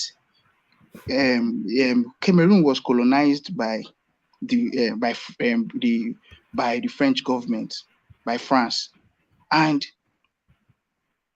you see till today, I believe like this this colonialism is still going on in Africa indirectly. I know Cameroon, they practice indirect direct, is it direct, or I think it should be direct or indirect system of their money is being printed from France. Can you imagine? So and not just them, all the francophone countries till today. Can you imagine? So these people are people that their own is very obvious, that they make this country, these African countries, help them to put they will say they are trying to help them, like Buhari now. Obama helped us to campaign, help Nigerians to campaign for Buhari, and Buhari now he has been in that seat, and look at the nonsense he has been doing. Look at what his government, his administration has caused this country. Now the same thing is going on in other African countries. They will say they want to help, but it's a lie. They will just put in the wrong people that don't have idea. And now when they put this thing, they will come here and be extorting in natural resources and human resources. This girl going to that place now, forget that yes, it's good to relocate to other place, part of the world, and because it's part of education, but it's not. If that girl had been stuck in Nigeria, should have been just another Ikaite married to some random person. What I'm saying, five kids, jostling, trying to sell hair and makeup and trying to pretend like she's still a babe. It should have just been, she's no better than all the Nigerian girls. It's just she had the opportunity. That is what I'm trying to say. The opportunity. They know that if Africa becomes better, if Africa gets better, they will look for a way to, as in, if Africa gets better, they will not even, in fact, they would suffer, and Africa will be ahead of them. Let's just be honest. They would suffer, and Africa will be far ahead of them. So they look for a way to, they place these people to make us Africa to keep getting depreciated in terms of economy and in terms of in fact the means of living in the living in Africa will just be unbearable for people to just say no. Everybody wants to leave Africa now. Everybody, especially Nigeria, everybody wants to leave Nigeria. Look at the number of people that lives there. I have a friend that was telling me which day that, do you know how many people that leave Nigeria every day in Lagos? From Lagos. The airport is packed every day. Packed. Do you look at this aviation, this strike they went on now? The people that missed their flight. In fact, in Nigeria now, people don't even traveling is like, especially now that UK border is open for Africans to come, for Nigerians to come in. People, you can be talking to somebody today now. You can go and flex with somebody today now. Tomorrow or next tomorrow, the person will text you with his UK number. That is how bad the thing has got into that. People are leaving, and it's not a good thing. You see people saying, I'm in US enjoying this, so you are happy that you're in US enjoying. It is a good thing, but it is not a good thing in another way, because it's another man land. You don't come and brag because you're in another country and you'll be bragging for people in Nigeria. Solomon, let me just say this. All that, the life abroad is better than the life in Nigeria, just in terms of the day-to-day living. But hold on, the person living abroad, he never really, no matter how hard you try, you never really fully envelop yourself. You learn all the cultures, you change the way you speak, you adapt as much as you can. But the moment you step out of, let's say, the environment that they know you in, your workplace or something, you are just another black man on the street. You get treated like some, you can be a medical doctor for all you like. If you are stepping out of that train station in a jeans and t-shirt, the police is tapping you on the back and trying to give you a hard time. So where you come from is still where you come from. That's just the thing, Yeah, that's why people are always looking. That's why we do all these things, wanting to want a better Nigeria. Of course, we have to put hands together and then make not just Nigeria, Africa as a whole. Africa as a whole, we need to make Africa great. We need to make Africa conducive for people to live. We have good economy, that stable economy that should help people enjoy the life in Africa, not just living. As in, it doesn't make sense. So these people like Paul Biya now, that old man, what will he offer to that country? Nothing at that age. And for how long he has been, in fact, I just feel like they're just enslaving anybody from Cameroon is just, sorry to say, it's just like this is slavery that is even going on there. Just put that warrant chief there for them. You should just be dictating whatever they want and all that. So these are the things, and we have people from there. That is where Samuel Leto is from. Other persons, I think they should. Anyway, they might be doing one or two things to make sure that the government change, but they've already held the France government have already held, the French government have already held that that space. In fact, all the francophone countries in Africa, they are held tight that nothing. No matter what they try to do, they will not live there, and it's very, very bad. Can you imagine how would they be printing their money in France? Where is the independence there? Where is the independence there? And God, man, this is really, really very, very, very bad. It's only Nigeria that will set them free. That's why. It is only Nigeria. Yeah. In the next 30 years, the leaders that will be running Nigeria, they have a lot of work to do. Not only in Nigeria, but also parts of West Africa. Yes, of course. This independence wasn't on Nigeria. Nigeria would have been the first country, if not for the kind of the amalgamation that they did. Nkrumah was coming to Azubuike. It was Azubuike that showed him the way for Ghana to gain independence. So if not for the people who are sharing the country with that, them they are safe. I don't want to call them blind people. The world has changed with technology. We can rapidly grow. Look at China. I mean, who is going to threaten China today? So as many as we are in Africa, one small France will be threatened. Who are they? I don't just understand. What? And if you watch the most of, like, you look at their football, it is black people that dominated, that are in charge Africans of. mainly, really. Look at, yes, Paul Biya, Mbappe, sorry. All these guys are black guys. Then talk more of their government. They're already in there. And if these people, you know one thing about Africans, some Africans, that is one thing I still look in Nigeria here. Even if you travel to another man's country, but your culture, your tradition should still be in you. The idea to just, me now, if I leave Nigeria now, I just see, apart from the way this security thing is going on now. Those francophone footballers, they just forget them. Once they leave Africa, just forget them. They don't care anymore. Yeah, that's what I'm saying. Battle Igbo wife, and that's it for them. That's what I'm saying. And those Igbo wife used to show them pepper. They used to show them pepper. Like, you know, there's this program they do, 90 Minutes Wife or something. There's one guy, I can't quite remember his name, some Nigerian guy that went and married this Oyibo grandma, and she's always humiliating him. You know, it's just yeah, I know that guy. I think he's a Bini guy, sir. Is he a Bini guy? That guy, He's a Bini guy. What did you say? Solomon is not a Bini guy. That's true. He's a Yoruba guy. You will never disappoint me. Yeah. No, actually, the Yoruba program. If I said to say, please, the pastor said you will respect him till death do you apart. Is that what? You know, even the woman. There was one time the guy, I think the woman sent the guy back to Nigeria or something like that. And I don't know if it's scripted. If their relationship is scripted, like they're just doing it for.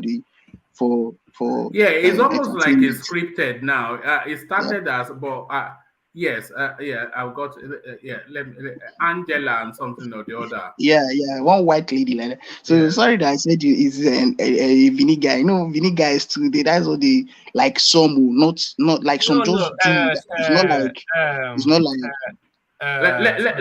Hold on. Let me show you the guy, Solomon. I think I've got him here. It's just the most ridiculous. But you think he's dumb or he will take anything for that green card, because he knows that as soon as he gets that green card, you know, he's not started his own family, and the woman says she doesn't want any more children. I feel nervous about that because I don't know what mom's reaction is gonna look like. Look at that. No kick for you. My God. Look at her size. My God. My God. Anyway, it's a show anyway, and it made a lot of wave. You know. Yeah, Mr. Watpiece, you wanted to say something before. Yeah, what I'm to say is that yes, true. We all face this thing abroad. Don't let anybody deceive you. I'm married to a white woman. Yeah, I know what I passed through from a white lady. Before I married her when she was, I got her pregnant when she was 19, and she gave me my first daughter when she was 20. She's 28 now. That 8 years I passed through hell. Through hell. You know, there's a cultural difference. People have to know that. These people think differently. You know, but we just want to impose our culture on them, or we expect them to think the way we think. Is a big problem. And again, there's a way they see us. One thing we want to understand, we both see us for their own benefit. They might want to get married to you, that if I get married to you, I'll work less. By the time you get married to you, you're still working hard, then there will be problem. So I'm not sure if it's the working less. There seems to be this, I just started an example. No, but there seems to be this obsession with amongst white people for mixed race children. Yes. They love that. Yeah, that one is there too. White girls love mixed race. Okay, let me tell you the sad one. In Japan here, let me tell you the sad one. Yeah, Japanese girls are crazy in love with American military.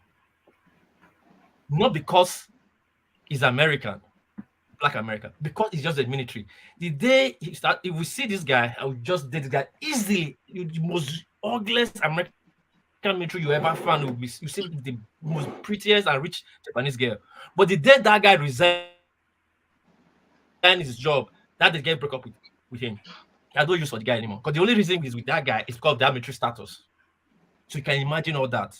So we passed through a lot of these people's How do you hands. identify a pretty girl in Japan? Because I couldn't look at it. I couldn't look at a Japanese girl and say she's pretty or not. Yeah, They not to be stereotypical, but they look the same to me. All the Japanese. Yes, I agree with you. I just see one face when I see any Japanese woman. Yeah, I agree with you. They are pretty Japanese. They are pretty Chinese. They are pretty. Yes. You are I've right. never seen a pretty Japanese Chinese woman in my life. One man, you need to work out more.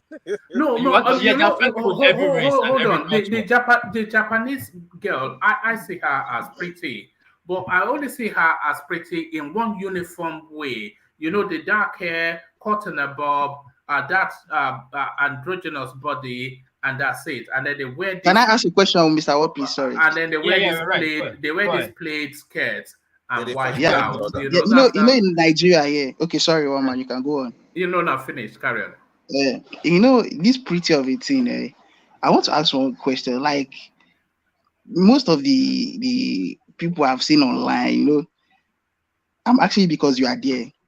They don't have these normal African or Nigerian lady assets. Do you understand? They don't have ass. They don't have ass. So, And they don't have ass. Don't worry about ass and breast. You won't see. You That's why I said they look androgynous. You have to find one that have small, big lap. You not increase that to power. How they say in mathematics, 2 raised to power 100. You have to raise it to like, okay, you have ass. Oh, Solomon, you like that thing. You like that thing. I suspect you. What I was trying to tell you is this, you know what they call the Stockholm syndrome.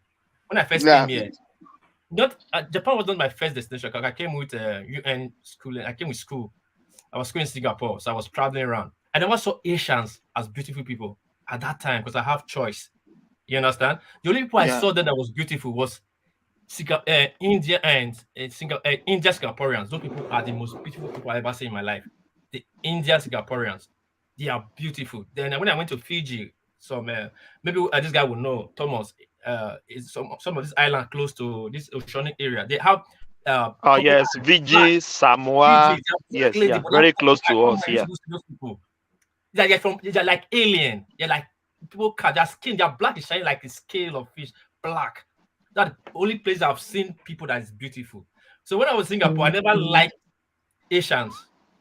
You understand? When I came to Japan, it was difficult, but when hungry will beat you. I mean hungry. You know the kind of hungry how they talk now. You'll start the fire for your eye. You start to see the fire one. Man must chop. Conji. Yeah, I get.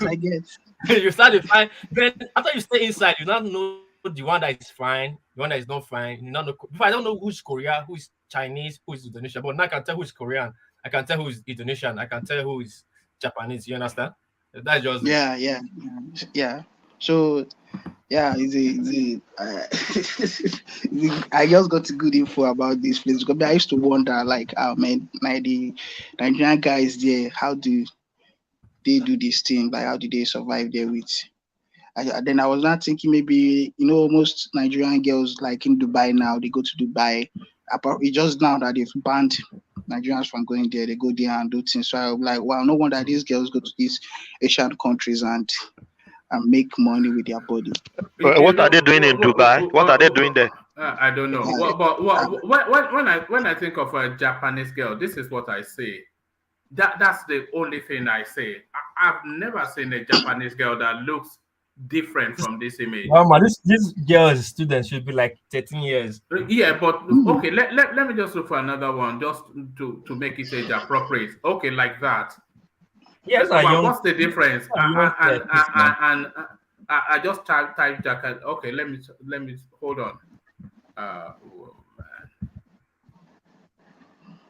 They all just look the same. And what's the difference between those faces and this one? It's still the same. Lady. Yeah, but my point is they all look the same.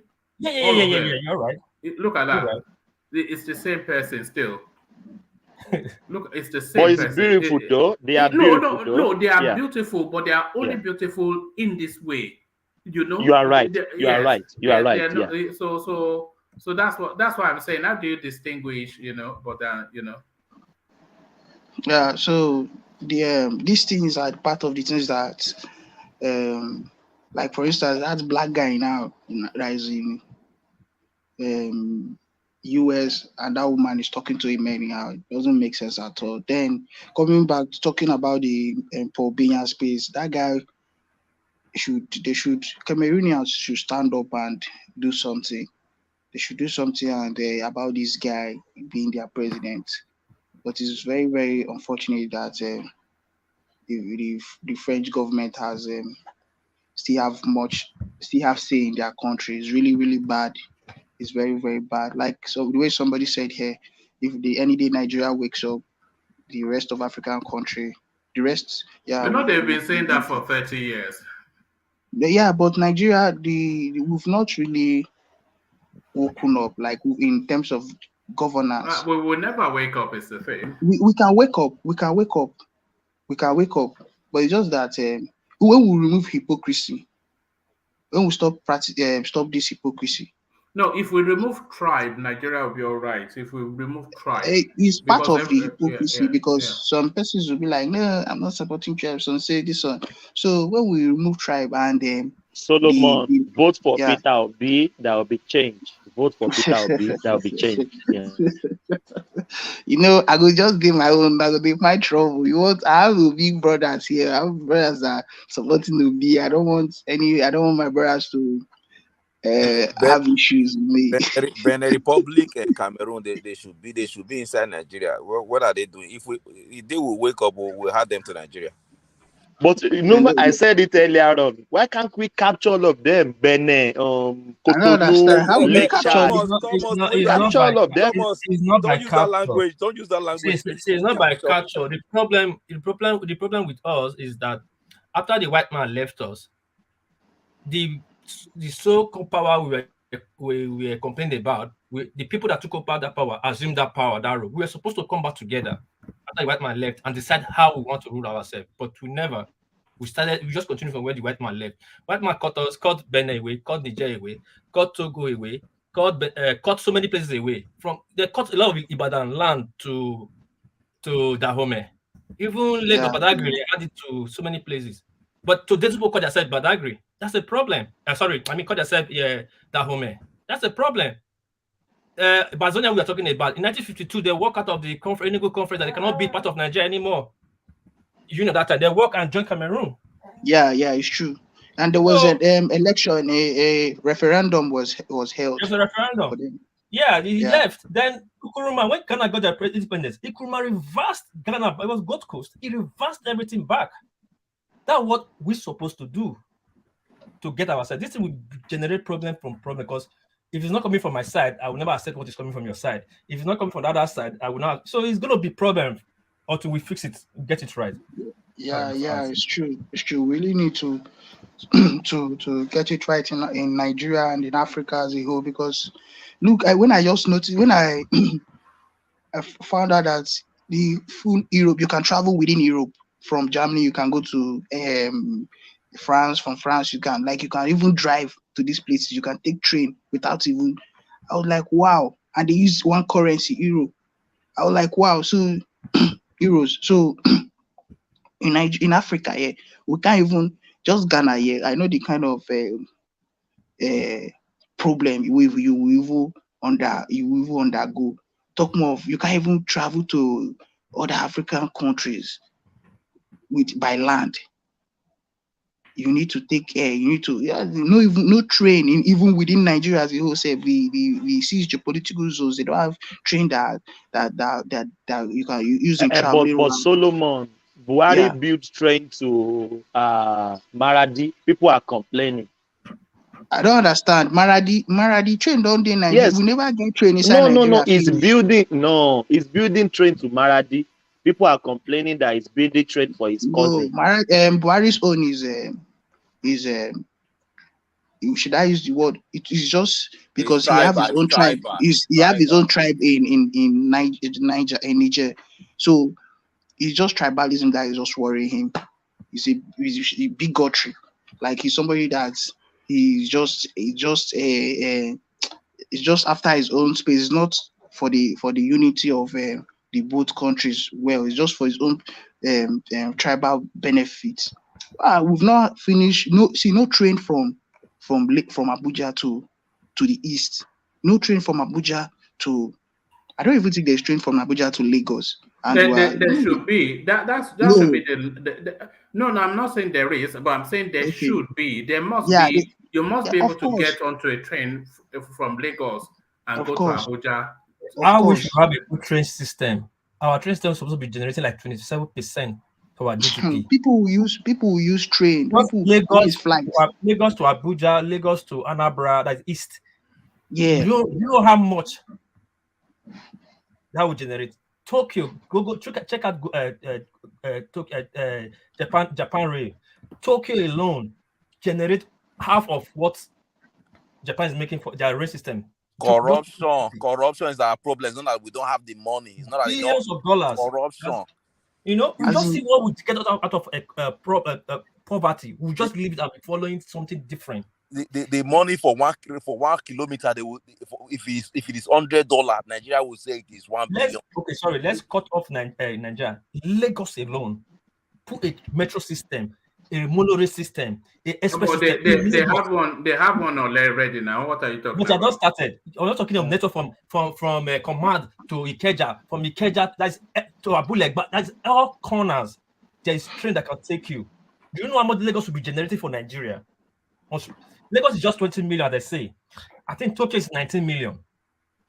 Do you know Nigeria is too rich. But what please? If they want to do that, they have to demolish more. People will still complain. These things you must do. We have to have subway in Lagos. We have to have monorail. Subway? No, we can't have subway. We can. Lagos is very small now. Lagos is very small. Lagos is very small. Subway will be. It's from Ikeja to Island. And the water. Lagos on top of water too. We just say all these things. One man. How are you going to have subway in Lagos? See, my city to Chiba, I drive 2 hours. No, that's already built. Lagos is one of the most condensed, it's one of the most dense populations in the world. Everywhere built up. What are you talking about? I'm not saying you should build a subway in. Sorry, I'm not saying to build in the regional area. I said build it from that river area, that sea that connect Ikeja and Why Island. would you go and build it? You build it where it's needed now. That's why you need it, because you move from Ikeja. You can drive from Ikeja to Island under the subway. My city here. Under the subway. When would you begin to dig subway? Do you know how dense you have new Ikeja technology? is? You don't need to dig anymore. How did London connect France? They have so many technology to dig through under the ground, under the sea. We say funny things in these spaces. No, it's not funny. There was a time that somebody was saying they should go and build water system in Lagos. Do you even know the costing of that? Wama. There is nothing there is nothing that is impossible. We are not saying it's impossible. It's impractical. Is more to it. And it is possible. It's impractical. Do you know the cost of that?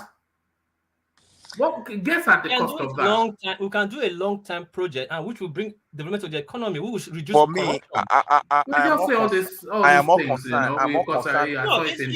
It's okay. Even though don't be subway, we can build other train lines. But they are doing that. Yes, I'm not saying they are not. I'm not saying they are not. They are just doing it now. It's just one. Lagos is so dense, and Lagos have so much. Let's forget about Lagos. And that's why they are building all this metro system. Let's forget about Lagos. What is? Do you know how much square meter Lagos is?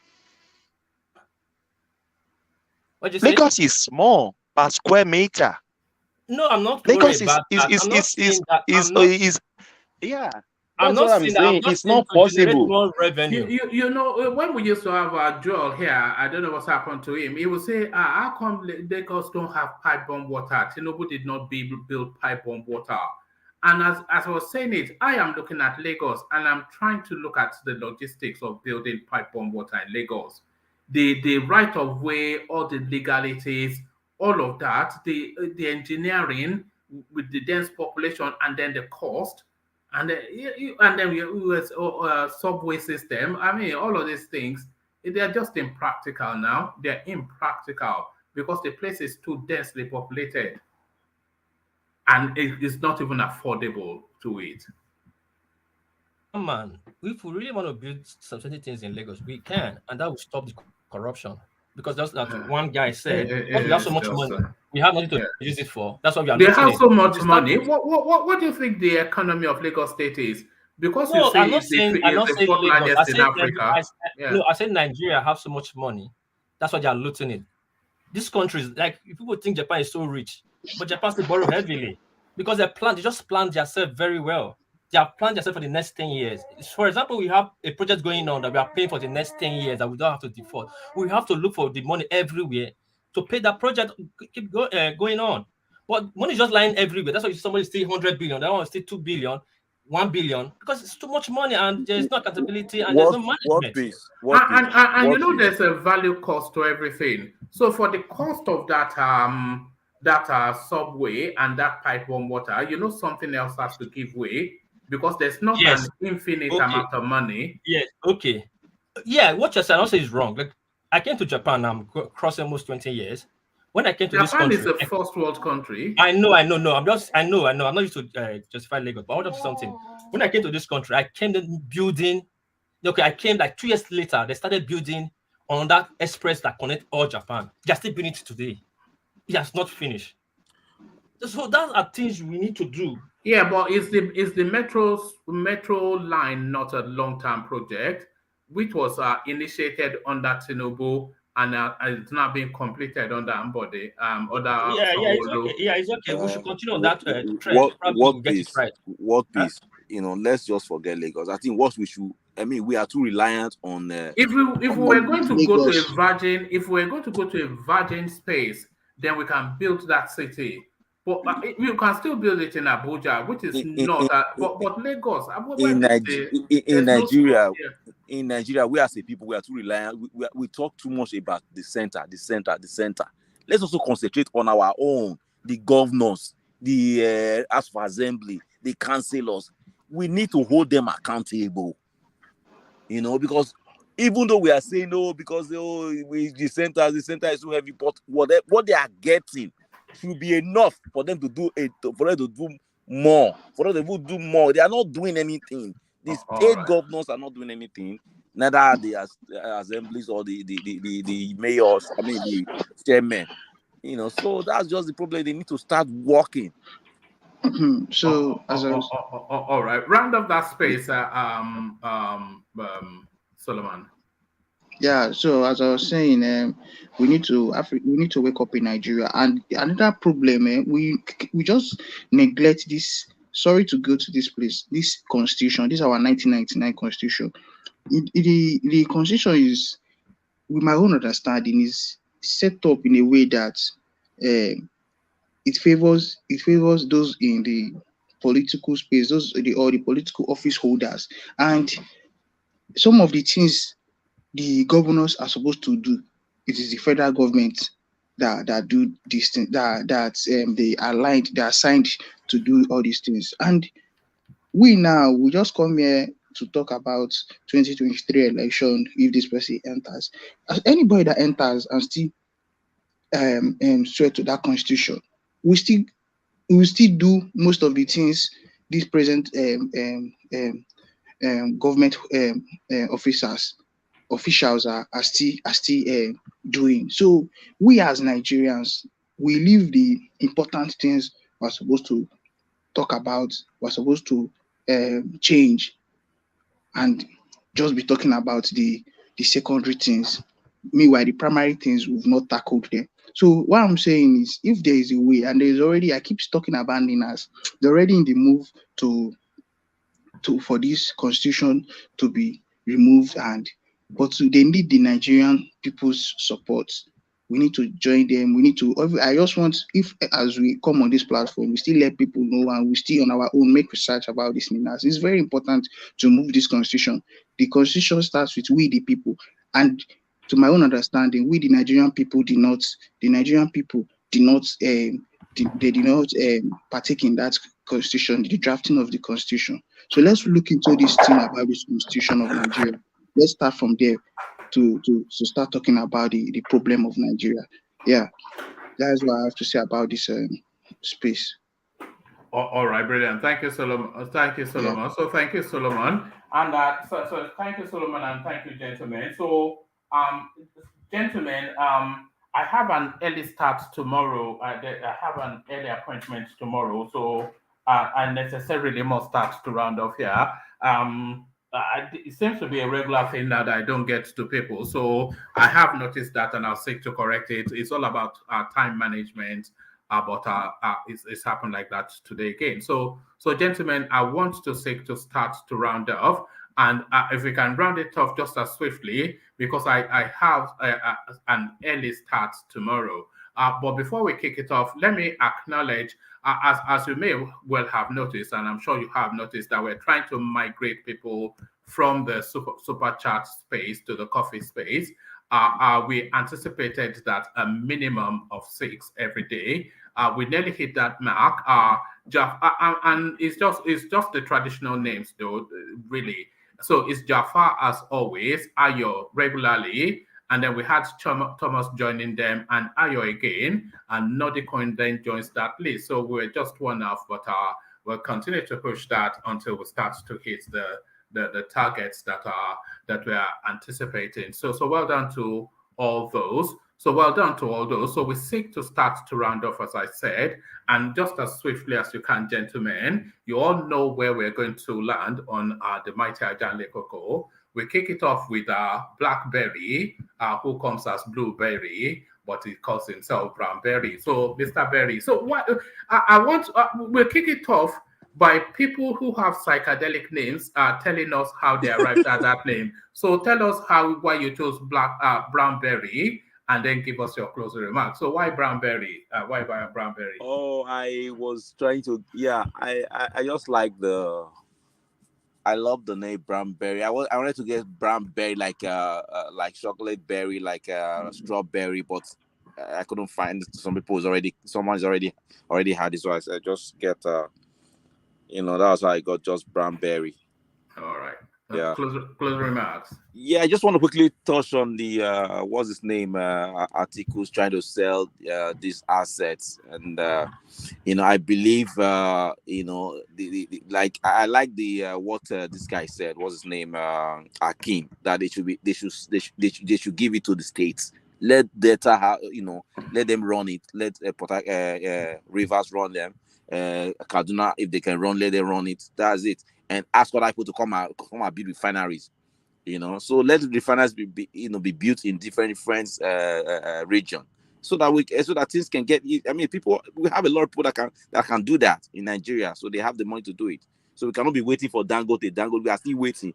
Dangote left that, and Dangote is not concentrating on the fertilizer. He just left the I think he's making more money on fertilizer. He just left the other one. So that's what I have to say. Good night, everyone. God bless you all. All right. Thank you. So Brownberry is joining us more and more these days, and we're all delighted in that. So thank you, Brownberry. So just as swiftly as Brownberry did it, that would be how everybody else, if you could, just as swiftly, he just landed it just sharp and to the point. But before I go on to the next person, Alexander Kashe is asking, one man, how did you arrive at one man went to mow? So Alexander, when I was having the idea of the platform, my thought was like some guy, like a farmer type person on a tractor, plowing the ground with his straw hat and a straw in his mouth. But because he's been plowing the land for so long, he's lost in thought as it reflects as it reflects about the world. So that's how I arrived at that, and it's based on is it a nursery rhyme really? One man went to mow a meadow. So that's how I arrived at that. One man went to mow a meadow. So one man went to mow a meadow, but with no guessing how engineer arrived at his name. Engineer, are you still there? Yes, no, he's been at the Alamo again. You know, engineer now. He's been at the Alamo again. So thank you, engineer. So from engineer, we go back still to Solomon, now calling himself Eze Kwachuku. So how come you've now turned into Eze Kwachuku, Solomon? Yeah. My native name is Eze. Yeah. Eze is not a name. Eze is a title. No, What are you talking no, about? it's a name. Eze. That is my native name. Sorry, what's the name of Eze? King. Who told you Eze is king?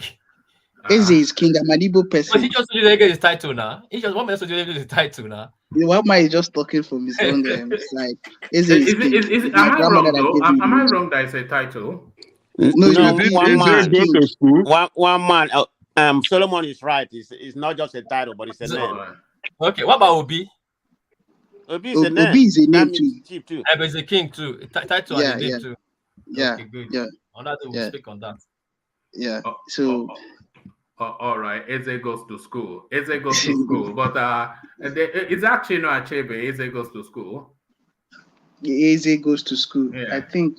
Yeah, it should be. You know, I'm not sure if Chinua Achebe is not my best writer.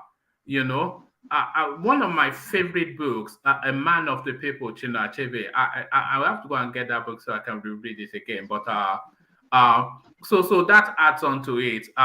Before your closing remark, do you have a favorite book? So tell us your favorite book. So that's two things now. How did you arrive at your name? Tell us your favorite book and then your closing remark. This there was once a country by this Chinua Achebe. Like the historical part, like that book reflects in the historical part of Nigeria and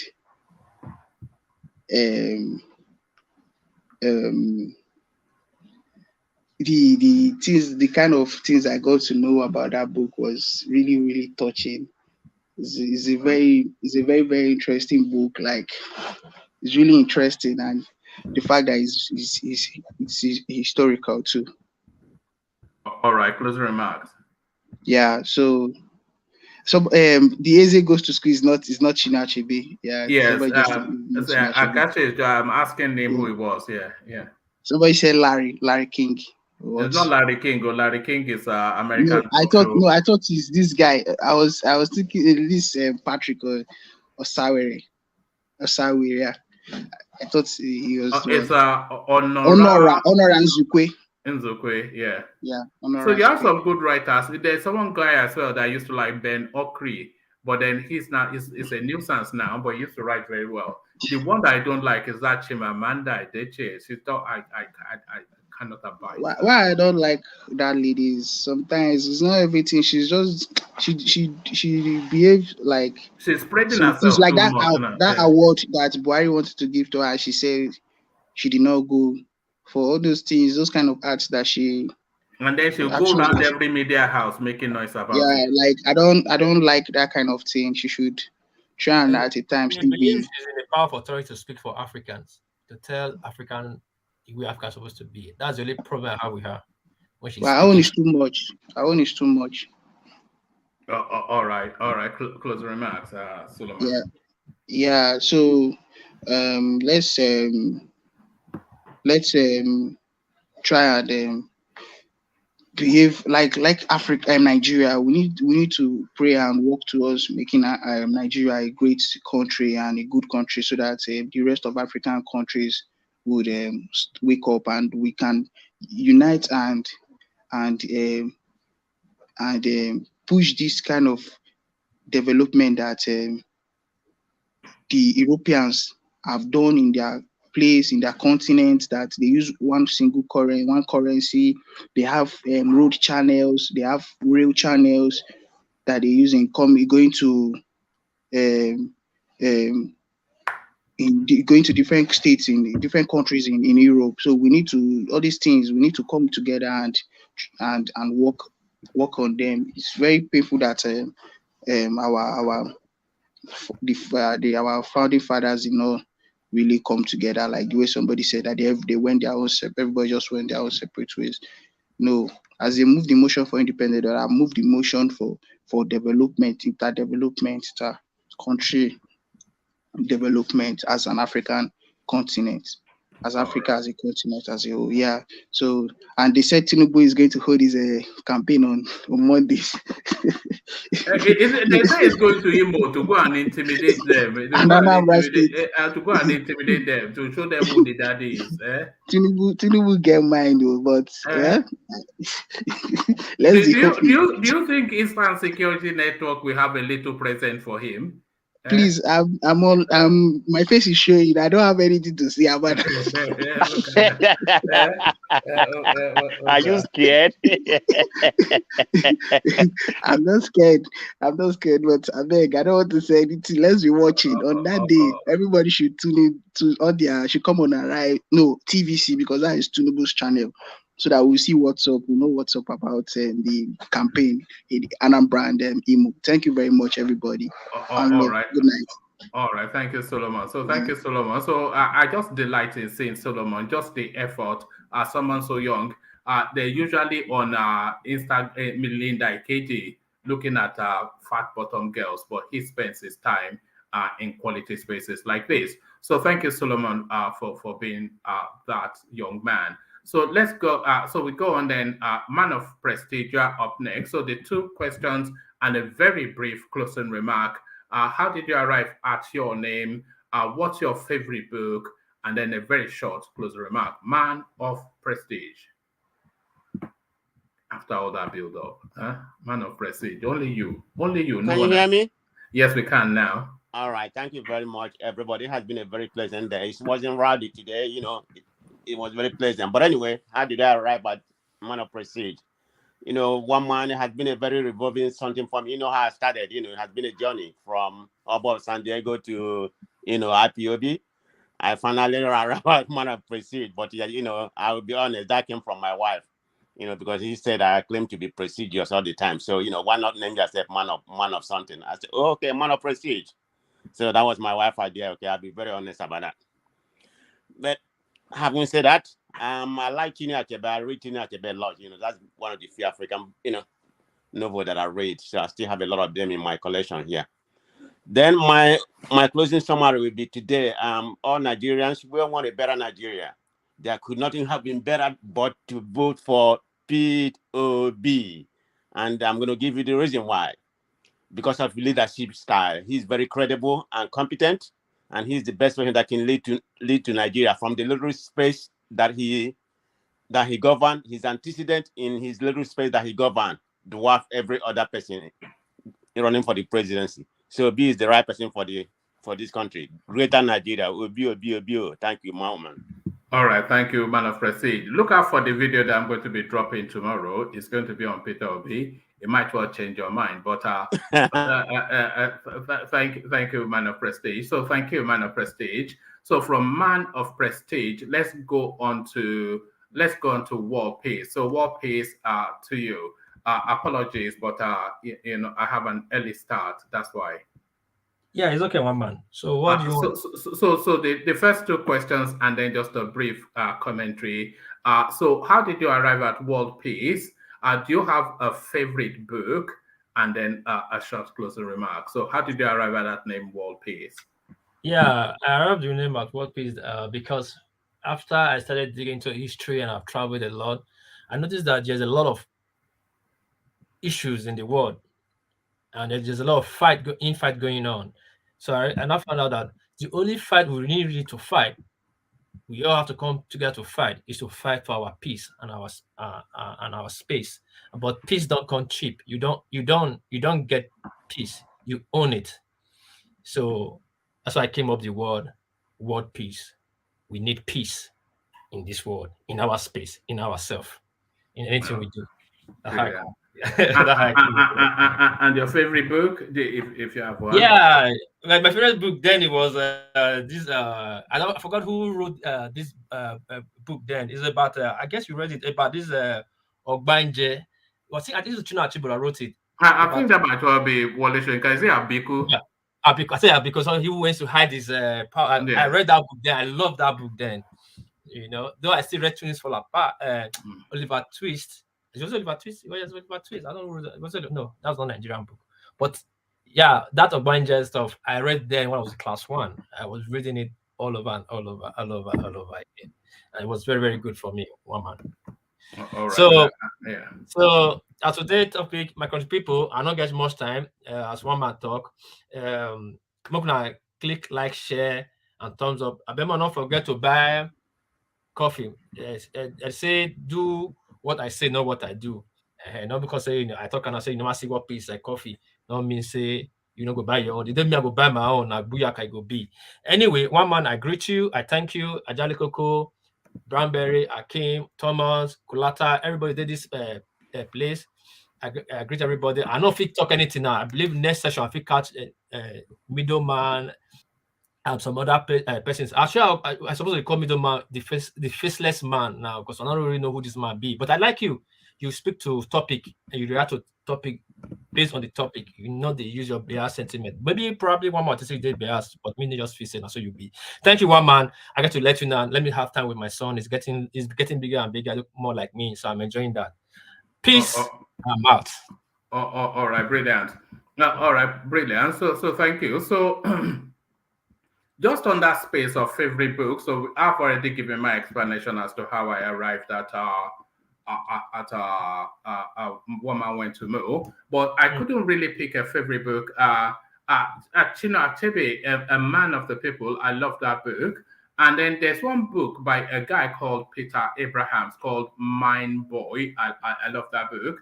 And then there's another one called Tijon and His Brothers by a guy called Derek Walcott. That's to do with existentialism. So I love that. So I just when I was in my teens, I was never out of a book, you know, not for being studious, but literature especially. I was never out of it. So plenty. I could not choose one. If you held a gun to me, I'd probably say A Man of the People because I'm a huge fan. Yes, you read a lot on your youth age. But I did read a lot, but I never liked school. Because I was Oliver Twist. Because that time we entered class 1, because I entered class 1 in the 80s, 87, 88. That you have books you must buy. They give you a list of books. Not that school I fucked up. They'll give you a list of books. Then you go to the bookshop. My mother went to the bookshop and bought those books. And I must read them. I must write tests. Every 2 weeks we write tests. I'll be every month to write tests. So I was reading them. At one time, I was only good at reading. My mother really put me through them, taught me how to read and all that. But I knew, but I'm not still at school. My young head. Anyway, one more. Thank you. All right. Thank you. So thank you. So we seem to have lost Ajale Coco at the last moment. So of course, then we land on Saki Fada. So on our way to Saki Fada, then we go down to Australia to join Thomas. So Thomas' closing remarks are, we already know how your name came about. It's your name, but your favorite book and then your closing remark. Thomas. Oh, you forgot the Mazi one. Oh yeah, sorry. Yes, the Mazi, yes. Every Mazi time Thomas, Yoruba Loco, yes. yes. Every time I saw that name Mazi, so why is all Igbo people bearing Mazi? And I had some Igbo people that say it means Mister. I said, oh, really? Yes, I think every Igbo man will bear Mazi. So I love that Mazi, and yes, that Tonomo is my real name. My favorite book, one man, is Things Fall Apart. I love that book. I read it maybe a couple of times. It's very interesting. Closing remark, politics have started. Some people have started fading out. All this, I withdraw my kids and we go to Ukraine to go and fight war. I don't want to get that kind of war. I would withdraw my kids from school. We go to Italy to go and fight war. I don't want to hear that. Let's stick to the politics of this. Let's vote our candidate. May God bless you all. May God bless Nigeria. Thank you, one man. See you tomorrow. And you see, we don't have Peter Obi today. Everywhere was not rowdy. Yes, thank you. It's been a while since we actually had one of those full-blown Peter Obi sessions, which usually ends in screaming and shouting, you know. Anytime we don't mention Peter Obi, we have a peaceful session. I don't know. Yes.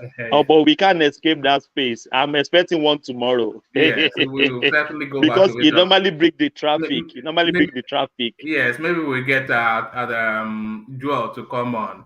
So Yeah. and that is why P to B and that is why P to B. It's unbelievable. Thank you, Mama. I cannot God wait for bless the you. elections to be over so that we don't hear the name Peter Obi ever again. But Thank you. Thank you, Thomas. So thank you, Thomas. So from Thomas, we go on to the man that came on at the 11th hour, Baba T. So Baba T, always a delight in your company. So I think you've talked us through how you arrived at Baba T, but for the benefit of those who were not around when you explained, give it to us again, and then your favorite book, and then the short commentary on the session. Baba T is a prince, a prince. Thanks for having me. I was going to actually go on to blackmail your Yoruba, question your Yoruba-ness, but we didn't get to that point one mind before you brought me on. but thanks for having me for the last bit. But see, it came from me during grad school in Boston. I was just reading about the Boston Tea Party, and I actually was a conservative. That was when I transitioned from being a liberal to being a conservative in college. So the Boston Tea Party and fighting revolution, fighting against the system, oppression and stuff like that, both from a conservative perspective, is what brought about tea. So Boston Tea Party, we're not going to pay taxes on teas, and that's what come about the name. And for the book, my favorite book of all time is very dear to me because it literally changed my life for the better. I always, when I go through mentorship with young men, I always recommend the book to them with other books. But this is my favorite that I think every young man should read at the age of 18 to 21 because it just puts them in the right path to life. It's called No More Mr. Nice Guy. So No More Mr. Nice Guy is that's just an amazing book by Robert A. Glover. So that's my favorite book of all time, but not because it's changed my life, but because it's changed other people's path to success as well. So it's been that would be my favorite book of all time on my, because I've not been on for a few days, and I've been hearing this, just to conclude my own submission, it's not necessarily towards what was said today. It was just towards the Tinubu space, the whole Refinery saga. I am so disappointed in Tinubu. I know people who are supporting his move, and I've said on this platform that politics is not really about doing what is right or what is wrong, but doing what is necessary, even if it's wrong. What the BS he pulled was effective. It was not good, but I understand it. It worked because what he's done essentially is that he's rendered Pade Banjo ineffective. He has turned that man into a lame duck because no matter what that guy says right now, people will have to go cross-check with Fashionality, right? It cannot, anything he says from now on cannot be seen as credible anymore because people will always question it. So not only did he get what he wanted, he also destroyed that move, that organization. So this divisive tactic he's been doing it for a long time, but I just worry about the consequences, the impact of that on the Yoruba people. And for our sake, as a people, as a tribe, he better win. Because when he wins, he has to then salvage the situation again. He has to amend for whatever BS. That was a BS move, one man. That was a BS move. Going to Fashionality to go, that was a BS move. You don't need to go to that extent. That was a BS move. I was so disappointed because I'm looking 10, 20 years from now. You cannot do that. Tinubu went too far, and I'm not too pleased with what he did and the impact. But if politically, I understand it. But I think that was it was below the belt.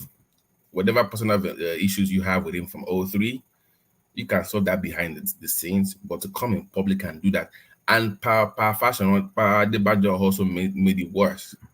I'm also disappointed in him as well, because Tinubu set a trap for him and he fell into it by coming up and saying that Afenifere is a political organization, knowing fully well that organization also has APC, PDP, Labour, has everybody from all walks of life in that movement. For it to have to say that means he was not thinking right, with all due respect to him. So he fell into the Tinubu trap. Right now, it's a lame duck. So the best thing for him to do is to just leave that position alone, resign. That would be the best thing for him to do at this time. But what Tinubu did was just, I'm not too happy with it, man. I was not too happy with it. But that's my submission. Let's like, subscribe, share. God bless everybody on the panel. Have a great day. We'll see you tomorrow. Thank you so much, Roman. All right, brilliant. A real delight. So that's Babate, 11th hour, just to drop a nugget. Dropped a nugget. So there it is. And here we are. A man of equal might to fill the shoes of a man of great might. So a man of might, Sake Fada. So to the questions, how did you arrive at Sake Fada? Do you have a favorite book? I suspect you might well have a library full of favorite books, and then a brief commentary from you. But how did you arrive at the name Sake Fada? Yeah, it's I would say complex. It's neither here or there, but Sake Fada actually took root from one of the pre-colonial Hausa Fulani functionaries, that actually assisted the emir in the traditional pre-colonial political administration of the Hausa land. We are taught in history, so that was that. But quite complex is, I wouldn't say it is neither here nor there. And in terms of favorite book, do I actually have one? Yeah, when we talk about African writers, I think two books actually stand out for me. One is The Things Fall Apart of 1958 or 1953. Then the other one is The Trouble with Nigeria, which is also written by Chema Achebe. So I think those books actually gave me some insights. Then if you come from socio-economic kind of writing, the writings of Adam Smith, The Wealth of Nations, has also stood for me. It has been a very powerful book to me, which I read and read regularly. Then nothing much more again. Yeah, I think Abiku is written by, is it this guy? Shoyinka. It's very interesting too. So that's that.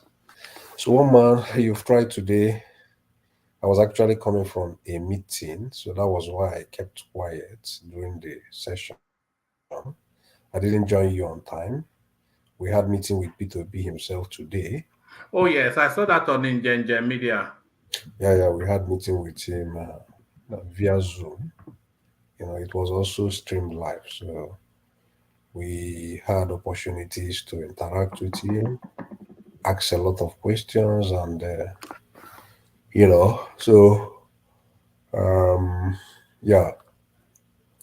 So in the talking points, two things actually attracted me somehow. Number one is that Paul Biya space. It's quite regrettable how Africans have been subjugated for a very long time, and I wonder whether we have people in Cameroon to allow somebody like Paul Biya rule them for the past how many years? I think it's getting to 40 years or more than that. So I think most of these countries that has French influence, if you look at all those countries, I think many of them are fast going back to military rule, so, and I don't know why. So, but it's quite regrettable in Cameroon, you know, but I think Nigeria, being the giant of Africa, should awaken the sleeping African this thing, you know. Nigeria should wake up to also influence other African countries. So I wonder why the Cameroonians allowed Paul Biya to have ruled them for this number of years.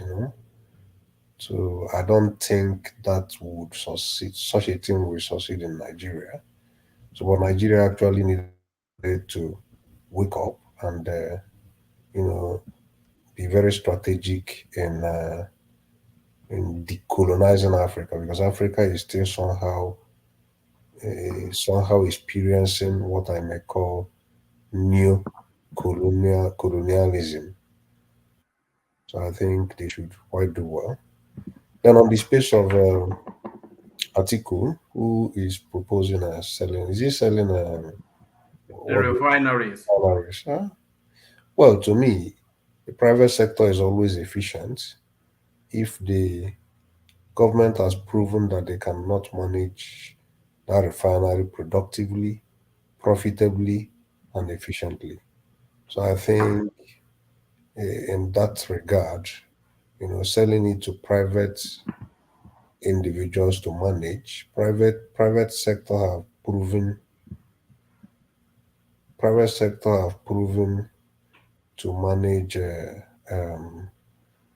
these things more efficiently. So I will I will not disagree with him, so long as the refinery is sold to a Nigerian, so that we wouldn't keep experiencing capital flights. Because even if you sell it to a foreigner, what the foreigner does is to make money in Nigeria, and then the capital leaves Nigeria again. So selling it to private individuals that could manage it better is not going to be a bad idea, provided it is done very well and not selling it to his friends and many of them. So yeah, so that's it. Then Tinubu going to East to do rallies on Monday. I wouldn't advise him to do so. I wouldn't advise him to do so. Soludo is raising alarm, like in Anambra now, that the rate of insecurity is alarming. So I feel it appears to have overwhelmed him. I don't. He tried doing a lot of things to bring back normalcy to Anambra State, but the insecurity is rising to now. They are kidnapping people, broad daylight. In the name of all these things. So I wouldn't encourage him to. I wouldn't advise Tinubu to play with. Tinubu himself might be secured. He might come to Anambra with a lot of security men, but then after the rallies, he will go. The people that attended the rallies, what is their fate?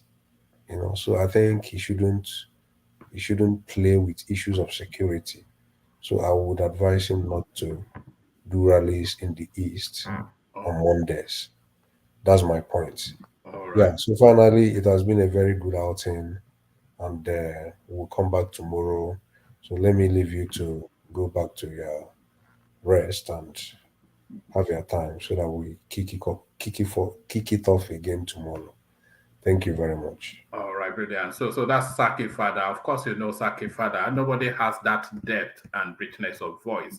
Only Saki Fada. So thank you, Saki Fada. So that's Saki Fada. So Babati was just saying books that he recommends to young people, and it struck me that the book I would recommend to a young person, there's a book called Mind Map. Mind, M-A-M-I, you know what a mind, how to spell mind, and map, M-A-P, mind map. And it's by a guy called Tony Buzan. I think it's Z-A-N. So it teaches you how to think. If you want to know how to think, especially if your mind is still receptive to being shaped, you wouldn't go wrong reading that book, Mind Map. So mind map. So go map your mind. So there it is, and there we are. We still hit the 5-hour mark. I wanted to cap it at 4 hours something. So I really must speed off now because, like I said, I have to, do some things in a few hours. So there it is. So it's not goodbye, but it's au revoir, as they say in France. So au revoir, as I've explained previously, means see you later. So I'll see you later. To the coffee buyers and the super chatters and the in-betweeners, peace.